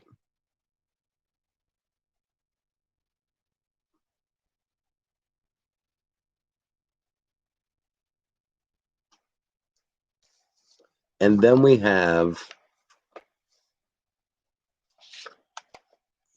so this is Fall from Grace. And we have multiples of these. So if there's, you'll get the best copies of this. But this is number, what is it, 319. And that one's got two little dents in it, but I have another copy of this. I'll look at that to make sure there's no dents in it. 319, 320.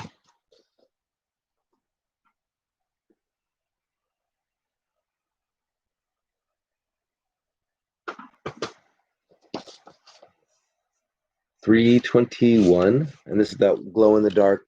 We're getting one of these to Smoky, I believe. But we did have another one. Great book. And it is a glow-in-the-dark cover. 322. More of the plain, kind of plain as far as these covers go. But all newsstands. 324. I don't have 323 in this one for some reason. But all just in really nice shape, gorgeous shape.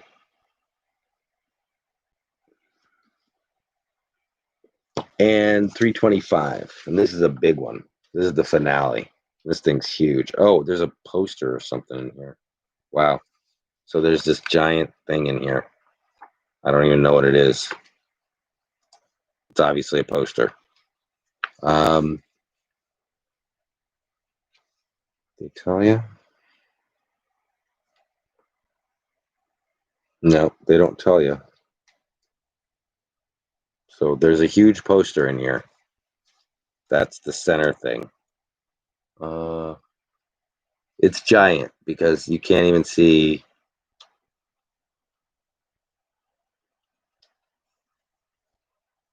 It's a Daredevil poster, Fall from Grace. And it's going to be a 4-fold. So it's going to, you have to take the staples out to get it. But it's a 1, 2, 3, 4. So it's a 4-fold cover of Fall from Grace, or a 4-fold poster of Fall from Grace. It's bigger than that because you can't get at it this way. So it's 6. It's even bigger than that. This is a big ass poster because you can't. It's 1, 2, 3, 4.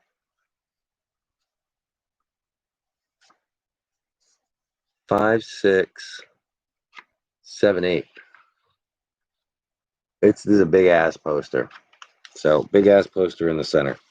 And let's review, shall we? Let's just check one thing. I might not have another copy of that. I thought I did have another copy of that one with the little dings in it, but that might be what you're getting, those 2 little dings in the cover. But I think the big one is the one with the poster. And these are really nice copies too. These might be Frank Miller's. I think they are Frank Miller's. So again, 198. So Injon was at 5, Felix went to 6, Injon at 7, Felix went to 8, Injon at 8, 10, Injon at 10. Snatchface said, "My blood runs cold. My memory has just been sold. Daredevil is the centerfold." Kiki says Snatchface. Felix says 11, and Felix went to 11, and Injon went to 13. That was real good, Snatchface. So we have 198, 195. I believe those are Frank Miller runs, 198 and 195. And then Fall from Grace, 325 with a big ass poster in it. This is a big issue. Number 324. Number 322. The glow in the dark cover. So you're getting some real cool covers in here, man. This is a glow in the dark. It's all raised. So everything that's white on there is glow in the dark. And then on the back as well. We kind of showed that last night, but very cool. Number 3. So this is number 320, which is chapter 1. Great cover. McDaniel. And Fall from Grace, the prologue, which has these 2 little dents in it, probably pressable. Actually, I would imagine they are. Not really damaged. They're just little thingies, you know? There you go. They're good size thingies, but they're thingies. So Injon was at 13. Felix is folded. Was anybody else bidding? I don't believe so. We'll give it the 20-second timer. I do like that poster in there. That's going to make this thing, whatever it's worth it. And these two, I really like 198 and 195. Those are great copies of that book. So a $13 is an awesome deal for these.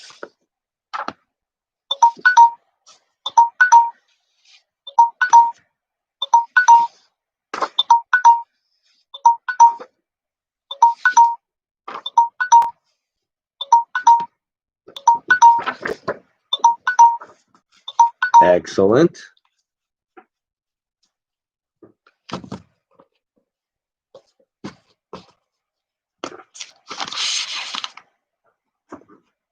That was In John at 13. In John.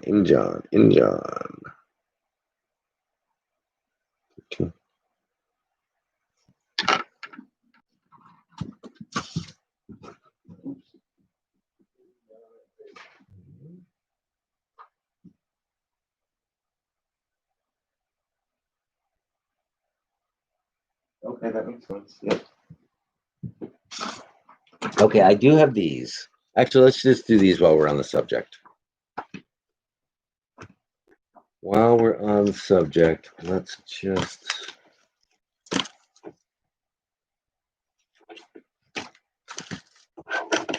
like that. One here.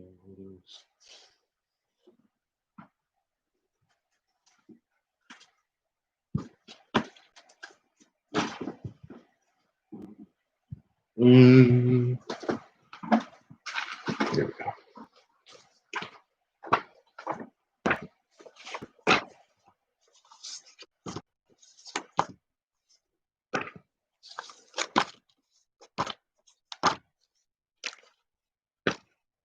Need you, but not you.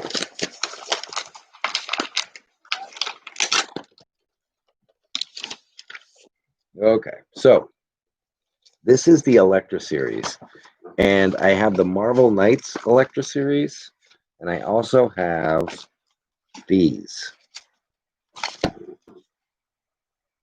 Root of Evil.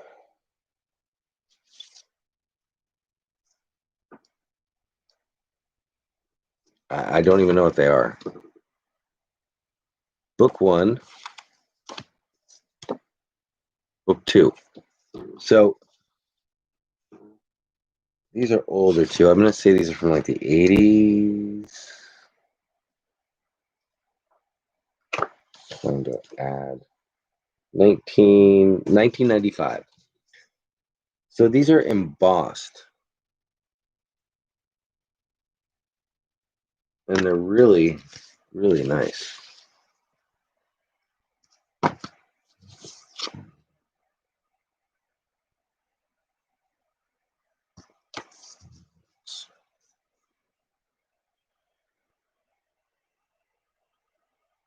You can see how they're like embossed there, like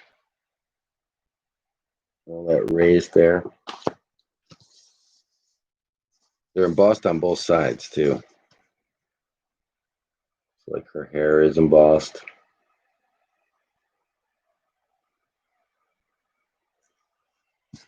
And that red thing is embossed too on the back there. Shiny. So these, we got these two. Are they connecting? I don't believe so. No. Kind of, sort of, I guess. Yeah. I mean, the to some extent, yeah, because if you just match them up, then that pattern kind of works together. It's not. A little bit, not really. Injon comes in at 5. I don't think so. So we have these two, right? So these two are really cool. Injon's already in at 5 on these. He's like, those are really cool. I want those. And they're like hard, almost like trade paperback, like good, thick paper. The art is crazy.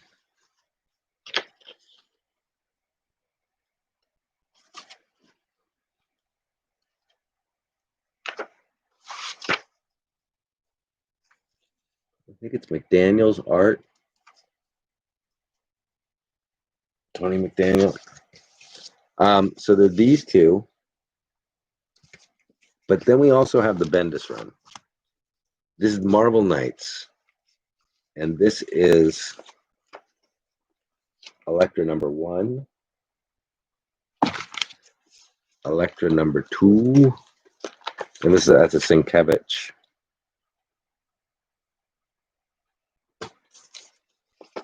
Elektra number 3.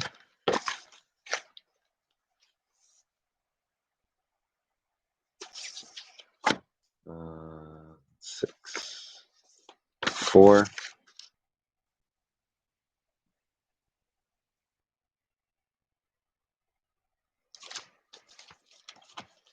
5.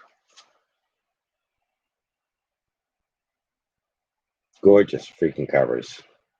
And they're all Marvel Knights, so they are, and 6. And one of these has a naked picture of her in it. Which one is it?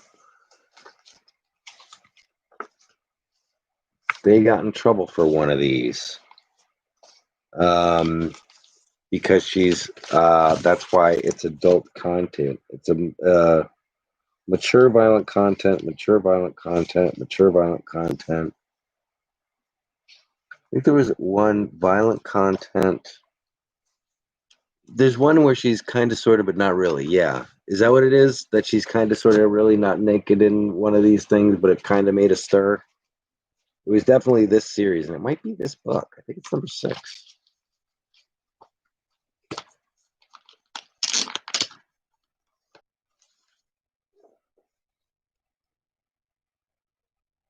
There might have been a recall on it. It might be number 1. There was something that there was something in this series that got people heated, but it was a Marvel Knights thing, so that they could get away with stuff like that. They said it was more Elektra 3 Volume 2 in the shower. Thank you. So it's kind of like the Batwing. I think that, yes, exactly. That's exactly what it is. So you're going to get the 2 really nice embossed covers. The Tony McDaniels, who is that? I don't know who the other people are on that, but it's really cool. So 1 and 2 in beautiful shape. And then the whole series on this with these insanely nice covers. She's coming back too.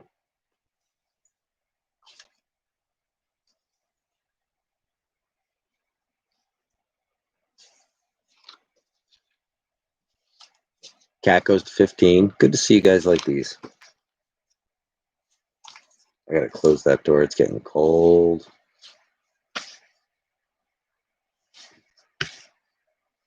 Yeah, I love the embossed on this. They put some time in. They put some time into these books. And it's all Tony McDaniel art. I think, because it really looks like the insides are Tony McDaniel's too.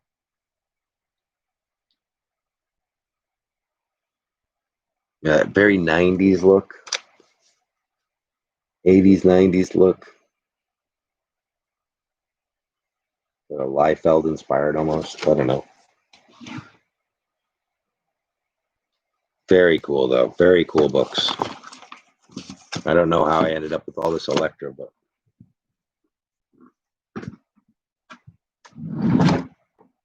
I think I bought the Bendis run. I definitely bought the Bendis run. I think I bought those. You have 3.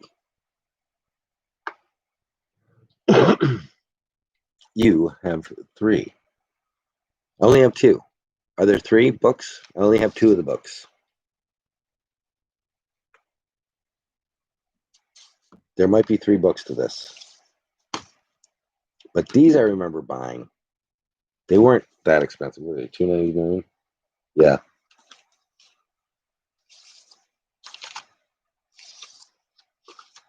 Who are the covers by? They're all by the same person. They're Greg Horn art. Wow, I didn't know that. These are all Greg Horns. Man, that's early Greg Horn. Doesn't even look like him.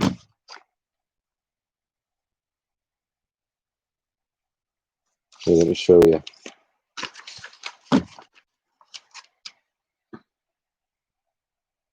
Greg Horn. Wow, that's very cool. I was definitely drawn to these covers. I remember seeing them on the shelf and picking them up. And Brian Michael Bendis was the hottest thing in the world. You have 3 there.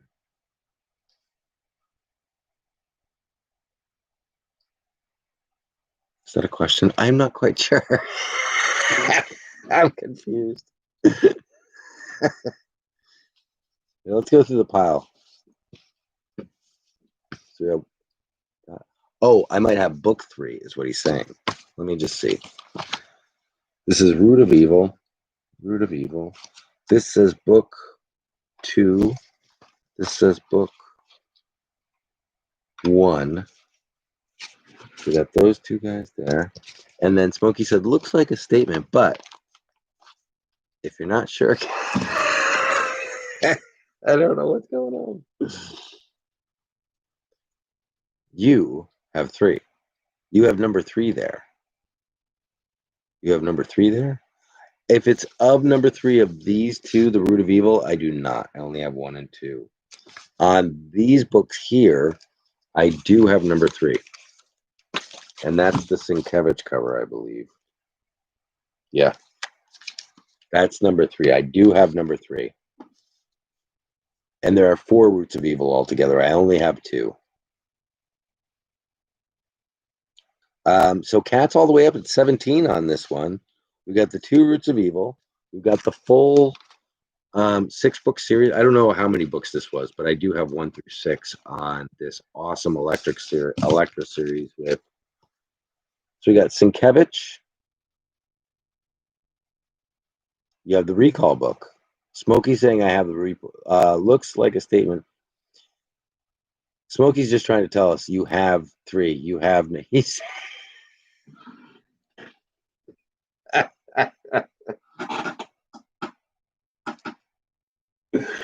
poor Smokey, man. Poor Smokey. Poor Smokey. If we just read the freaking comments, it says right here. Smokey says, I said there is one of these issues has a thing in it where it's like there's some sort of nudity. Smokey comes back and says it's Elektra number 3, volume 2. I said, oh, it's volume 3, number 2. Oh, good to know. All right, it's number 3, volume 2. Good to know. Smokey then says, you have 3. I'm like, 3? What do you mean I have 3? What the hell are you talking about? He says, you have number 3 right there. And Kat says, is that a question? And I'm like, yeah, I'm confused too. I don't know what the hell is going on. He goes, and then Smokey just says, you guys are both retards. That looks like a statement, but and I didn't mean to call you a retard, Kat. I'm the retard. But if you're not sure, Kat, so what Smokey is trying to tell us is that we have the recalled number 3. And I was holding up number 2. Wow. This couldn't get any worse, could it? So let's take a look at number 3. We have the recalled number 3, which is Smokey trying to tell us something. He's just trying to tell us that we have the recalled comic book that I was referring to earlier right here. That was very difficult. And that was mostly my fault.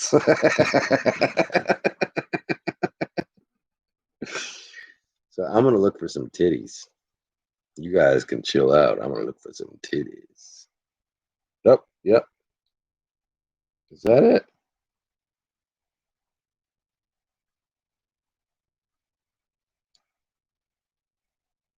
Well, there's skin everywhere in this book. Okay, so first of all, we got this one here.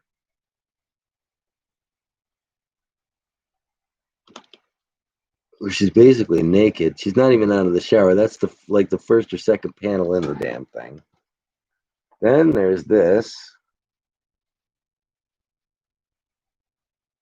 I think she's naked there. I don't know. That looks like her bare ass, though. Let's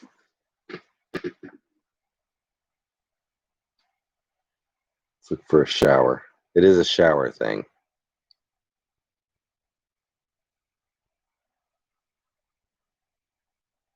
Very action-packed.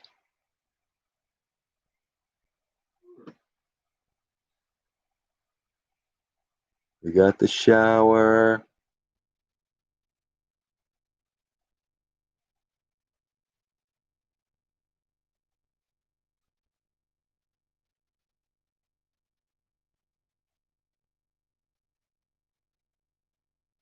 Oh, we just got shit all over the place.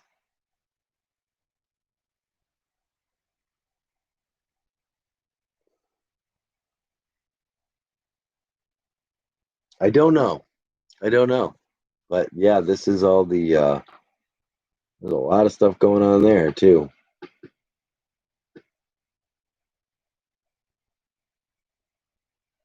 As Mike Channels gets taken down.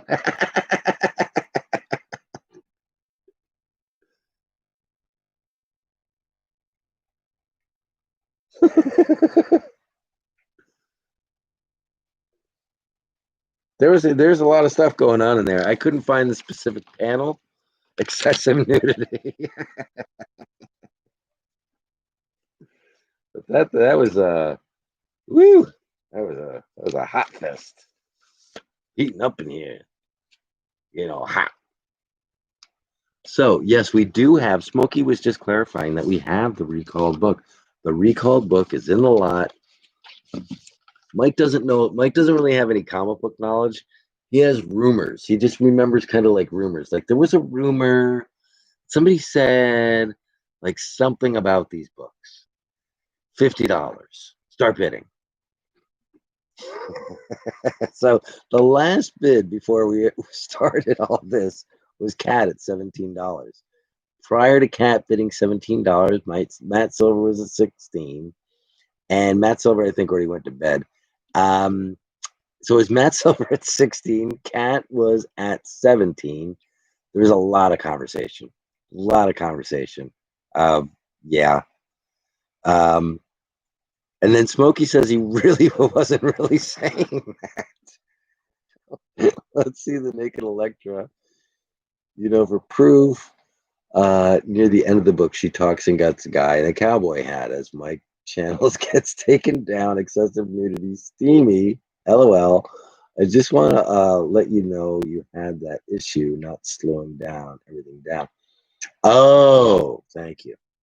Matt Silver folds. So after all of that, like an hour ago, Cat bid 17. I'm going to give it the 20 seconds for In John We Trust to come and steal it. 1, 2. There is the recalled book in here. We do already have a truck going to In John's house. If anyone needs a ride.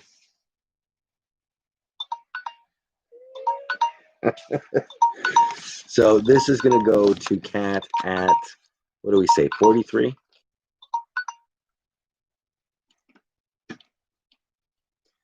$17. And it was Cat, right? Cat at 17, yes. Not Felix? Okay.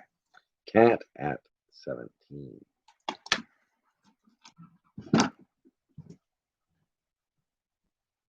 Cat. There you are. Okay. How does he just keep pulling this stuff out of nowhere? It's crazy. I got to grab a cup of coffee. I'll be right back. Actually, okay, let's do a few things here. Let's just slow down. Just slow down.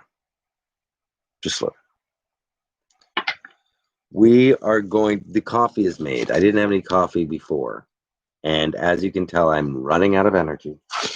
Hardly. But I would like some coffee. Coffee does sound good right now. But let me tell you. Not only am I going to allow you to have one of my favorite runs in comic books ever, 77, 78, 79, 73. Okay, 73, 77, 78, 79, 80, 84. Not only are you going to get those books, not only are you going to get these books,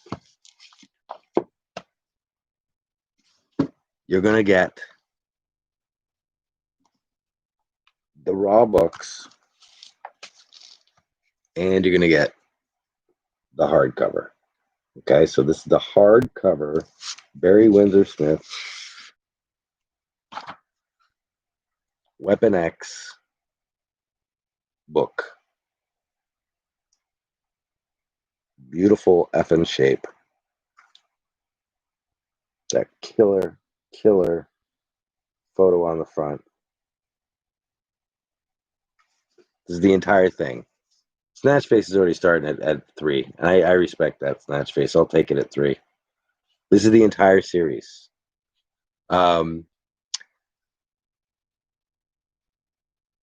We do need some more bids, though. We cannot have Snatch. We would like to. Okay, if we're going to,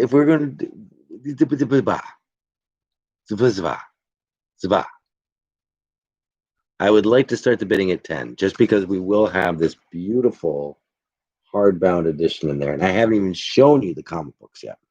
So the hardbound edition probably goes for about $25. Now I know that we're not all into hardbound editions. We're mostly, thank you, Snatch Face. We're mostly into comic books, but this thing is freaking gorgeous. It does come with the original dust cover. All Barry Windsor Smith art. But what we do have is number 77.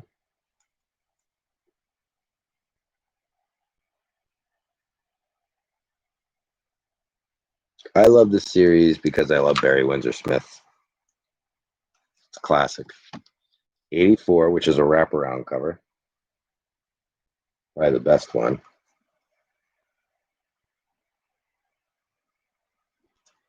This is all Barry Windsor Smith, too.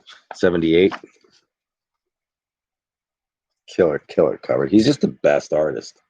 He's also a very serious person. Not easy to talk to.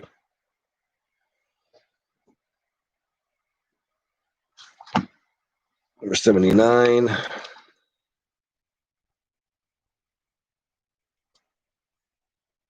His art is insane.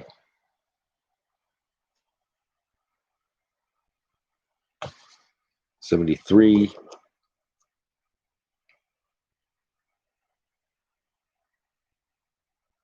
BWS, that's him. And 80. And these are all in, like you can see, just perfect shape.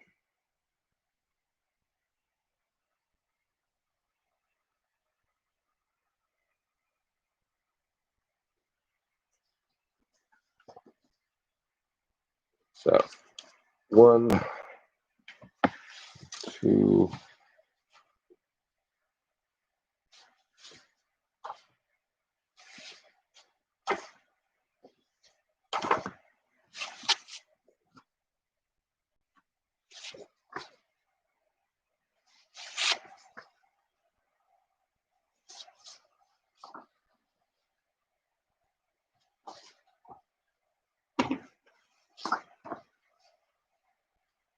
I love these books. I'm crazy for his art. Anything that's Barry Windsor Smith, I'm crazy for.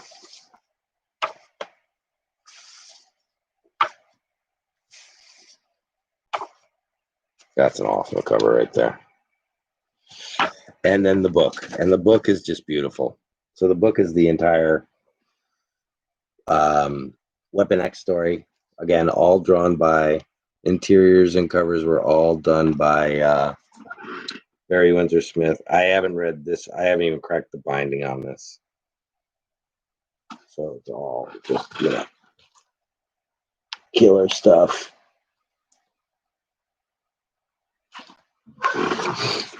But Snatch Face is at 10. That's the whole set. So I have the whole set in the book. The book is the entire set. But I don't have all these set in comic books. The comic books are like, I think it's like a 12 book set or something like that. I only have what I have there. They're all in beautiful, beautiful condition, but I don't have the full set in comic books. I'm missing a few issues. But what I'll show you is, so just that guy got the book. We get 1, 2. So that's 84, 78, 77, 80, 79, and 73. So it's a long series. So that's going from 73. This alone goes from 73 to 84. So it's at least 10 books. 72 to 84. Thank you, Smokey. So we're missing 72. We're missing a good amount of them. You know, we've only got 1, 2, 3, 4, 5, 6 of them here. But they're all in really gorgeous condition.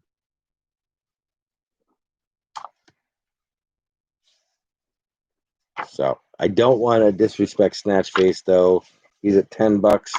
Anybody can raise the bid if they like, but I'm going to let it go to Snatchface if nobody wants to raise the bid. Just give it a 20-second time.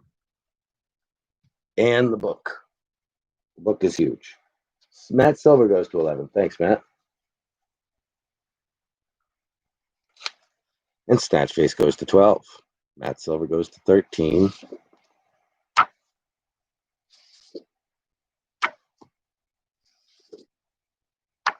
I used to have, or might still have, that's in my boxes.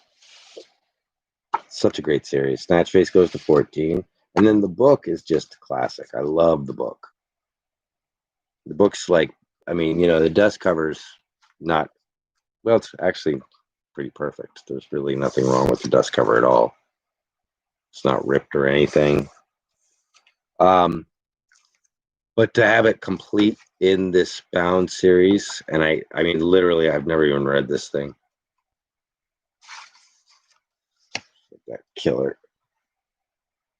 Oh, back. That's why I love these hardcovers. They always have like the epilogue. The creators. You know, so there's extra stuff. There's always extra stuff. And it is like that. So this is that cover in a different color. But that's that cover, that open cover. So there's stuff that you get in here that you don't get in the books. Writer artist is Barry Windsor Smith. This came out in 1993. I love these books. Yeah.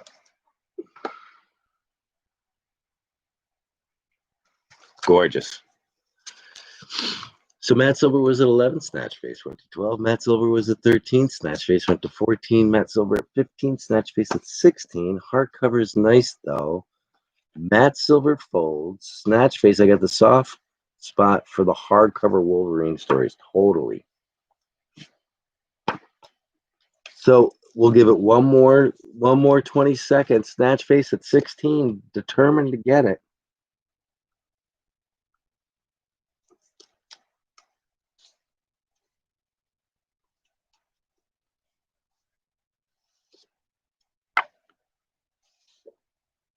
The issues are in really nice shape. They're not the most difficult things to get, although I haven't seen that one a lot.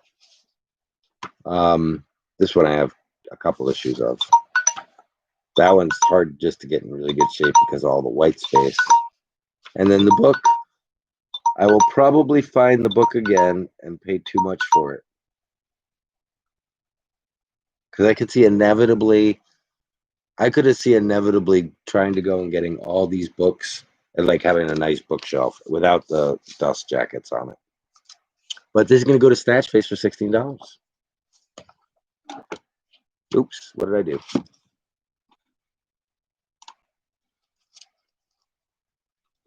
Snatchface at 16. No problem. Snatchface. Okay, where are we at? We are over here now. Okay. Let's do this.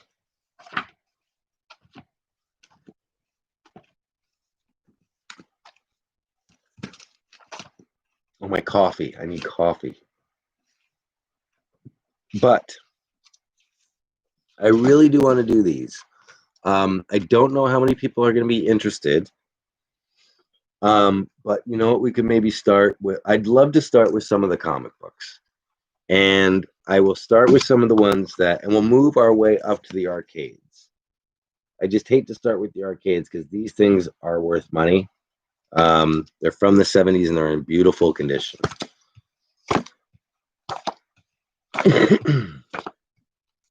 So we'll warm our way up to the arcades if we can find ourselves interested in the comic books. And there's some great comic books here, and they are really interesting. And they are collectible and worth money.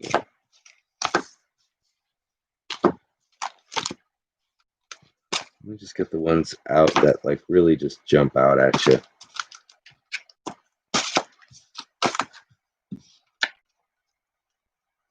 Book. Zaps. We can do all the zaps. This by Supernatural, XYZ, Conspiracy Capers, XYZ. We'll just see how we do with these. Isn't there some more cool ones?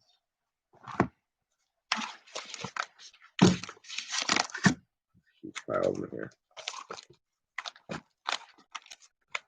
And that one's in just such big ass comics. Gotta love big ass comics. Best Buy, Yellow Dog, Snarf, Zam. That Mr. Peanut everybody seemed to be into. Okay, I'm just gonna go grab a cup of coffee, and you know what? I gotta do this first too.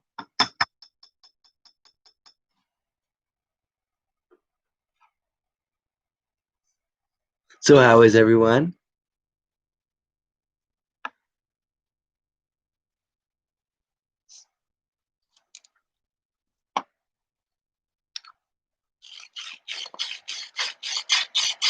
Good, good, good. We do have other things we have that I'm looking at here. We do have Tales of the New Titans, but they're not the old ones. They're kind of like the Marv Wolfman ones, sort of like the 80s ones. I'm not. So we have those Teen Titans. We have the X-Files books. All of these. A ton of them. Starting with -1. So if anyone's interested in the X-Files books from Topps Comics, these are all X-Files books.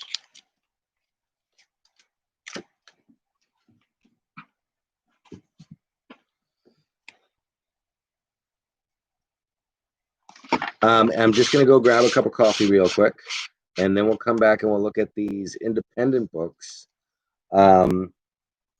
But we do have New Mutants. We have like the New Mutants of the ones that, you know, the New Mutants that just came out in the movie. We have those. We have Teen Titans. We have those X-Files. We have X-Men, but it's all like 300 number X-Men. But that's just some other stuff. I'm just going to grab some coffee. And I guess I left that downstairs. No, I didn't. Put it in my pocket. And I will be right back. If I can find my lighter. Oh no. That's downstairs, so maybe that's downstairs. It probably is. I don't think you can do that. I'm not going to do that. Thank you, though, Snatch Face. Good looking out. I'll be back in 2 minutes.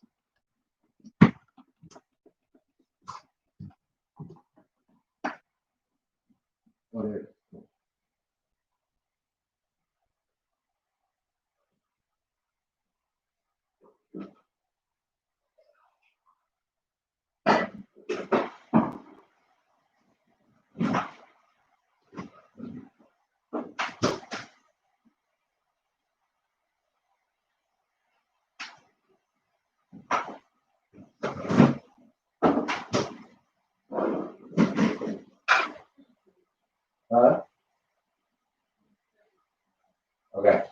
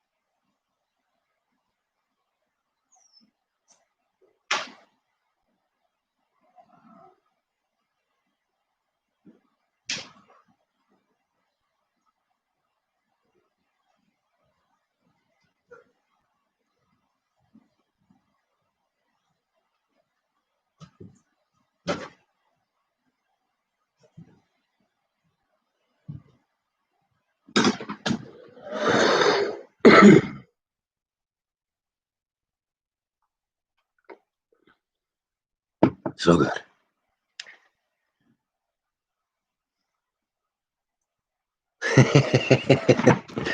Okay, so let's start out with Mr. Peanut. Okay, so this is Zap Comics number 4 from a long time ago. They don't really have like copyright dates and stuff on them. The only way you can tell the printing is by what price it is.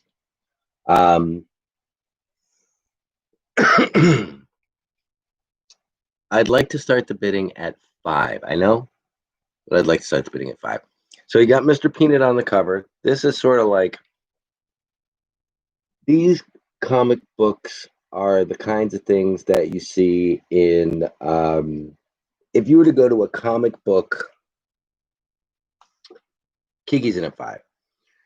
If you were going to go to like a comic book museum, they would have these books in that museum. This is the kind of Kiki bought a book that we have here that I haven't gotten to her because it's just a little oversized and you get a good box for it, of a program of an art show in San Francisco that was just this art. So other than finding these comic books and in this condition, the only other place you're going to see this artwork is in books or in art shows where the original art is being shown and sold for $4,000 or $5,000. The market on these is a little weird. I've been waiting for it to blow up for a while, because what it is it's more American folk art than anything. And I won't show this side again just because we won't get in trouble. But so this was actually the original print. The original price on this was 50 cents. But these are more considered like American folk art because they were such small press comic books that there's no mention of who the press was or when it was or what it was done. All you can really, from my research, the only thing that I can find out, one thing that Kiki said, one thing we found out was on the Zap comics, the early prints had numbers on the tops of the pages. So I guess we should be looking for that. And if you've never read these books, they're going to have stories like, I'm not going to say it, but just look at the titles on these things.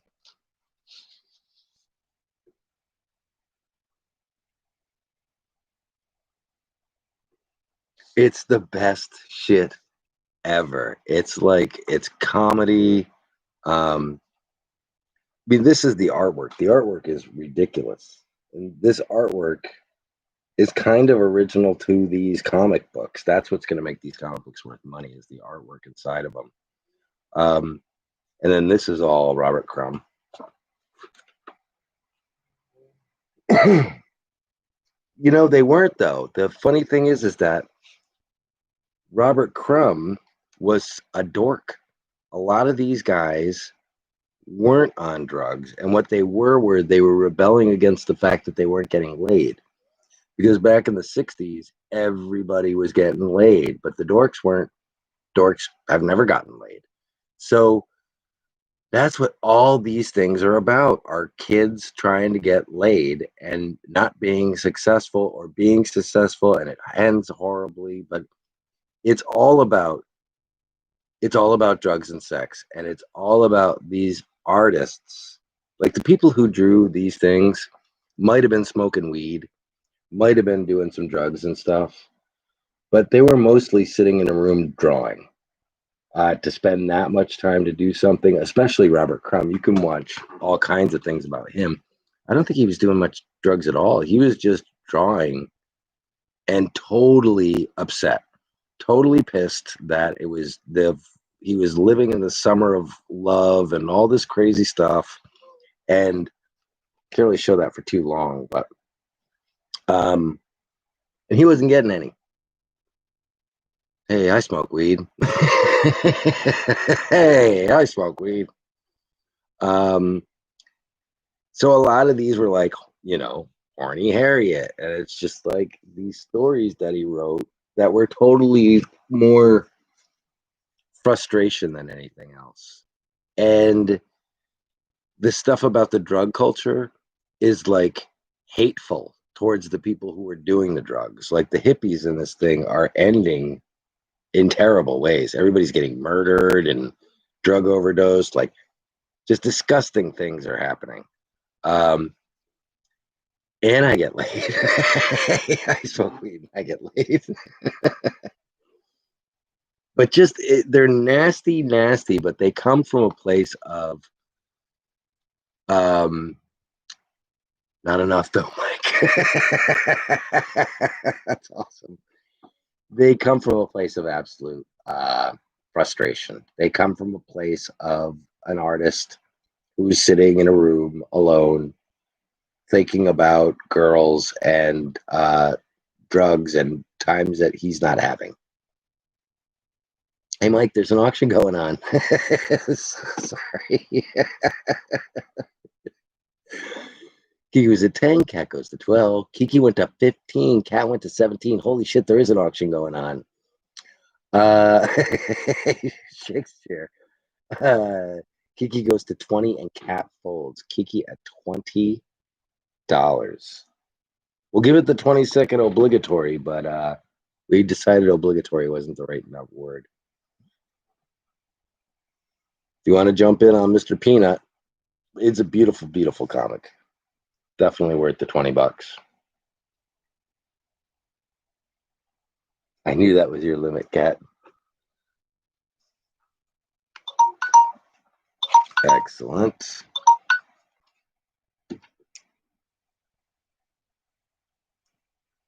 Kiki. 20.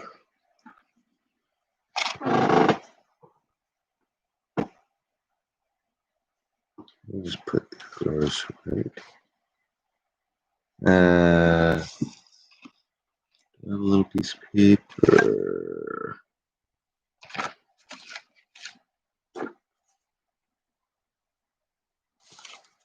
Okay. Cool. The next one is one of my favorites and a very difficult one to find. What am I smoking? Something called Moby Dick, and I'd never had it before, and it reminds me a lot of something I had called Golden Goat. Um, very nice, great tasting, kind of lemony. Great stuff. So this is Snarf magazine. Now, Snarf magazine you can find, but I've never seen this one. This is number 6. Robert Crumb on the cover. This insane machine. This looks more like a Dr. Seuss than it does a Robert Crumb, and that's probably why I love it so much, because you don't get a lot of whimsy out of Robert Crumb. You get a lot of sex and drugs and sad guys, and like you'll see as we go through. You don't get a lot of this. This is Snarf number 6 in beautiful, beautiful, beautiful shape. I should start the bidding at $15 on this just because it's so freaking gorgeous. But I think we will start the bidding at $8. But this is like when we're talking about like Robert Crumb, we're talking about like Kiki comes in at 8. When we're talking about Robert Crumb, literally, when I say that the only place you're going to see this is in real comic books that are in really good condition and museums. So it's like it transcends Jack Kirby. It transcends. There is a auction going on. Cats at 12. It is more folk art from the 60s than it is. I just don't know how to explain it. There's way more to this than there is what it is on the surface. This man is still alive. When he passes away, his stuff is going to go nuts. But Robert Crumb people are really into Robert Crumb. I'm wicked into Robert Crumb. I will sell all this stuff and buy more Robert Crumb. I've already got stuff in my basket to buy more. This cover I've never seen before. And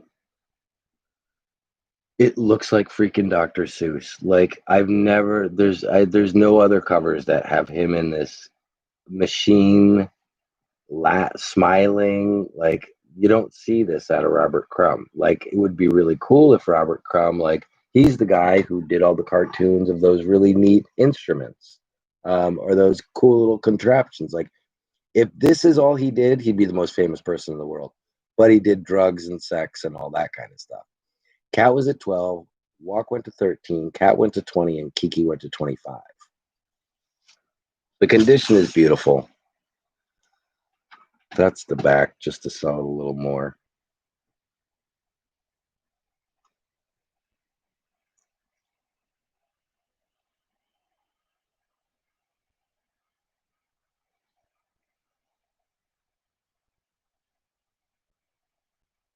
Cat's folded, Walk's still in, Kiki's at 25. Condition is beautiful on this. I mean, I'll just show you. You could see it.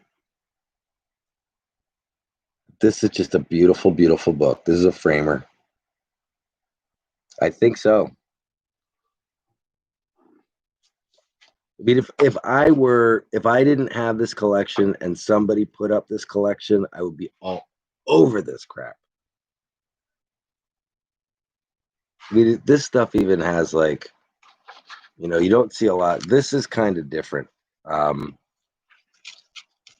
don't see a lot of that. Kind of that picture art and stuff. That's different. But looks so Walk is folded. If I had to grade it, it needs to be cleaned. See that right there? I think you can clean that. But okay. When you get a new book and it's brand new I know, I'm being careful. When you get a new book out of the store and it still has that, like, it's like flat out and then it goes up on the around the binding, it still has that space in it, like it hasn't totally settled.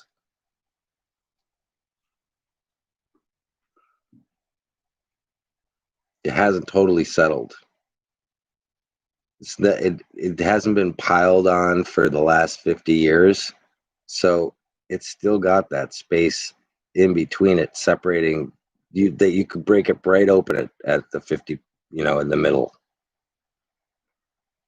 Grade, if you could clean it and press it, I would say above a 9. It's insanely beautiful. I don't even think you'd have to press it. I think just maybe clean it.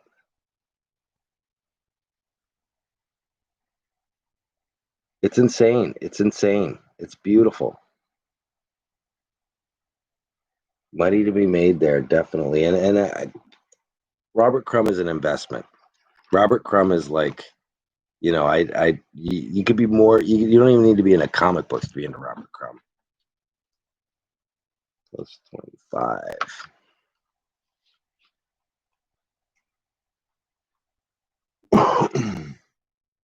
Kiki said, no, I'm not going to do them all, but I do know the good ones.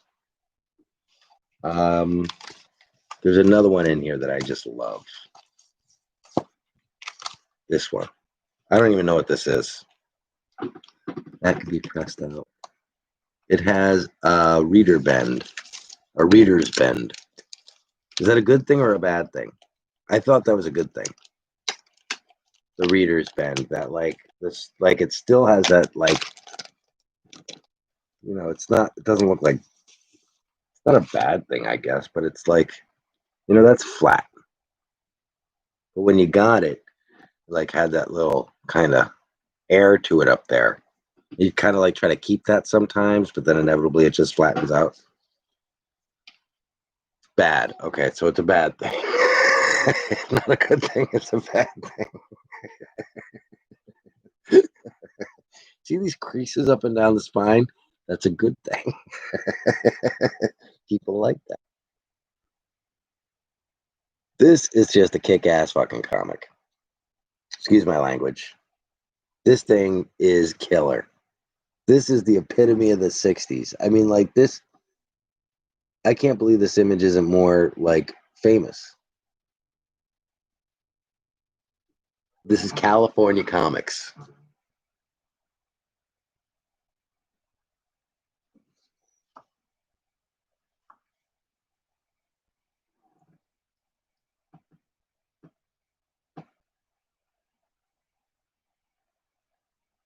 The Imagination Shop, California Comics, Bob Sidebottom, 1974.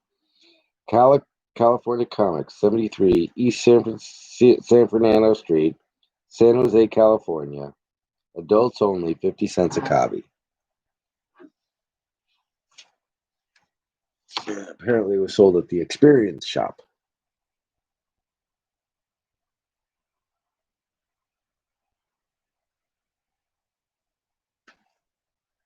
So this thing is freaking killer. I love this damn thing.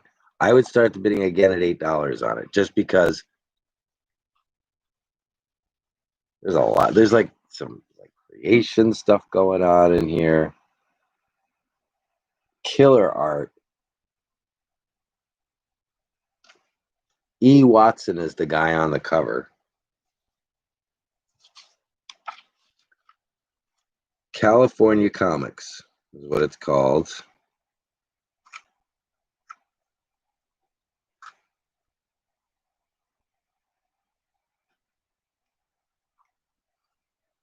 Just black and white stories from the 70s.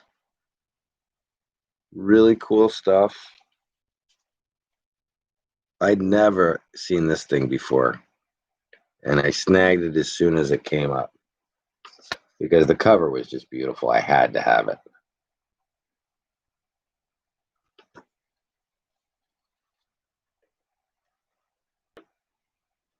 Barbarian Comics. I guess never launched, but so I'll come down to 5 if anyone's interested at 5. California Comics. You might still be looking online, so I'll $5, but you might still be looking for it. You probably are not going to find it. California Comics. We'll bring it down to $5 for you guys. 1973. 1973.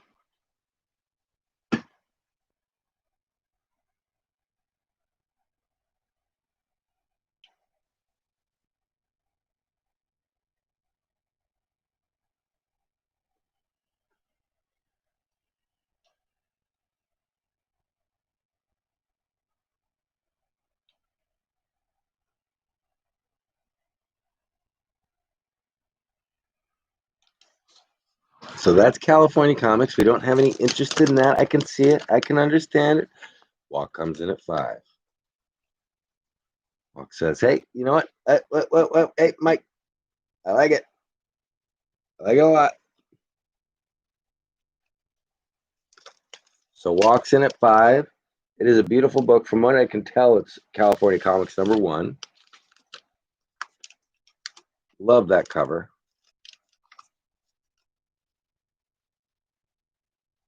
Easy, Mike. Slow it down.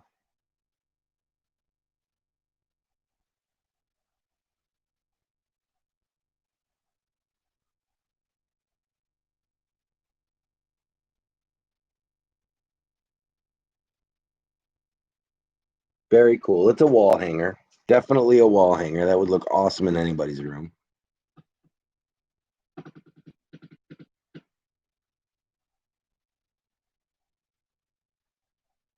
But we'll give you the 20 seconds. Walk coming in with the bid at the last minute. Gotta love them. California Comics from 1973. It is awesome.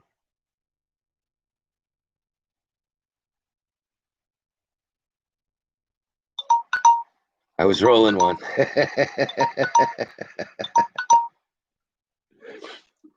So Walk is in F5.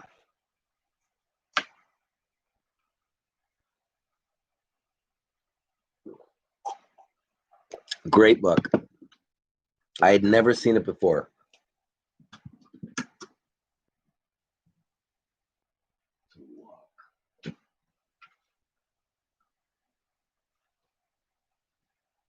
Not there for right now. Let's go to, what was the one I was thinking of?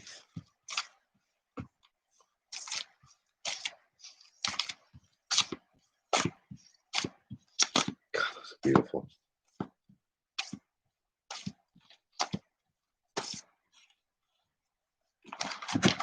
Okay, let's do some of the classic ones. So we'll start, let's do the Zaps. We're going to do both of these at once, okay? Actually, we're going to do all 3. This is going to be a little bit nuts because these could actually be worth a lot of money. So get ready for this. So you're going to get, this is 3 Zaps. We're going to do Zap number 0. This is Zap number 0 with a $250 price tag. So that might have come out in the 80s, but it is in beautiful condition. So this is going to be a later printing of Zap number 0. So that's not one of the ones that I was talking about. I was talking good money, but that is a very nice copy of it. But we have Zap number 1, and this is a $2.95 copy. So again, a later issue. But Zap number 1.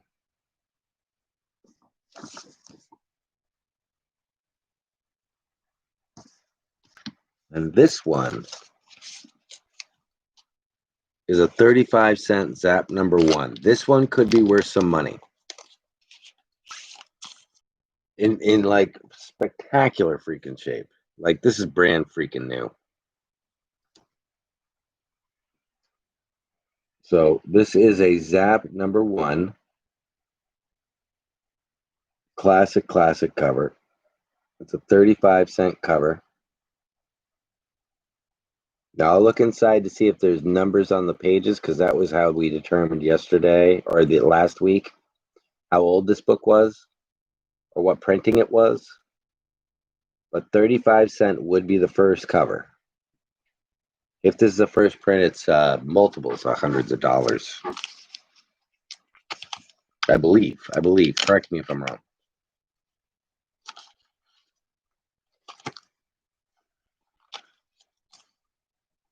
I've never opened this, obviously.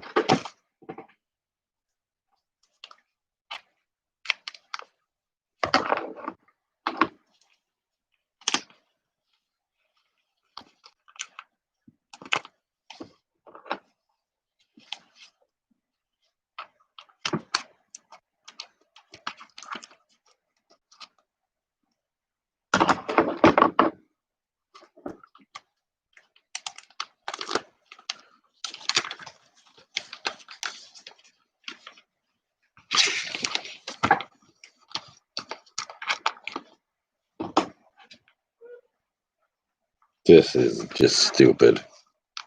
I want to put this tape on here so when he opens the bag, it destroys the comic book.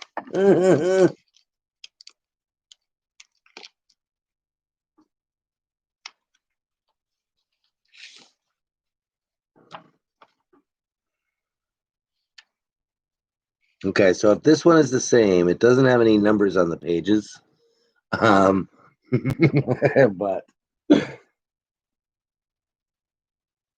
that's the number one Zap Comics. It's the third print. Stop. Oh my gosh. Mike, stop. Mike, just stop it. Please, stop it. So it's the third print. Show the back.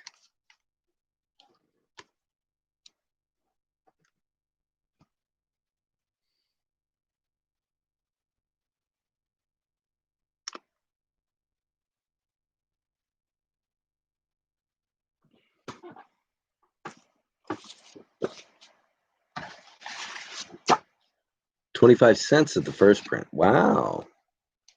Good to know. So this is what we have. I'm done now. Okay. So we have Zap number 0, a late print at $2.50.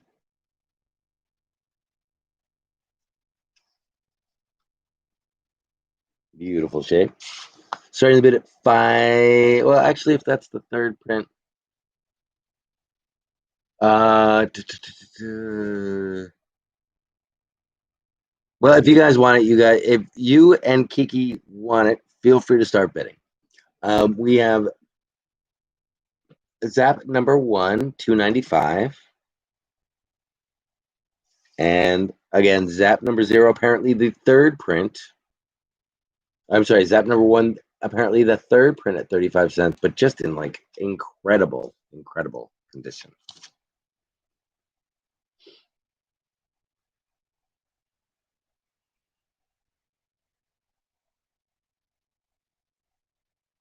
Cat comes in at 5.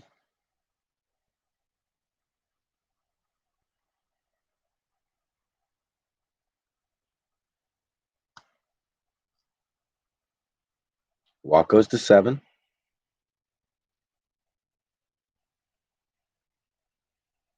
Cat goes to 10. Yes, things like new.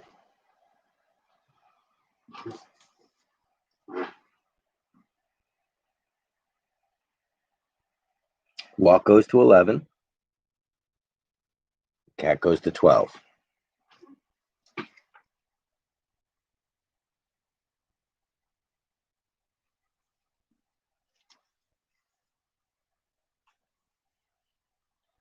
Smokey says, I did a little research, guys, and I'm going to 25. I was actually going to start the bidding at 20, but I didn't really know what to do. So thank you for bringing it up to 25, Smokey.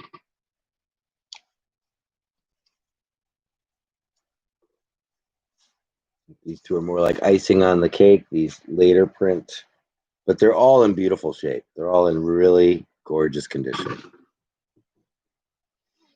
So that has sent Walk and Cat to eBay to see what Smokey's up to.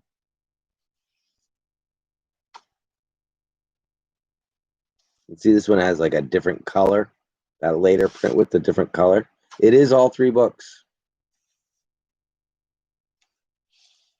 This one being the icing on the cake. Apparently the third print, Zap number 1, in really nice shape. Like I just bought it shape.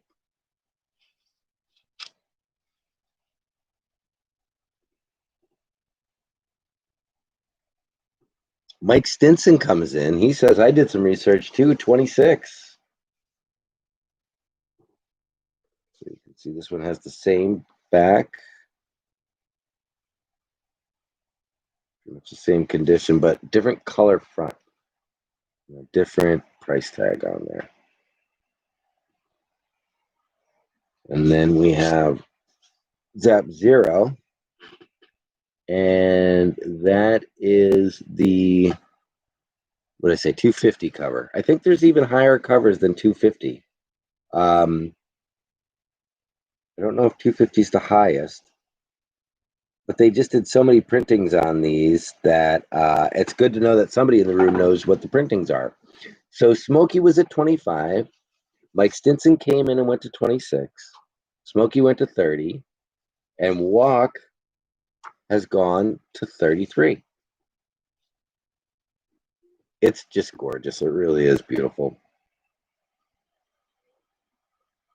Kat says that's the 9th printing. And I imagine Kat would be talking about this guy. And it's in beautiful shape too. They are all in just like brand new condition. The number 0. Like I literally went out to the store and bought them today. They're just gorgeous. Mike Stinson goes to 35.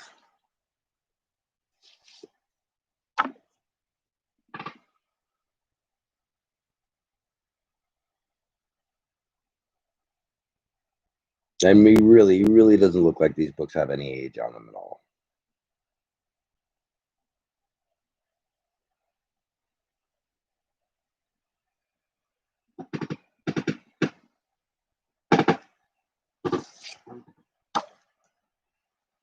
And then the crown, obviously.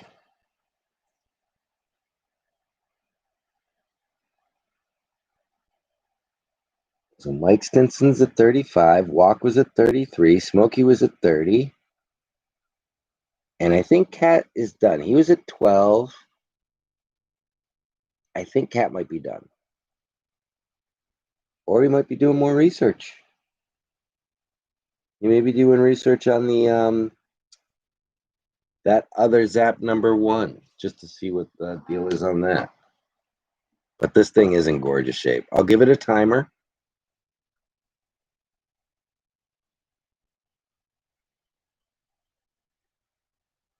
Yeah, I like the books. Too steep for me. Fold. Gotcha. Thank you, Kat.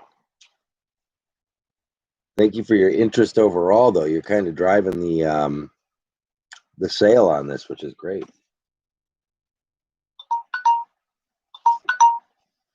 So at the buzzer, we have Mike Stinson at 35.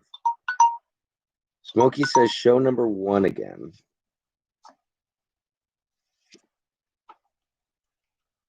A good close-up on 1. Smokey folds and Walk folds. It looks like this one is going to be going to Mike Stinson at 35.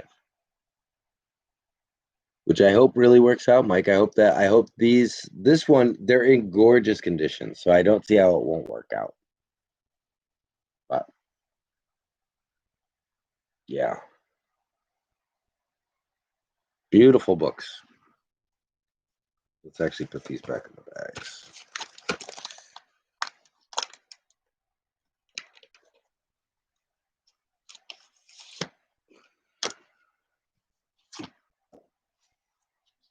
Oh my gosh, I even wrote it on there, 6th printing. Might not be putting this in the direct bag, but it's time to move on. So to Mike Stinson. Where did my paper go? Oh, right here. Didn't I have a piece of paper? Buried.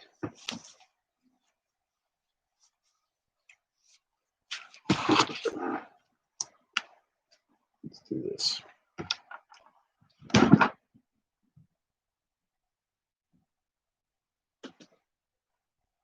There you go. Yeah, but I can't even use this.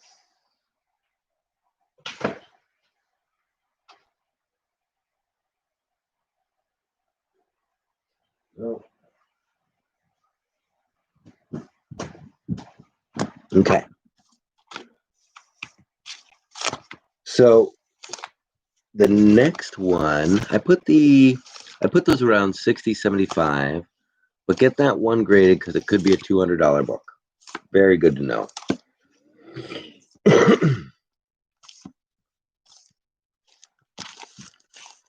So these we'll do separately just because they are Robert Baudet, and he's kind of separate from this, but he was at the same time, and a lot of people love these books. Let me just make sure I got them all out.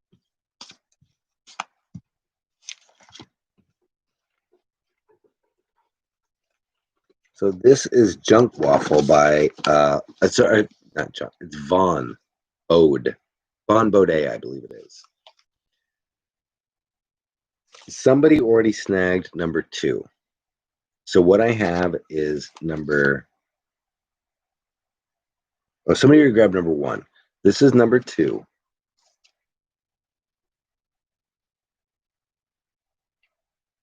This guy did Wizards. Remember the movie Wizards? He did the entire thing.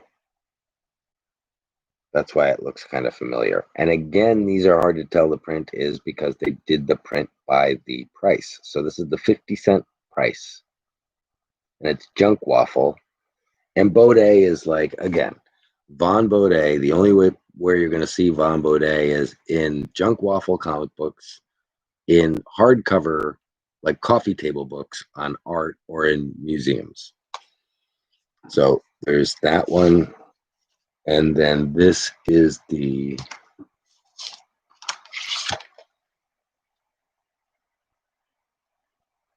this looks like it was the 50-cent, and then somebody put a 60-cent over it. So I do have another one at 75 too, if you'd be interested. So you could, if you want to do 2 number 3s and a number 2, if you're interested in the Von Baudet,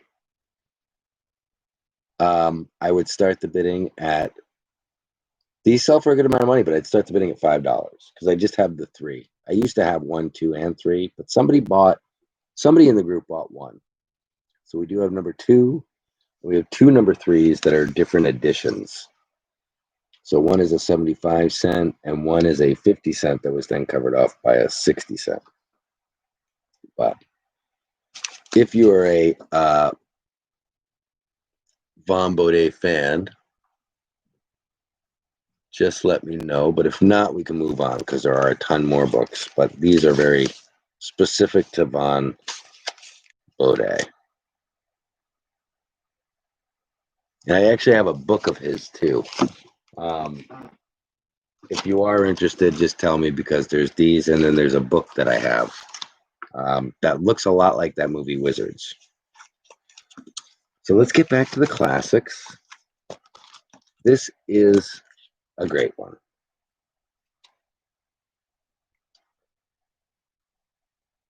Best Buy Comics. Another, well, again, all of these you're telling the what print it is by the price. So this one has $1 on it. I might have another one of these, and if I do, we'll put it into a lot. But I think we might have sold one last time. The color on this thing is just insane.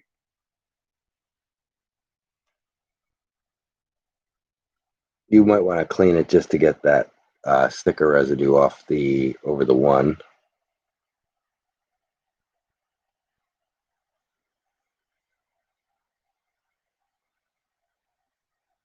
Doesn't really get more classic Crumb than that. So there's this one, and we will make a little lot out of this. There's this one. Should have another one of those. If not, we'll just do some other books, because there are some other books that go kind of with this one. Okay, I think we sold one last week, but this is what we're going to do. So we're going to do that one, which is beautiful.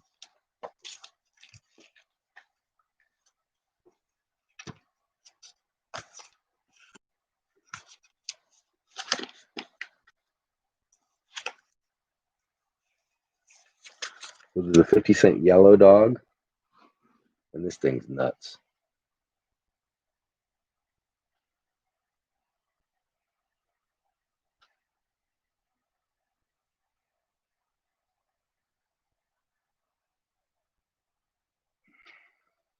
So that one from the Best Buy.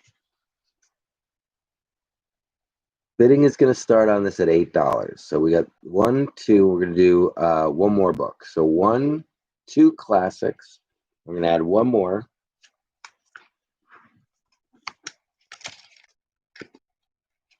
Bidding starts at 8. And it's the one you've all been waiting for. I know at least one person's been waiting for. Big ass comics. This one's a hard one to find in good shape.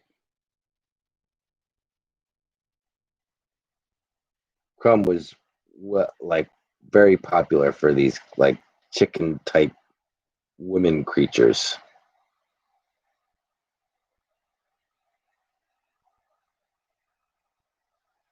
So you've got big ass comics, classic.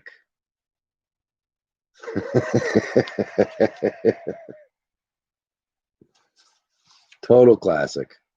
In decent shape. This is a hard book to find in good shape. Snatch Face, thank you, man. You're the best. If I don't see you, if I don't talk to you before next weekend, I'll talk to you next weekend. Kiki. Best Buy. This thing is just gorgeous. This thing is in beautiful shape. Classic Crumb. Doesn't get any more classic than that. And then Yellow Dog, essential to your Robert Crumb collection. This is Yellow Dog Volume 2, number 13. With Little Cutie. What are the names on here? This one is just one of the most twisted ones. And the inside is ridiculously twisted. So Little Cutie, Absorbing Junior, Scutch, and Scutch is his greaser guy, and then the Daily Duck. And then, so you got this, let me pull this out of the bag here.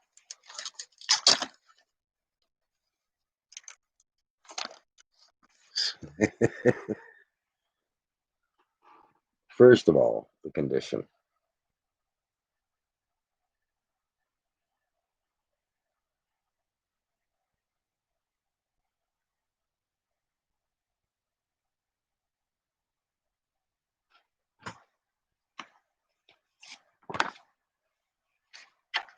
Back your yellow dog, just like the paper. They have the one yellow dog. It's actually pretty funny.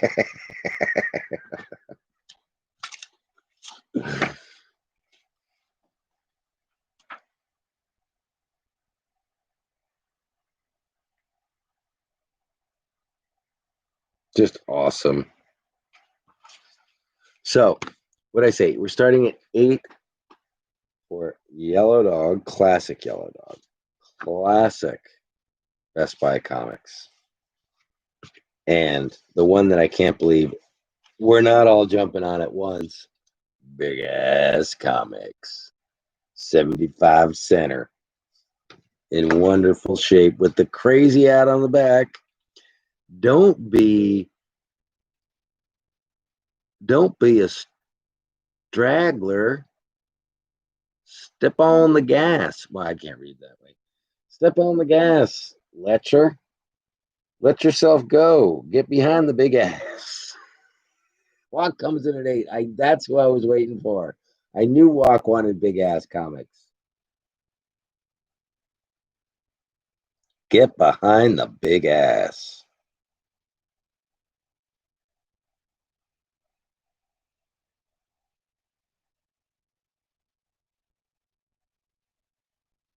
Yeah, the back's better than the front.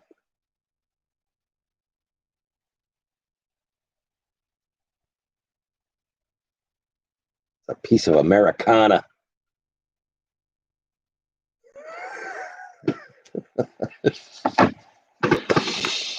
So we got big ass comics, Best Buy, which is just gorgeous. We'll start the timer. And Yellow Dog. There's a great deal, Walk. If you get this, it's at $8. You're cleaning house. Oh, it's kind of blurred on the back.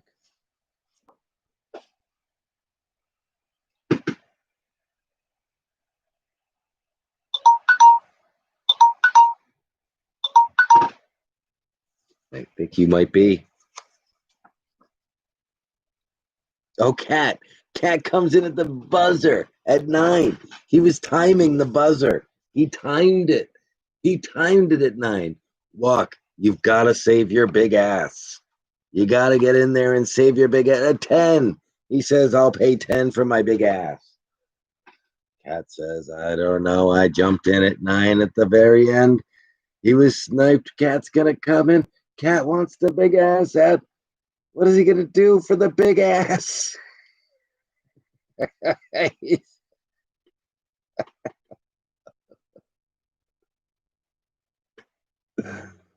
What are we going to do? He folds. Oh, man.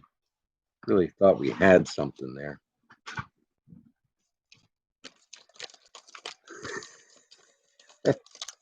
Just pass it through. Good to see you, Bob. No, I did get your messages. You're all good, buddy. No problem at all.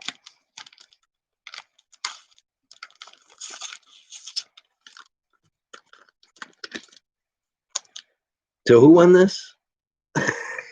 Walk at 10. Whoa.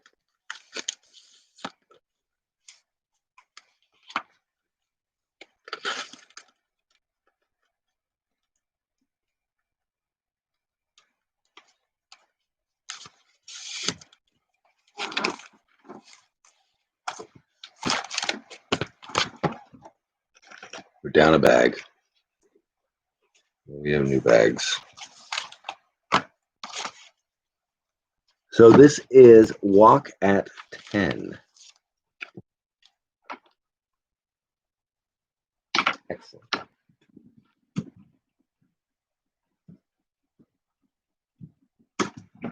Okay, so the next lot, more classic stuff.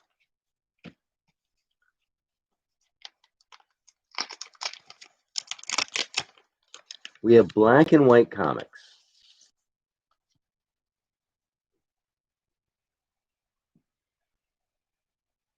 I love these ones that there's like all this stuff going on.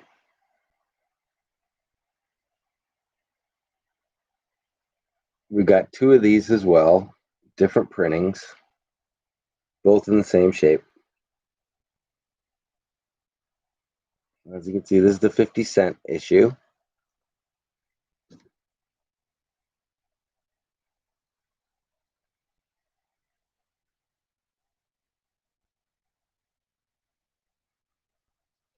And then a 75-cent issue. 75 actually looks, well, it's much brighter, but it is the 75-cent issue.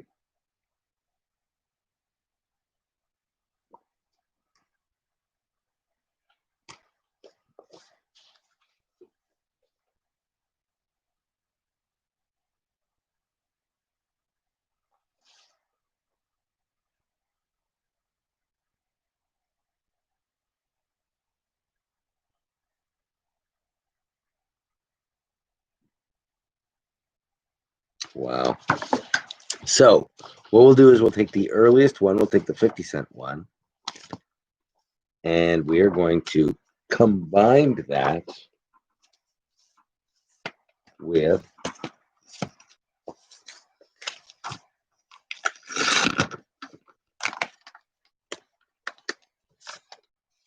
yeah.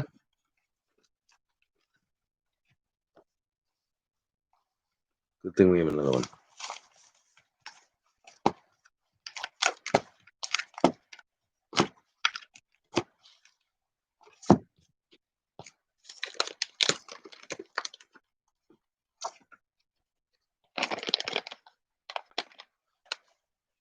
And an earlier one too. Okay, so this is going to be, these are all 50 cents.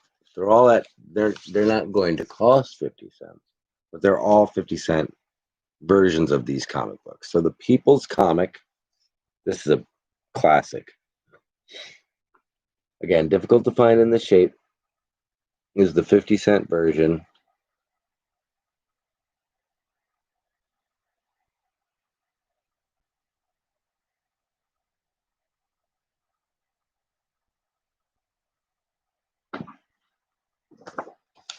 XYZ Comics.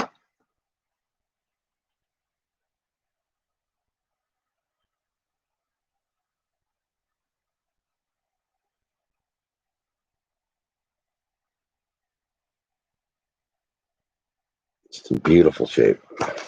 And Black and White Comics, the one that we just showed you. So one, I would start this again at $8. So one,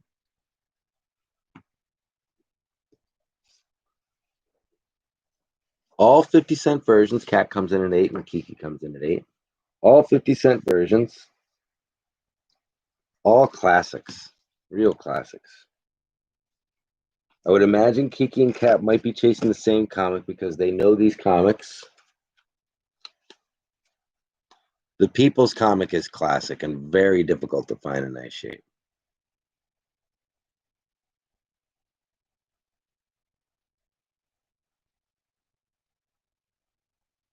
Oh, you're not getting it all.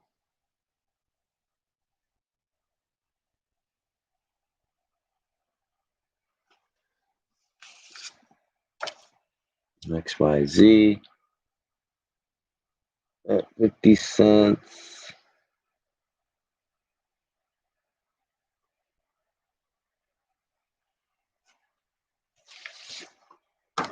And then Black and White at 50 cents.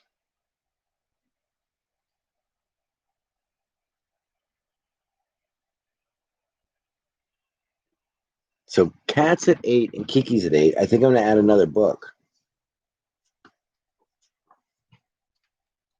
And let's do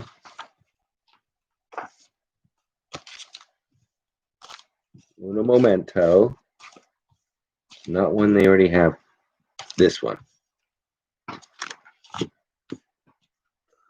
Another 50-cent book.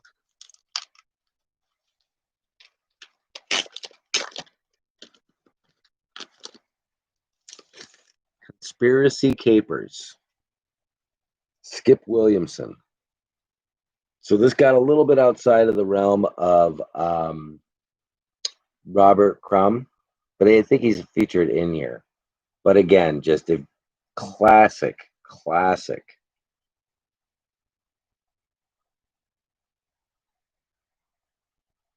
War Comics, affordable Class War Comics.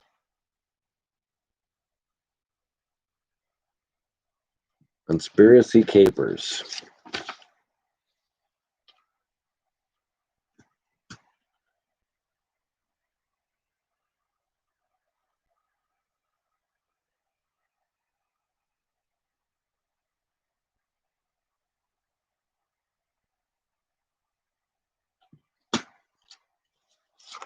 I don't think that's the one they were looking for, but man, this is a cool comic book. This is in like, I mean, white pages. Get any more white?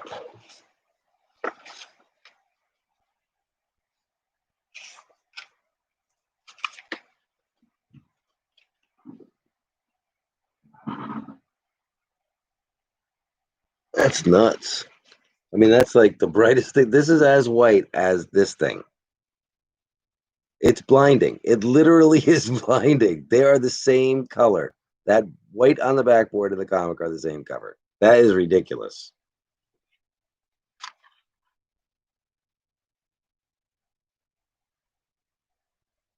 Class War Comics. Classic stuff. And then there's like this weird Japanese stuff in here. That's really nice.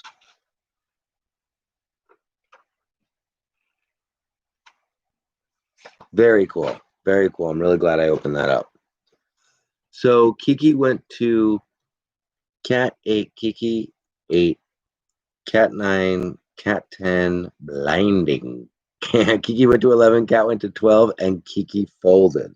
So that's 1, 2, 3, 4 going to Cat. Let's get these back in the bags. We'll give it the 20 seconds in case anybody else wants to jump in. But I think those are the only two people interested.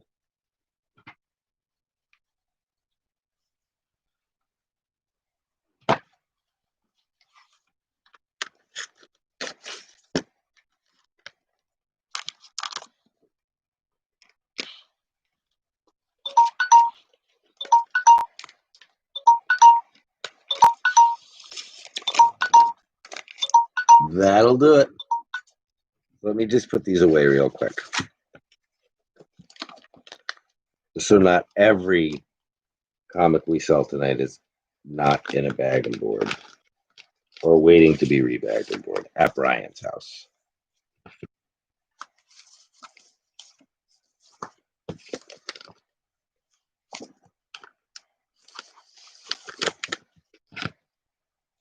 Why am I always one bag short? Every time I'm one bag short. Okay, so, and this is Cat at 25, 12. He's like, oh my gosh, Mike. I have no idea what I'm getting. I don't know what he's charging me.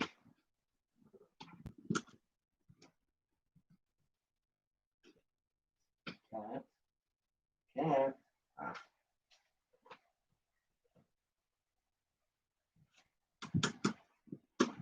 Okay.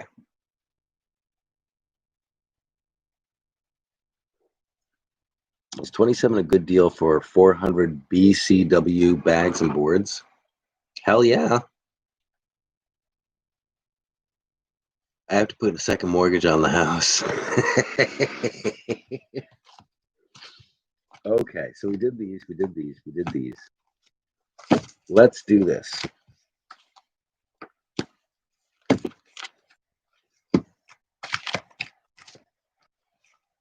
Unless there is, I really would like to move on to the books. We'll just save the rest of these. Unless there was anything specific that you were looking for, that you saw that you wanted, just tell me. But we can save the rest of these for next time. Yep. I need Silver Age. You need Silver Age or Modern. Oh, you do got.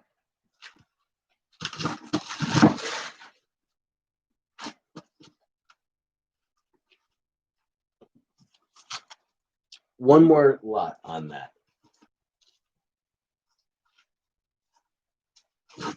One more, because we do have these. And these are fun. And then we'll save the rest. Cat saying, I like this old stuff, Mike. Okay, we could stay in this stuff. Okay. I was going to try to mix it up, but let's just stay here because we do have the fabulous Furry Freak Brothers ripoff press. This is number 12. This is the 3D edition, so the whole thing is literally a 3D. I don't have the magazine, the glasses, but if you have 3D glasses, the whole thing is a 3D comic. So that's ripoff pressing, Underground Classics.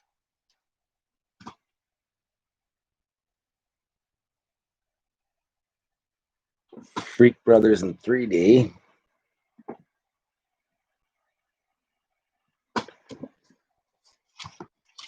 Mr. Natural number 2, 1971.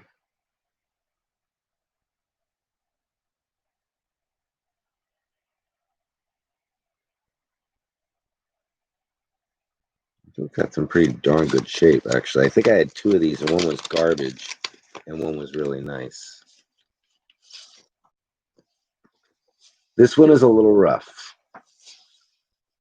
and a pressing wouldn't save it. So, it's just, here you can see. Just look at the light as it's shining on here. You can see all the stuff. What's going on there? So it's a reader,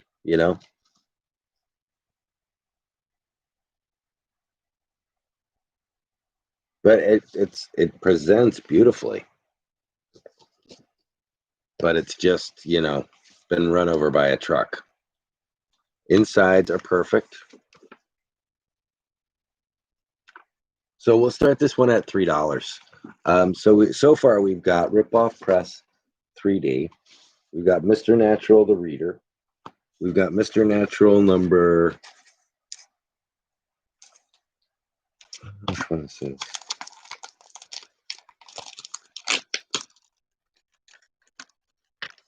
So keeping this one low because these guys are these are low grade books. So it's starting at 3. And they're fun readers, totally, because it's Mr. Natural. These are kind of like Mr. Natural, and Mr. Natural is probably the best read because he's got this guy who's always trying to get pot. And then Mr. Natural comes up with these, like the origins of Mr. Natural. It's like a real story. There's all kinds of stuff to Mr. Natural. There's a Mr. Natural pot growing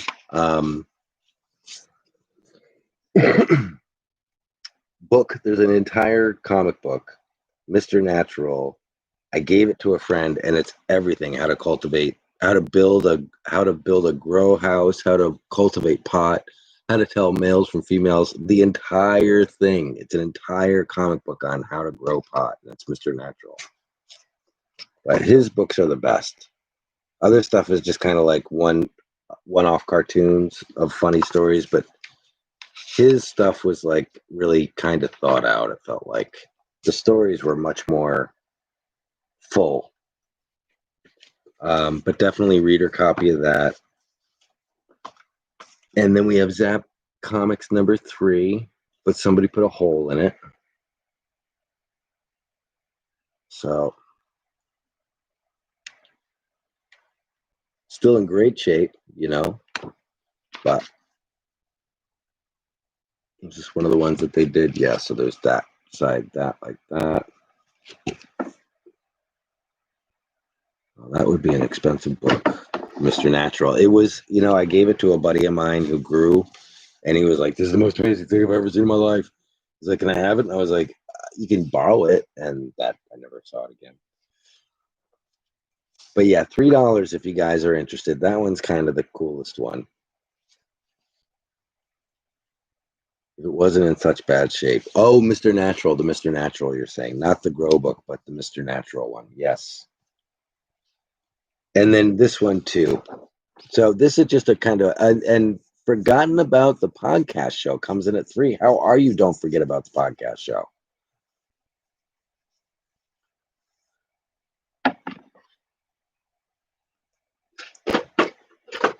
Still not cheap. Don't forget About Us podcast show. Doing well, always watching, first time bidding. That's great. If you could, just email me your address. And if you have PayPal, then everything's perfect. I'd love to sell you some books. I love the fact that somebody watching has come in to bid. So yeah, just feel free to Showzap 3. Showzap 3. It's just got that. So that's the issue, is that somebody punched a hole in it. And you can see, give a good idea that it was folded at one point. Presents well.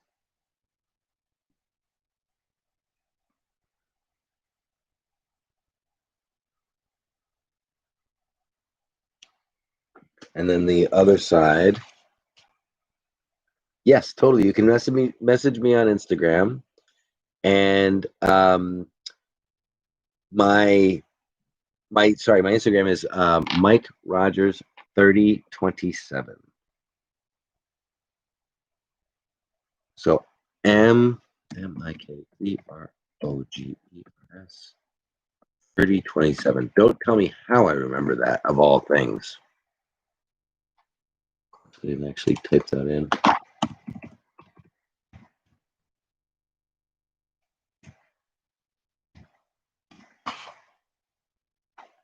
And not in cap locks. I don't know why I'm in cap locks, but what did Smokey do? 50 cents. Okay, thank you. Oh, what was the cover price? 50 cents.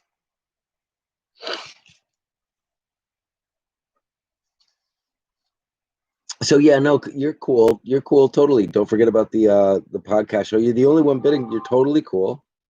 Totally just got your message too. Oh wait, maybe I didn't. That's Bob. You're all good, Bob. Got a request. Don't forget about the podcast. We got you. You're all good. You're good to go. So yes, $3. $3 it in. So don't forget us at 3. You got Zap number 3. We just threw in Cloud Comics Presents ACC Duck. This one's just a weird one, but definitely falls into the underground comics category in beautiful shape. Just picked that up the other day. Mr. Natural, the Reader. Ripoff Press, the 3D. And Mr. Natural number 2, the Reader, which is just, it's literally feels like it's been run over by a truck. Presents great. White pages. But just very rough.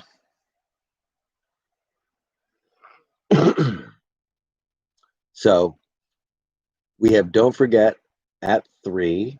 I'll show the books. We'll set the timer.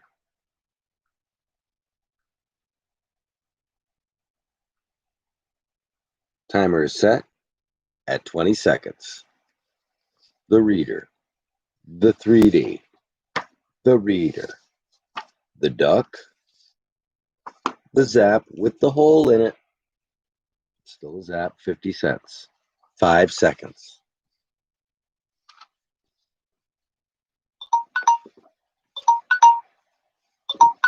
And it goes to Don't Forget.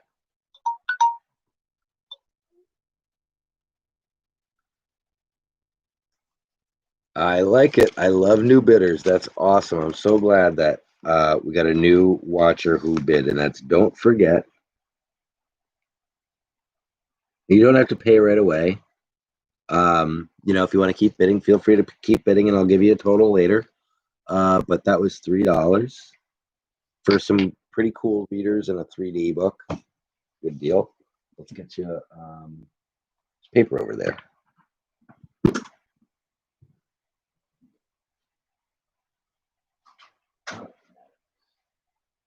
Yes.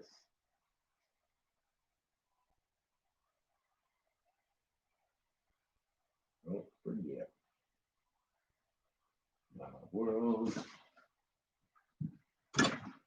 Okay, so why don't we move into the big books? Very cool. Awesome. I'm glad you're into that. Let's do this. The big ones.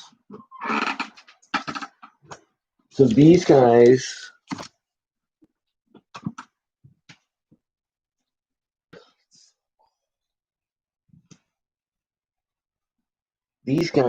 I'm probably going to start a little bit higher, okay? Just because they're in such beautiful shape.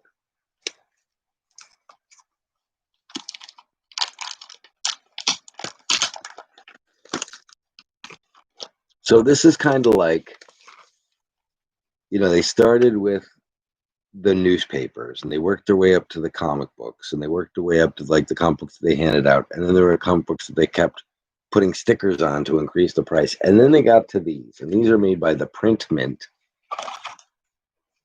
and they're really nice. Same still idea, not straying away from what we were doing before, so it's the same type of interior. Weird stories, cool stories, drugged out stories, sex, drugs, and nuttiness. R. Crumb, Art Spiegelman, Bill Griffin, Clay Wilson, Diane Newman, A Portfolio by Willie Murphy, Keith Deitch, Art Spiegelman, Justin Green, Eileen Kaminsky, Rory Hayes, Spain, H.M. Bateman, Mary Kay Brown. So just a collection of the underground artists.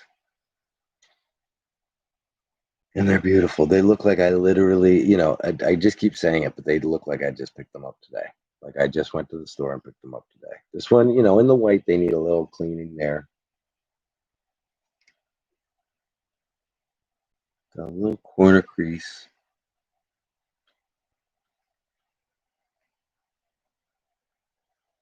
$19.76. So On this guy, I love this one. This is number 6, one of the more attractive ones.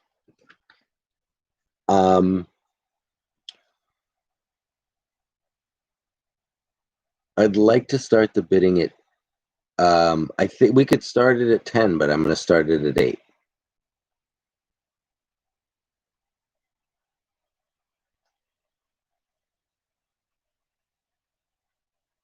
The cat comes in at 8. We got that little corner down there. That's just.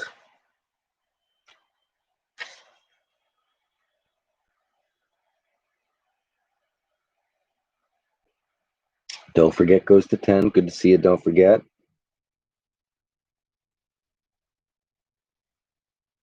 They are awesome books.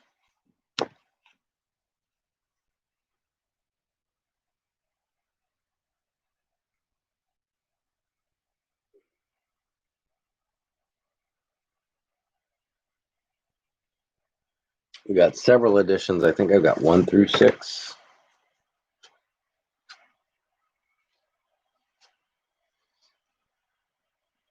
That one particularly is just awesome.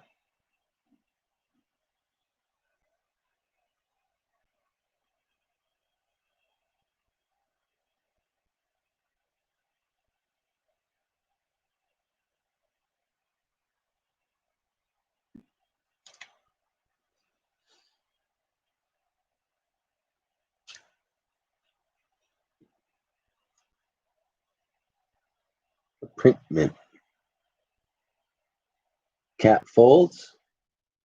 We'll give it a 10-second timer, but it might go to Don't Forget at 10. 20 seconds.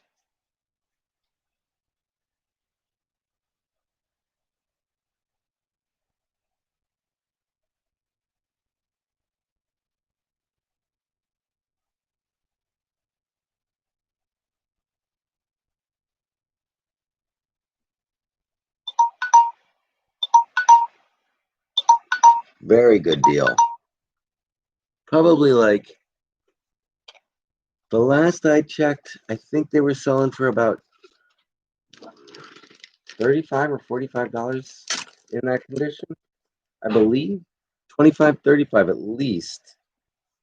25, 35 at least. I know that.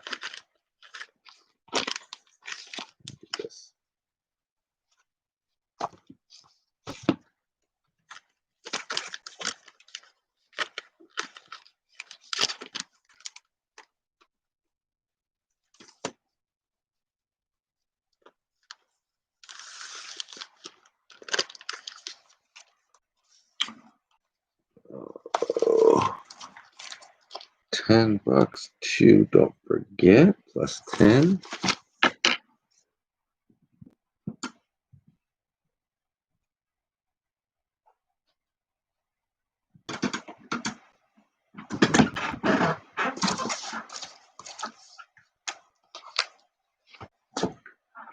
This one is number 1. So this is number 1. Just because it's number 1, we might start this one at 10. Because these do sell for like 25, $35.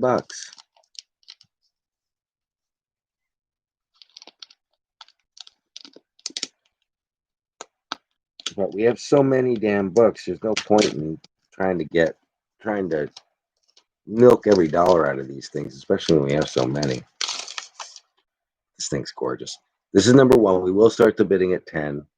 This is Arcade number 1 from spring of 1975.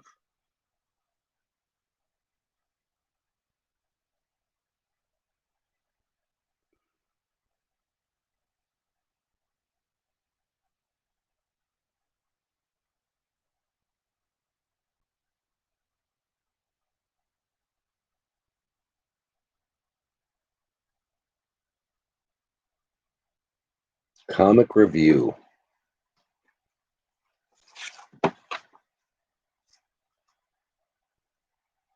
a nice back.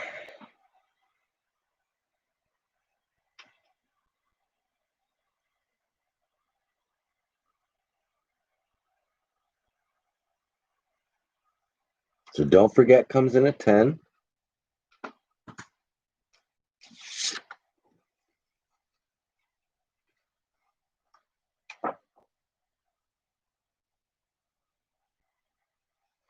These are a little bit more dense than the other ones. It's kind of cool, but just beautiful. Arcade #1, 1975 Spring, the comic review. Gorgeous book.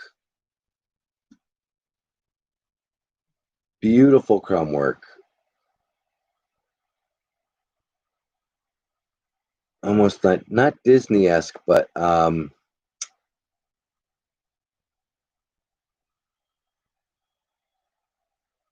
don't know. There's something there that reminds you of 1940s cartoons.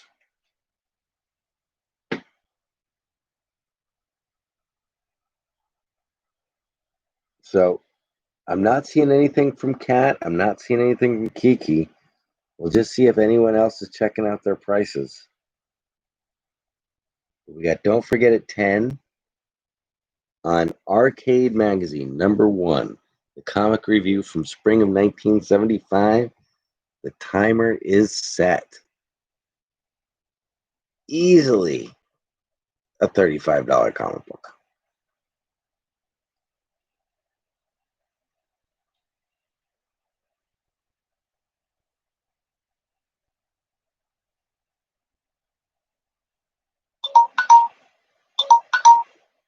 At the buzzer, it's $10. Don't Forget is cleaning up right now. I know Kat's there. He's not seeing the value in these. These are, well, they were PCs for me for a long time. They were definitely in the personal collection for a really long time, but I think I've had them for, I had to step out. I think I've had these for at least 8 years. So, and that was $4.10. Good deal, really good deal.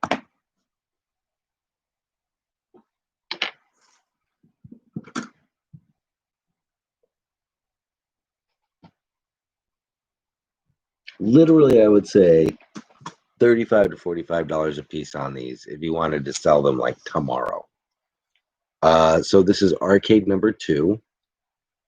R. Crumb on Modern America. Paul Krasner on Lenny Bruce. Comics, Fiction, and More. Arcade, the comic review, summer 1975. So I'd start the bidding. It's not #1, it's #2. So I'd start the bidding at $8 if anyone is interested. Thought we'd have a little bit more interest on these guys just because of the condition. They really are like the coffee table books. We'll see. Kat had stepped out last round. So Don't Forget was at 8. Kat goes to 10.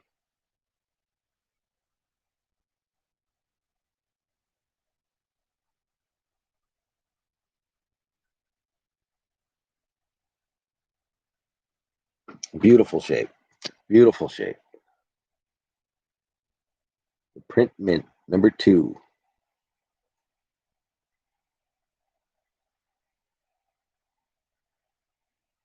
Fold since Kat missed out on #1. I like that. I do like that. I've started the timer for 20 seconds. Kat's at $10. This is Arcade #2, summer 1975.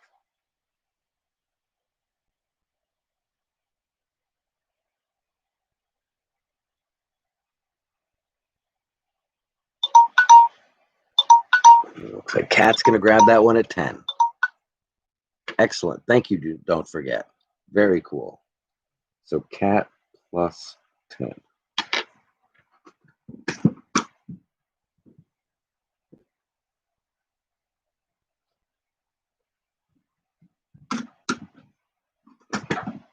This is a classic. So this is Arcade Comic Review, winter 1975.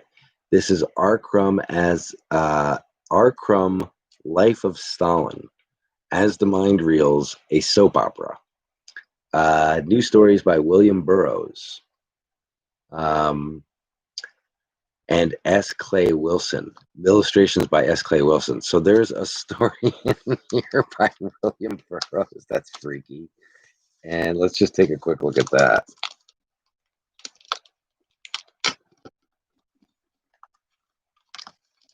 So it's so funny. Like William Burroughs is one of my favorite authors. So it's like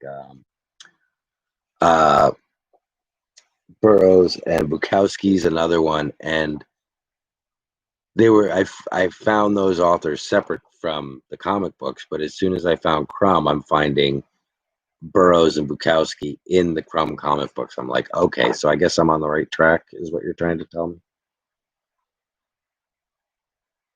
There's a lot of Frosty the Snowman in here. As the Mind Reels, Doll Boy. That looks creepy as stuff. Okay, where's this?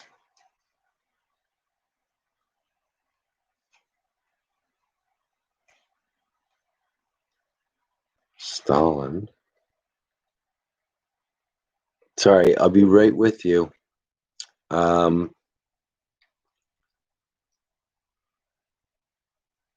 Weed. Mountains of Marijuana.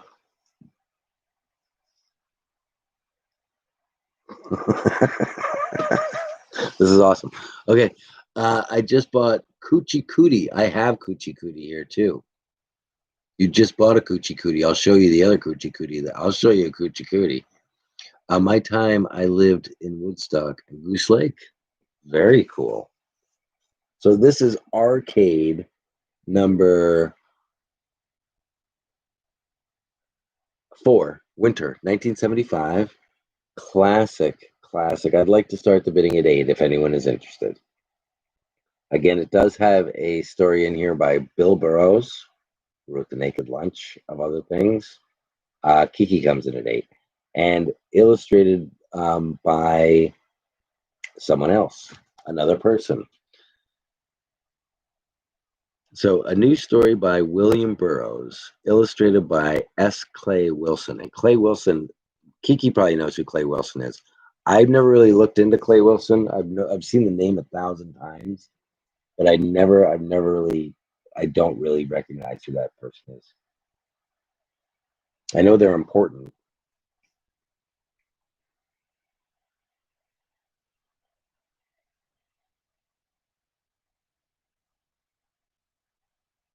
It's weird to see these in color, because they're always in black and white. But there's some cool stuff in this one, like Nibby's The New Boys in Funny Fairyland by George McManus. Like some history of comics in here. And then this thing, I don't know what this is, but this is really cool. Like, I have no clue, LOL. I just love that art. I just love the art.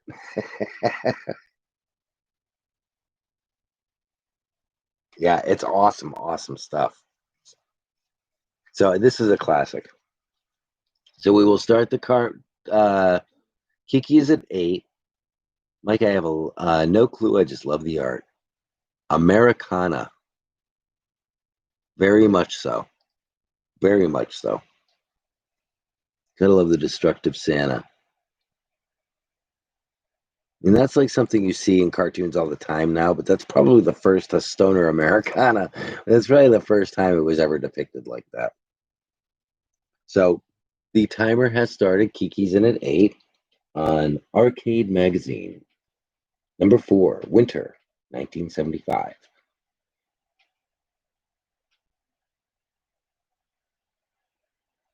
Uncle Joe's Creative Arts Seminar. Oh, that's great. Great book. Very cool.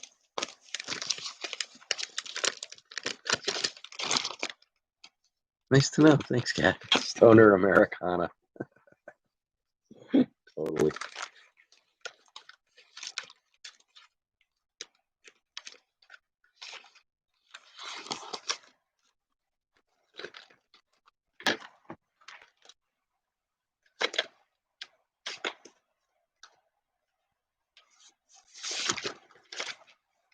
So that is Kiki at 8. Kiki plus 8. Kiki's right here. This one, we're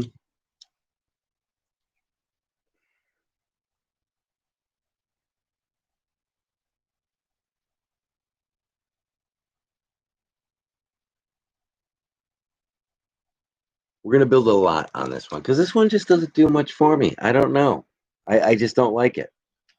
In this one, though, they have featuring the length story Miles Mycroft, Psychic Detective, Robert Crumb Secret Sketchbook, Sex Comics of the 30s, Edgar Allan Poe, His Dying Wish, Purgatory on $5 a Day, Dada's Papa Meets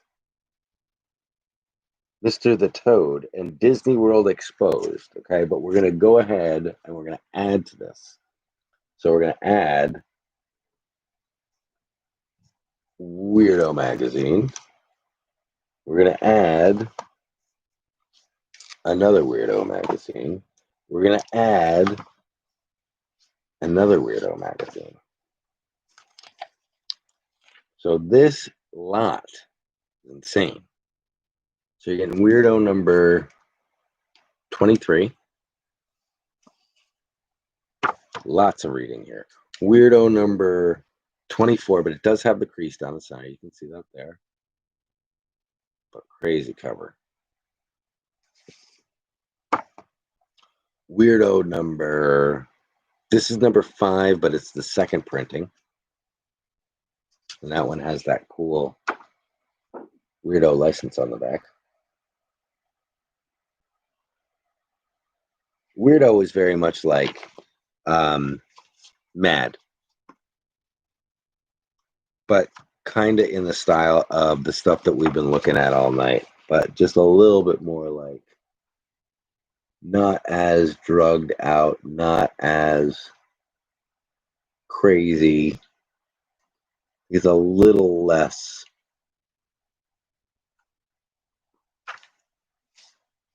It felt a little more mainstream. Obviously not completely, but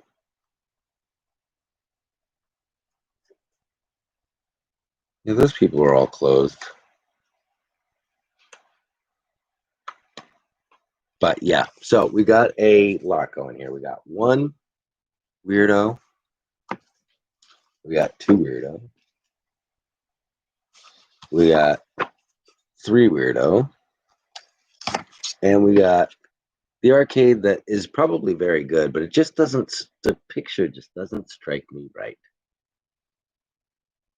So for this lot, we would start it at $5, $5. If you are interested.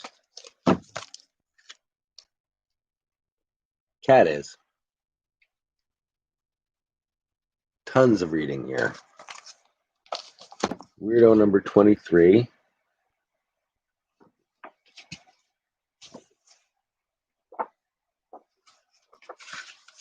Beautiful shape. It would have to look at it again. I would have to look at it again. Oh, you're asking, you guys are talking. So this has this bend in it, right? It doesn't break the color, and that's part of the whole artwork down there. It's just very convincing. But it is one straight bend. So it goes right through the book. But that's really the only thing, is it like was just bent right where that is.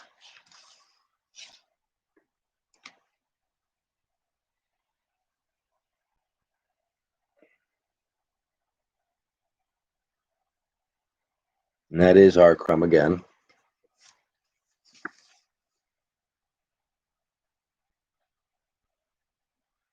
It's like a photo cover. It's not, it is pretty thick actually. It's about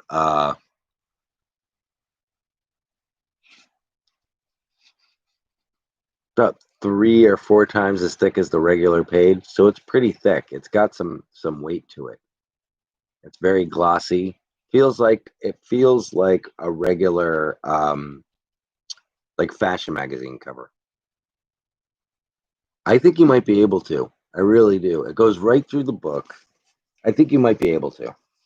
I don't know, because it doesn't really damage the book. And it's not anywhere else except for that. Maybe, maybe you could do it, but maybe it wouldn't get the full thing out. I'm not sure. But Cats at 5. This one's perfect. This one doesn't need any issues at all. This one's great. That one has the spine ticks and the bend. This one is a second print, but is in gorgeous condition. And then number 5, there's nothing wrong with number 7. I just don't like the artwork on the front.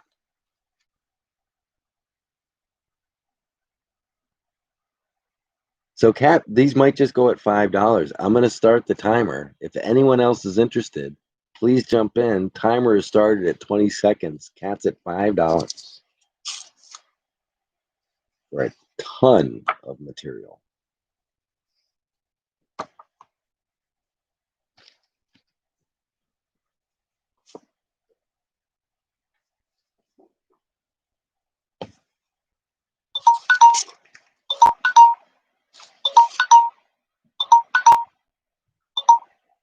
It didn't excite me. I couldn't sell it.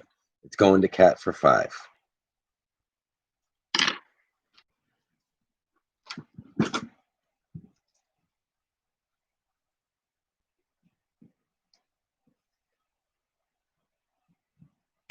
Okay, so it's 2:56 in the morning, so it's getting a little late. But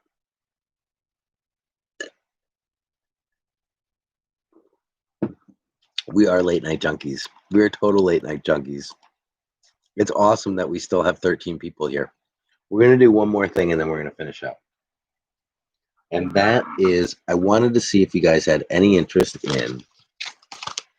Let me just clean up a little bit here. We still have some independence. That's nice.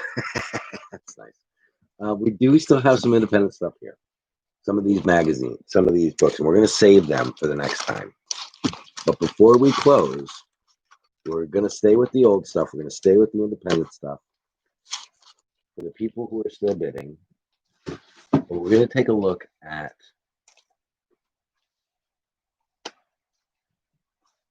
let's just put this.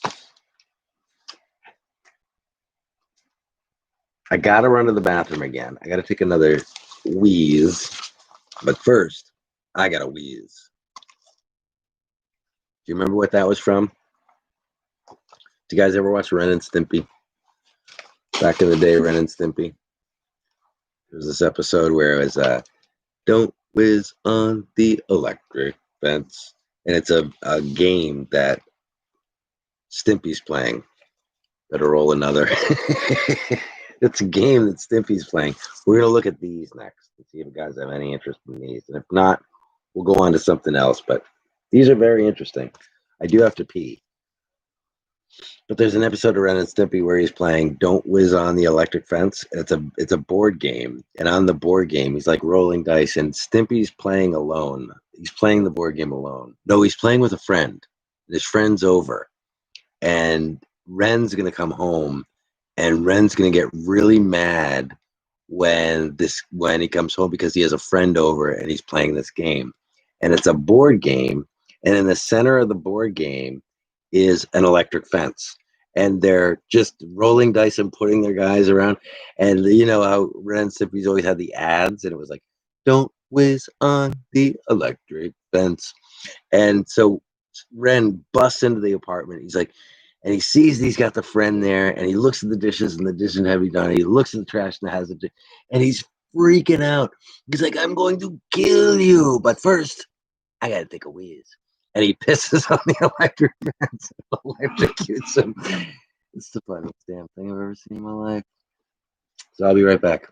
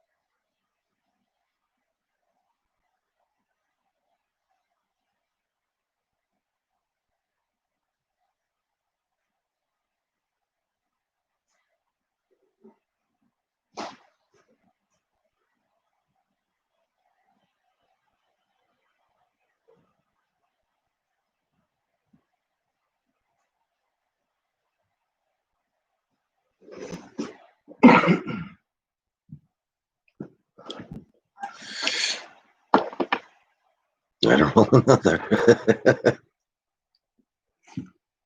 Ren and Stimpy had the best commercials. Log, do you remember Log? Rolls downstairs, alone in her pairs, rolls over the neighbor's dog. What's good for a snack and fits on your back? It's Log, Log, Log, Log, it's Log. It's better than bad. No, it's Log, it's Log. It's big, it's hollow, it's wood. It's Log, it's Log. It's better than bad, it's good. So we have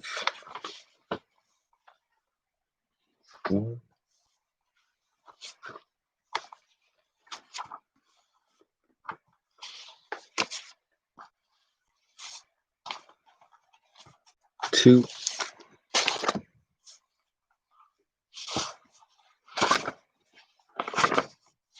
3, 4, 5, 6, 7. And these are a little rough, but if you want to, 10, 11, 12. So what we have here is Yellow Dog newspapers from 1968.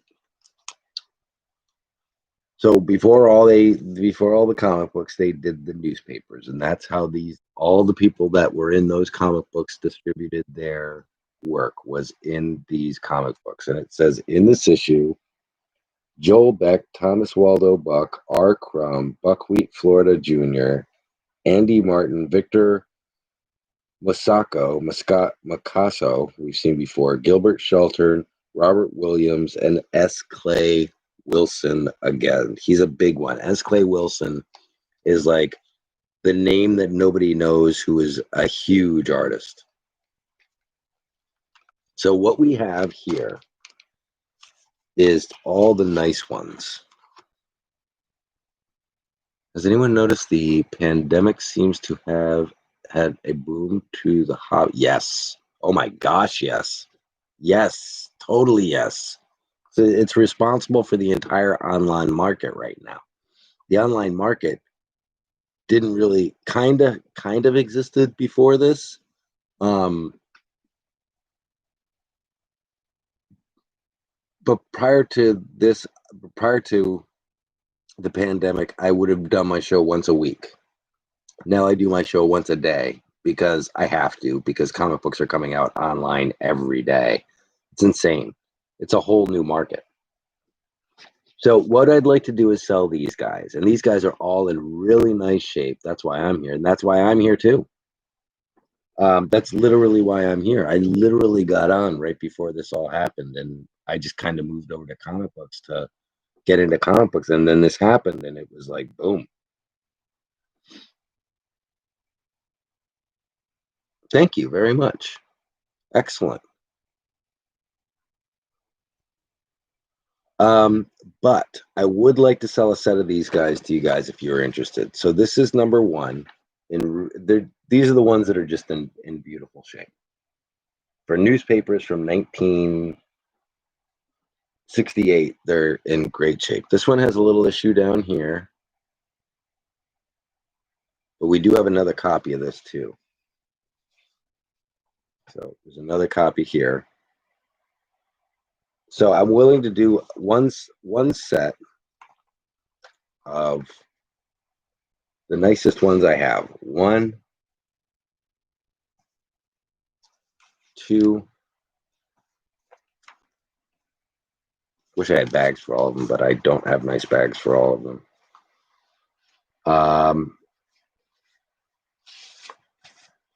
Like this.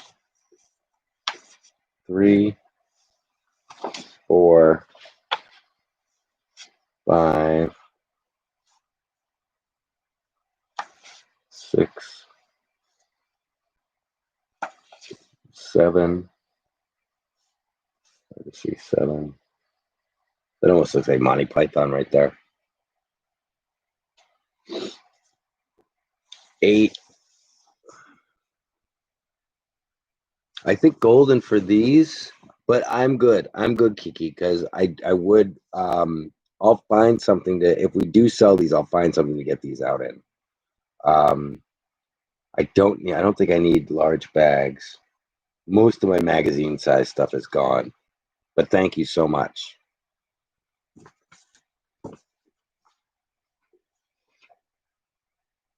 7. So that's 1 through 7, and then I have these two. That's 1 through 8, I believe.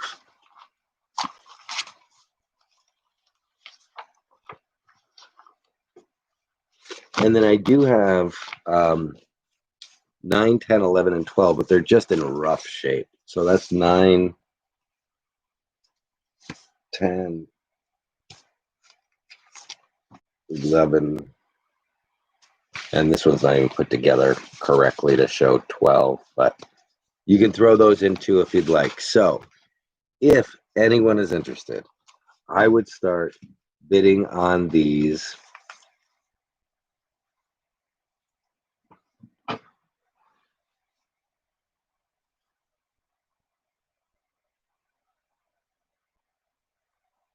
Just to make sure people would be interested, you could literally start the bidding at these at like $35 to $40.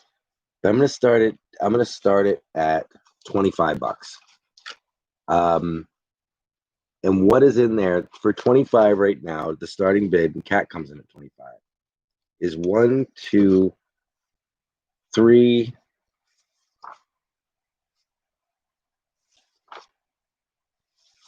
4, 5, 6, and 7.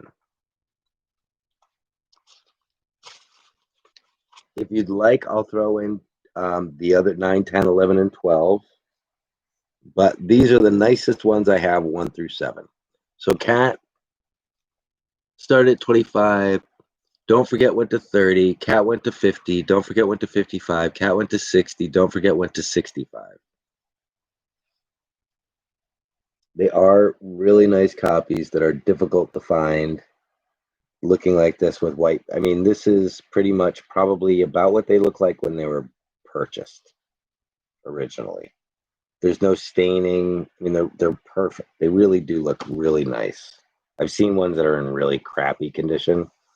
They're newspapers, so if you open them up and don't put them back perfectly, they're going to get fucked up.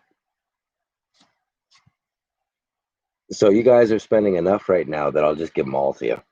I'll give you the good ones. I'll give you the bad ones. You'll get the set. You're going to get 1 through 7, which is going to be a beautiful set, but I'll throw in the other ones as well. So you get 9, 10, 11, 12, and then the other ones that I have that are any copies, any doubles that I have, I'll throw in as well for you. But you would imagine that newspaper like this, very thin newspaper like this, would be destroyed and damaged by now. I don't know how many of these actually exist in this condition. So your bids make sense. I'm glad that you guys are seeing the value in these. You would imagine that these papers would totally yellow over time, ripped and torn. Literally, if you try to open this up and read it and then close it, it's going to get fucked up. You won't be able to fold it just like the way they did it. So that's why I never opened these up, because I knew if I tried to refold them, I'd be screwing them up. So Cat was at 60. Don't forget went to 65. Cat went to 70. Cat, don't forget went to 75. Cat went to 80. Don't forget 90. Cat's 95. Don't forget 100. Cat 105. Don't forget 110. Another issue of number one. So you're gonna get two number ones. One's in really nice shape. One's just a little bit more ruffled, but really nothing wrong with it. And don't forget it's at 110. So that's two number ones, two number twos. One number two is in the plastic. You get another number two. Again, I mean, the white on, again, these things are very, very fragile. I don't believe a ton of these are still in existence. There's your other number one in beautiful shape. Cat folds, and it looks like it's going to go to don't forget at 110, which is a beautiful price for these. I really don't know how many of these are going to be in existence in this condition. You are getting two number ones and two number twos. So let me just show you real quick because he did spend a lot of money. Two twos. Those are probably the most classic, the number twos. I've seen that cover a lot in other publications. Two ones.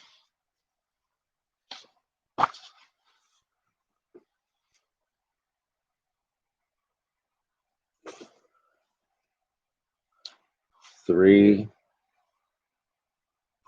I know we already did this. Let me just do it one more time. Four, because he did spend a lot of money. Five. Six. Seven. They don't get much more classic than this. And then you're also going to get 9 and 10, which these aren't terrible, but these are what you would imagine these papers to look like after so many years. I mean, even these look like they're in amazing shape for what they're made out of. You know, what they're built out of and everything. Just the fact that they even look like this is good stuff. And then number 11 and 12. So I don't think this one's folded properly because I think 12 is supposed to be on this side, but I'm not quite sure how that would work. But I'm really glad that you guys saw the value in these. That makes me very happy because this could have gone for $25 and I kind of wouldn't have been surprised. But I'm glad you guys saw the value in this. About 80 an issue. Wow. Did you see that? Okay, so just so you guys know, wow, what a deal. I fold. Well played, sir. About $80 an issue on these guys. That's freaking awesome. That is so awesome. And that is $110 at Don't Forget. And what a way to end the night. I think we're going to end it there.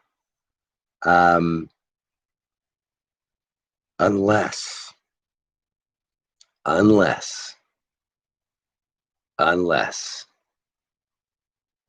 just can't sit on them for a period of time. Gotcha. Unless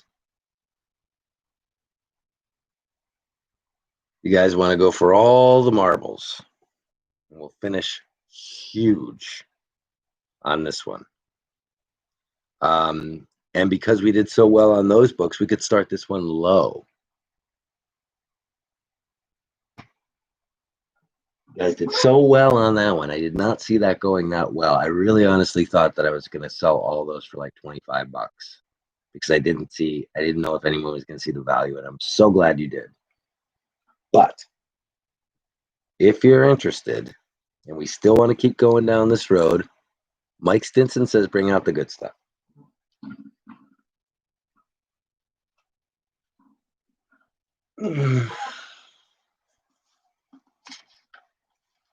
This is it.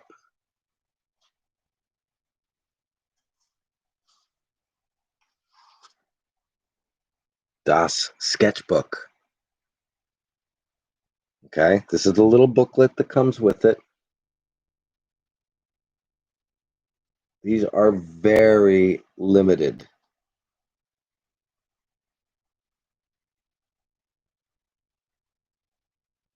Okay, like probably start the bidding at 300 if you guys didn't do so well on the last one. Now we're gonna bring that way the hell down. This is the granddaddy.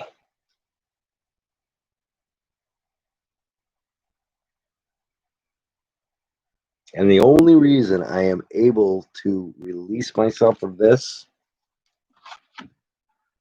does come with the paper as well that it was wrapped in. Just the book, the paper, the slipcase, the blue as opposed to red makes a difference in probably, you know, between about $450 and $1,000. This being the 450.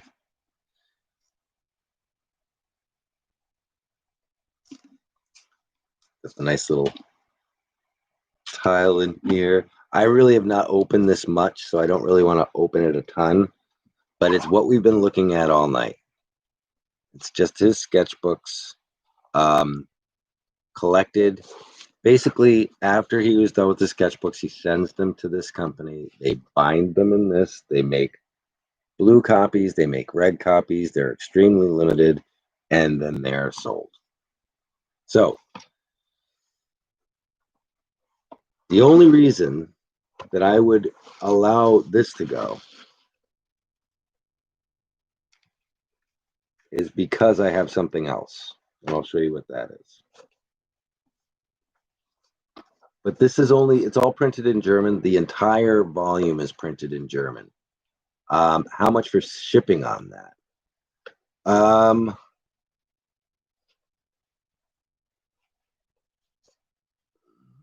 13 would cover it, just because of weight.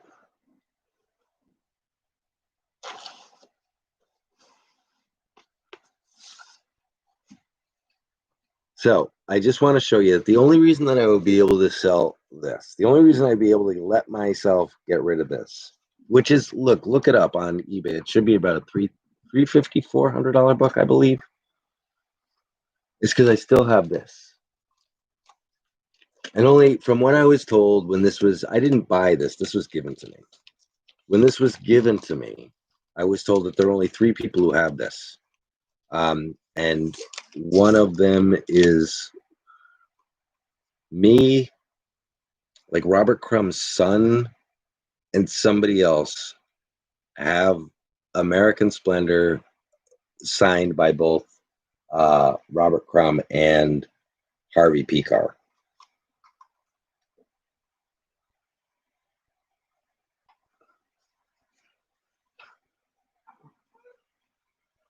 So the guy who gave this to me was a very good guy I met online.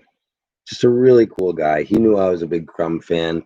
He had connection to Crumb where he was actually sending stuff to Crumb to get signed in France. The creation, I have the book somewhere. Crumb did an entire book of the Bible. It's an illustrated Bible. An amazing piece of work if you think about it. And then in the beginning, there's a creation. If you open the first one, there's the creation. And it's an amazing 2-page spread that he did of God and the creation. Well, this guy that I met colored it, and he did an amazing job. And somewhere I have a folded up color copy that he did for me somewhere. I can't find it. And I was like, oh my gosh, this is amazing. This is amazing. And then he was like, you know what? Because you're a big fan, I want to do something special for you. And he's like, you own this. Robert Crumb's son owns this, and somebody else owns this.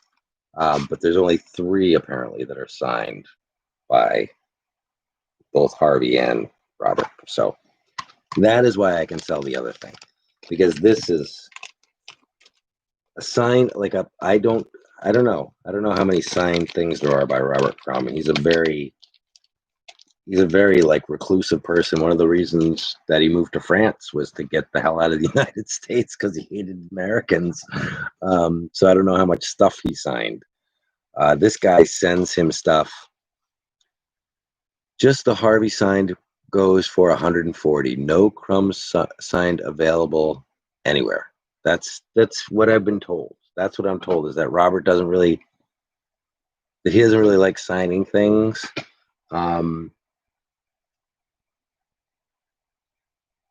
Yeah. So that, I was told, was a very, very limited thing. Not the book itself, but the signature. So I was very psyched. So, guys,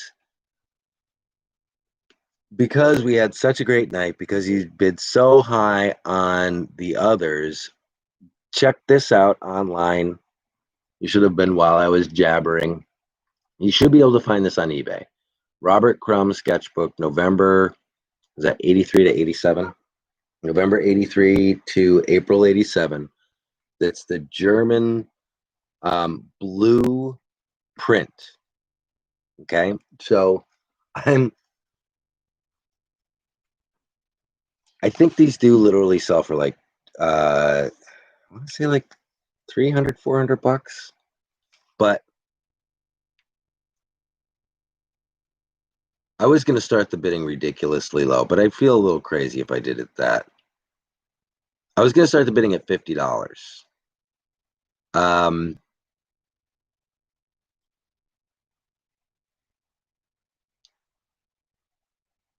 Let's go ahead and start the bidding at $50. Somebody's going to walk away with an incredible deal. I was going to start the bidding at 120 and go from there. But I'm telling you guys, even if you're not a huge Robert Crumb fan, we're going to start the bidding at $50 on this. This is a limited German collection bound book in slipcase with the German descriptions of every page in here and what they are. Not cracked, never read. I treat this thing with great respect. So I was going to start at 120, $50, and then you get the paper as well. This is the paper that was wrapped in when I received it. So it was wrapped in this paper. I always kept the paper. I tried not to rip it as much as possible when I opened it. Yes, a very limited edition book, Robert Crumb sketchbooks, November 83 to April 87. Let me just take one look at one thing real quick. Let me just see if I can find one real quick. So let's just put Robert Crumb German sketchbook.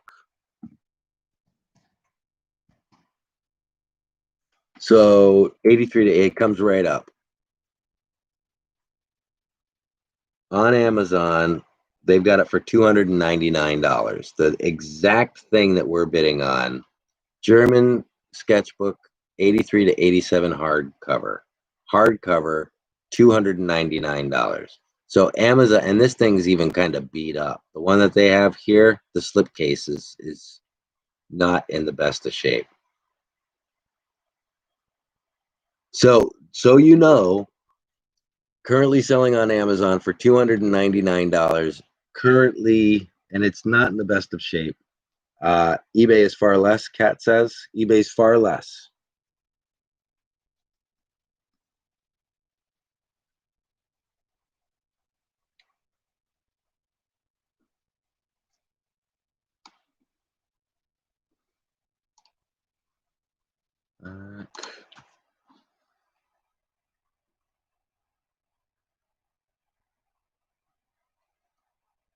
Let me just check that.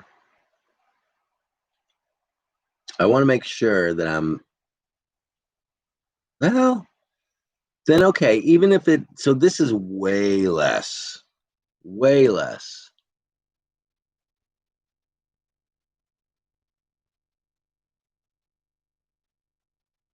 So I'm comfortable at 50 then. And if you guys want to bid up from 50, the book does range from on Amazon at $250 and not the condition that we have it, to a very, very much lower price. It doesn't seem to make much sense to me, but it is a niche item. And if I were in a store and I were selling this book and I didn't know who Robert Crumb was and I didn't know what this was or who he was, I might sell it for as less as they're selling it for. But honestly, I really do. I'm siding on the. I gotta side with the Amazon folks on this one. I think the people who are selling it for what I just saw are ignorant as to what it is, or it's not complete, or something. Because I know that this is, it's not a run-of-the-mill book that you can pick up anywhere. And if you can pick it up cheaper elsewhere, they have no idea what it is, because there is a low print run on these. They are printed in Germany. I know there is a set of these that has red on the binding instead of blue that goes for $1,200, and then the paper. So I will put the timer on. I will respect the prices that this is selling for. And we had a great sale on the yellow dogs, which apparently go for a lot more, which is great. But we're gonna give it 20 seconds. We'll see if Mike Stinson or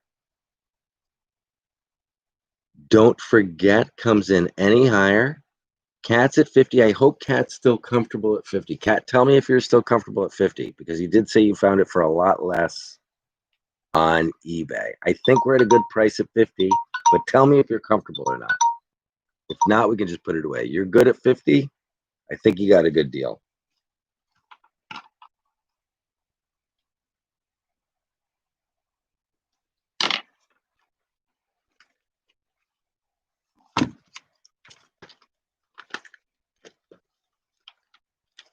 And so this is, let me just do this real quick. This is Cat.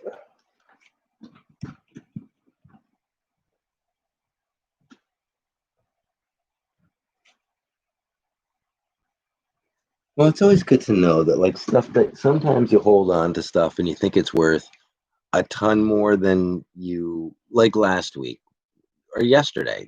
Was it yesterday? We were doing the X-Men. And somebody, I think Smokey said, or Cat, somebody said, or maybe more than one person said, those are, you took all my PayPal money. Somebody said those are reprints. And I was like, they're not reprints. What the hell are you talking about? This is freaking X-Men number 38. And everybody in the chat came back and said, actually, Mike, no, they are reprints. And I was like, fuck, I don't know what the hell I'm talking about. So, it's always good to know that when you're holding on to things that you think are worth a lot of money and you find out that they're not, it's kind of refreshing, because you hold on to those things thinking that, I don't know. And then it always ends up that you'll have something that you think is worthless, and that thing ends up selling for more money than, you had any idea for. But it is kind of nice to know that it's nice to know that you're working with people who will tell you the truth and not just be like, this idiot doesn't know what the hell he's doing. Let's get the hell out of here. So Don't Forget, you were right over here.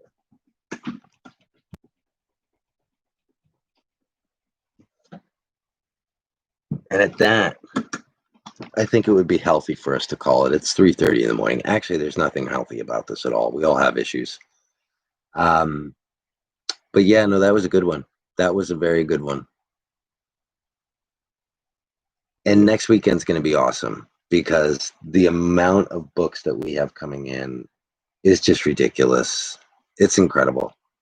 I would have loved to have gotten those newspapers. Very cool. Definitely. I will try to get some more in. They're floating around. They're definitely floating around, Cat. And people don't know what they are. I know when I found those. I was collecting those for a while. My big issue is getting into bed without waking my wife and the dog. Totally. What do I owe you on shipping? So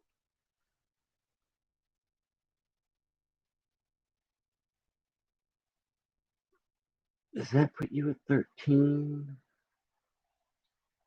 I think you are at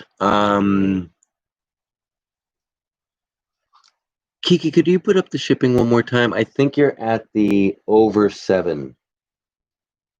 1, 2. What's the next level after 7? Over 5 books, it's like $7 to 5 books and $14 over or $12 over. Have a great night, Mike. Thank you for coming. So US shipping is 1 to 6 comics is $7. More than 6 is $12. Join Patreon. Shipping is free. Definitely. You can join my Patreon and the shipping is free. And definitely will ship to Canada. Just need to figure that out with you. Kiki, you were the best. Thank you for hanging out with us all night long. Kiki's on the East Coast too. She's not getting any breaks here. Cat, he's in Florida. That's in some weird time zone. I think it's on the East Coast time zone. Just giving you shit. Dude, join the Patreon. It's a good deal. Thank you so much, Kiki. You're the best. I'm glad you got some good comics today. I'm glad that you know those books, so it's cool. Kat, awesome stuff. Don't forget, great to meet you. Everybody else who's still here, I imagine everybody else is still in the room. Great night tonight. Thank you so much. Don't forget,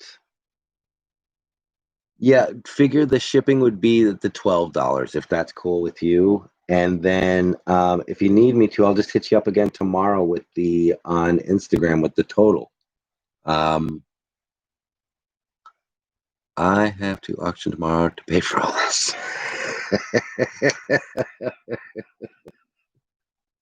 I had to do this auction to pay Brian. I have to pay Brian. I do auctions and pay Brian. I don't know how this happened. I don't know how this happened that I'm working for Brian, but I work for Brian.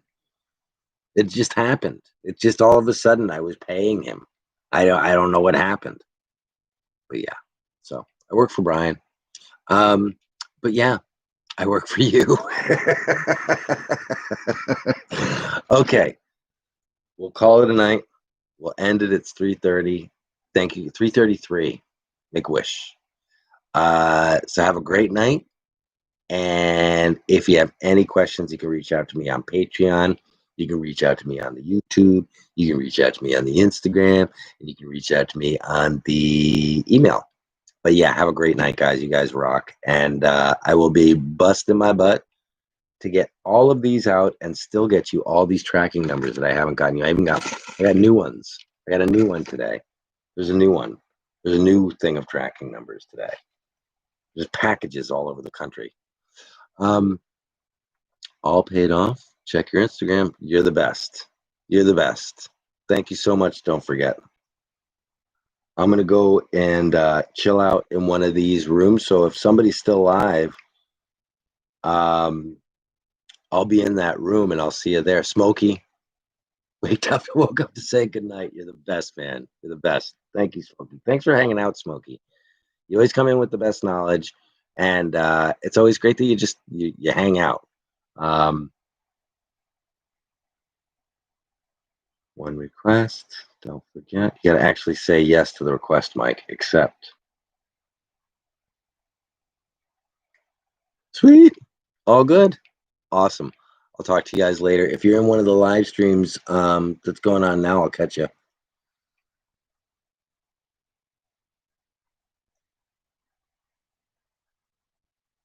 And smash that like. You guys have a great night. I'll talk to you soon. Hit me up anywhere you need to, and I'll definitely talk to you soon, and I'll bust my butt to get your comic books out as soon as possible and get you those tracking numbers. Have a great night.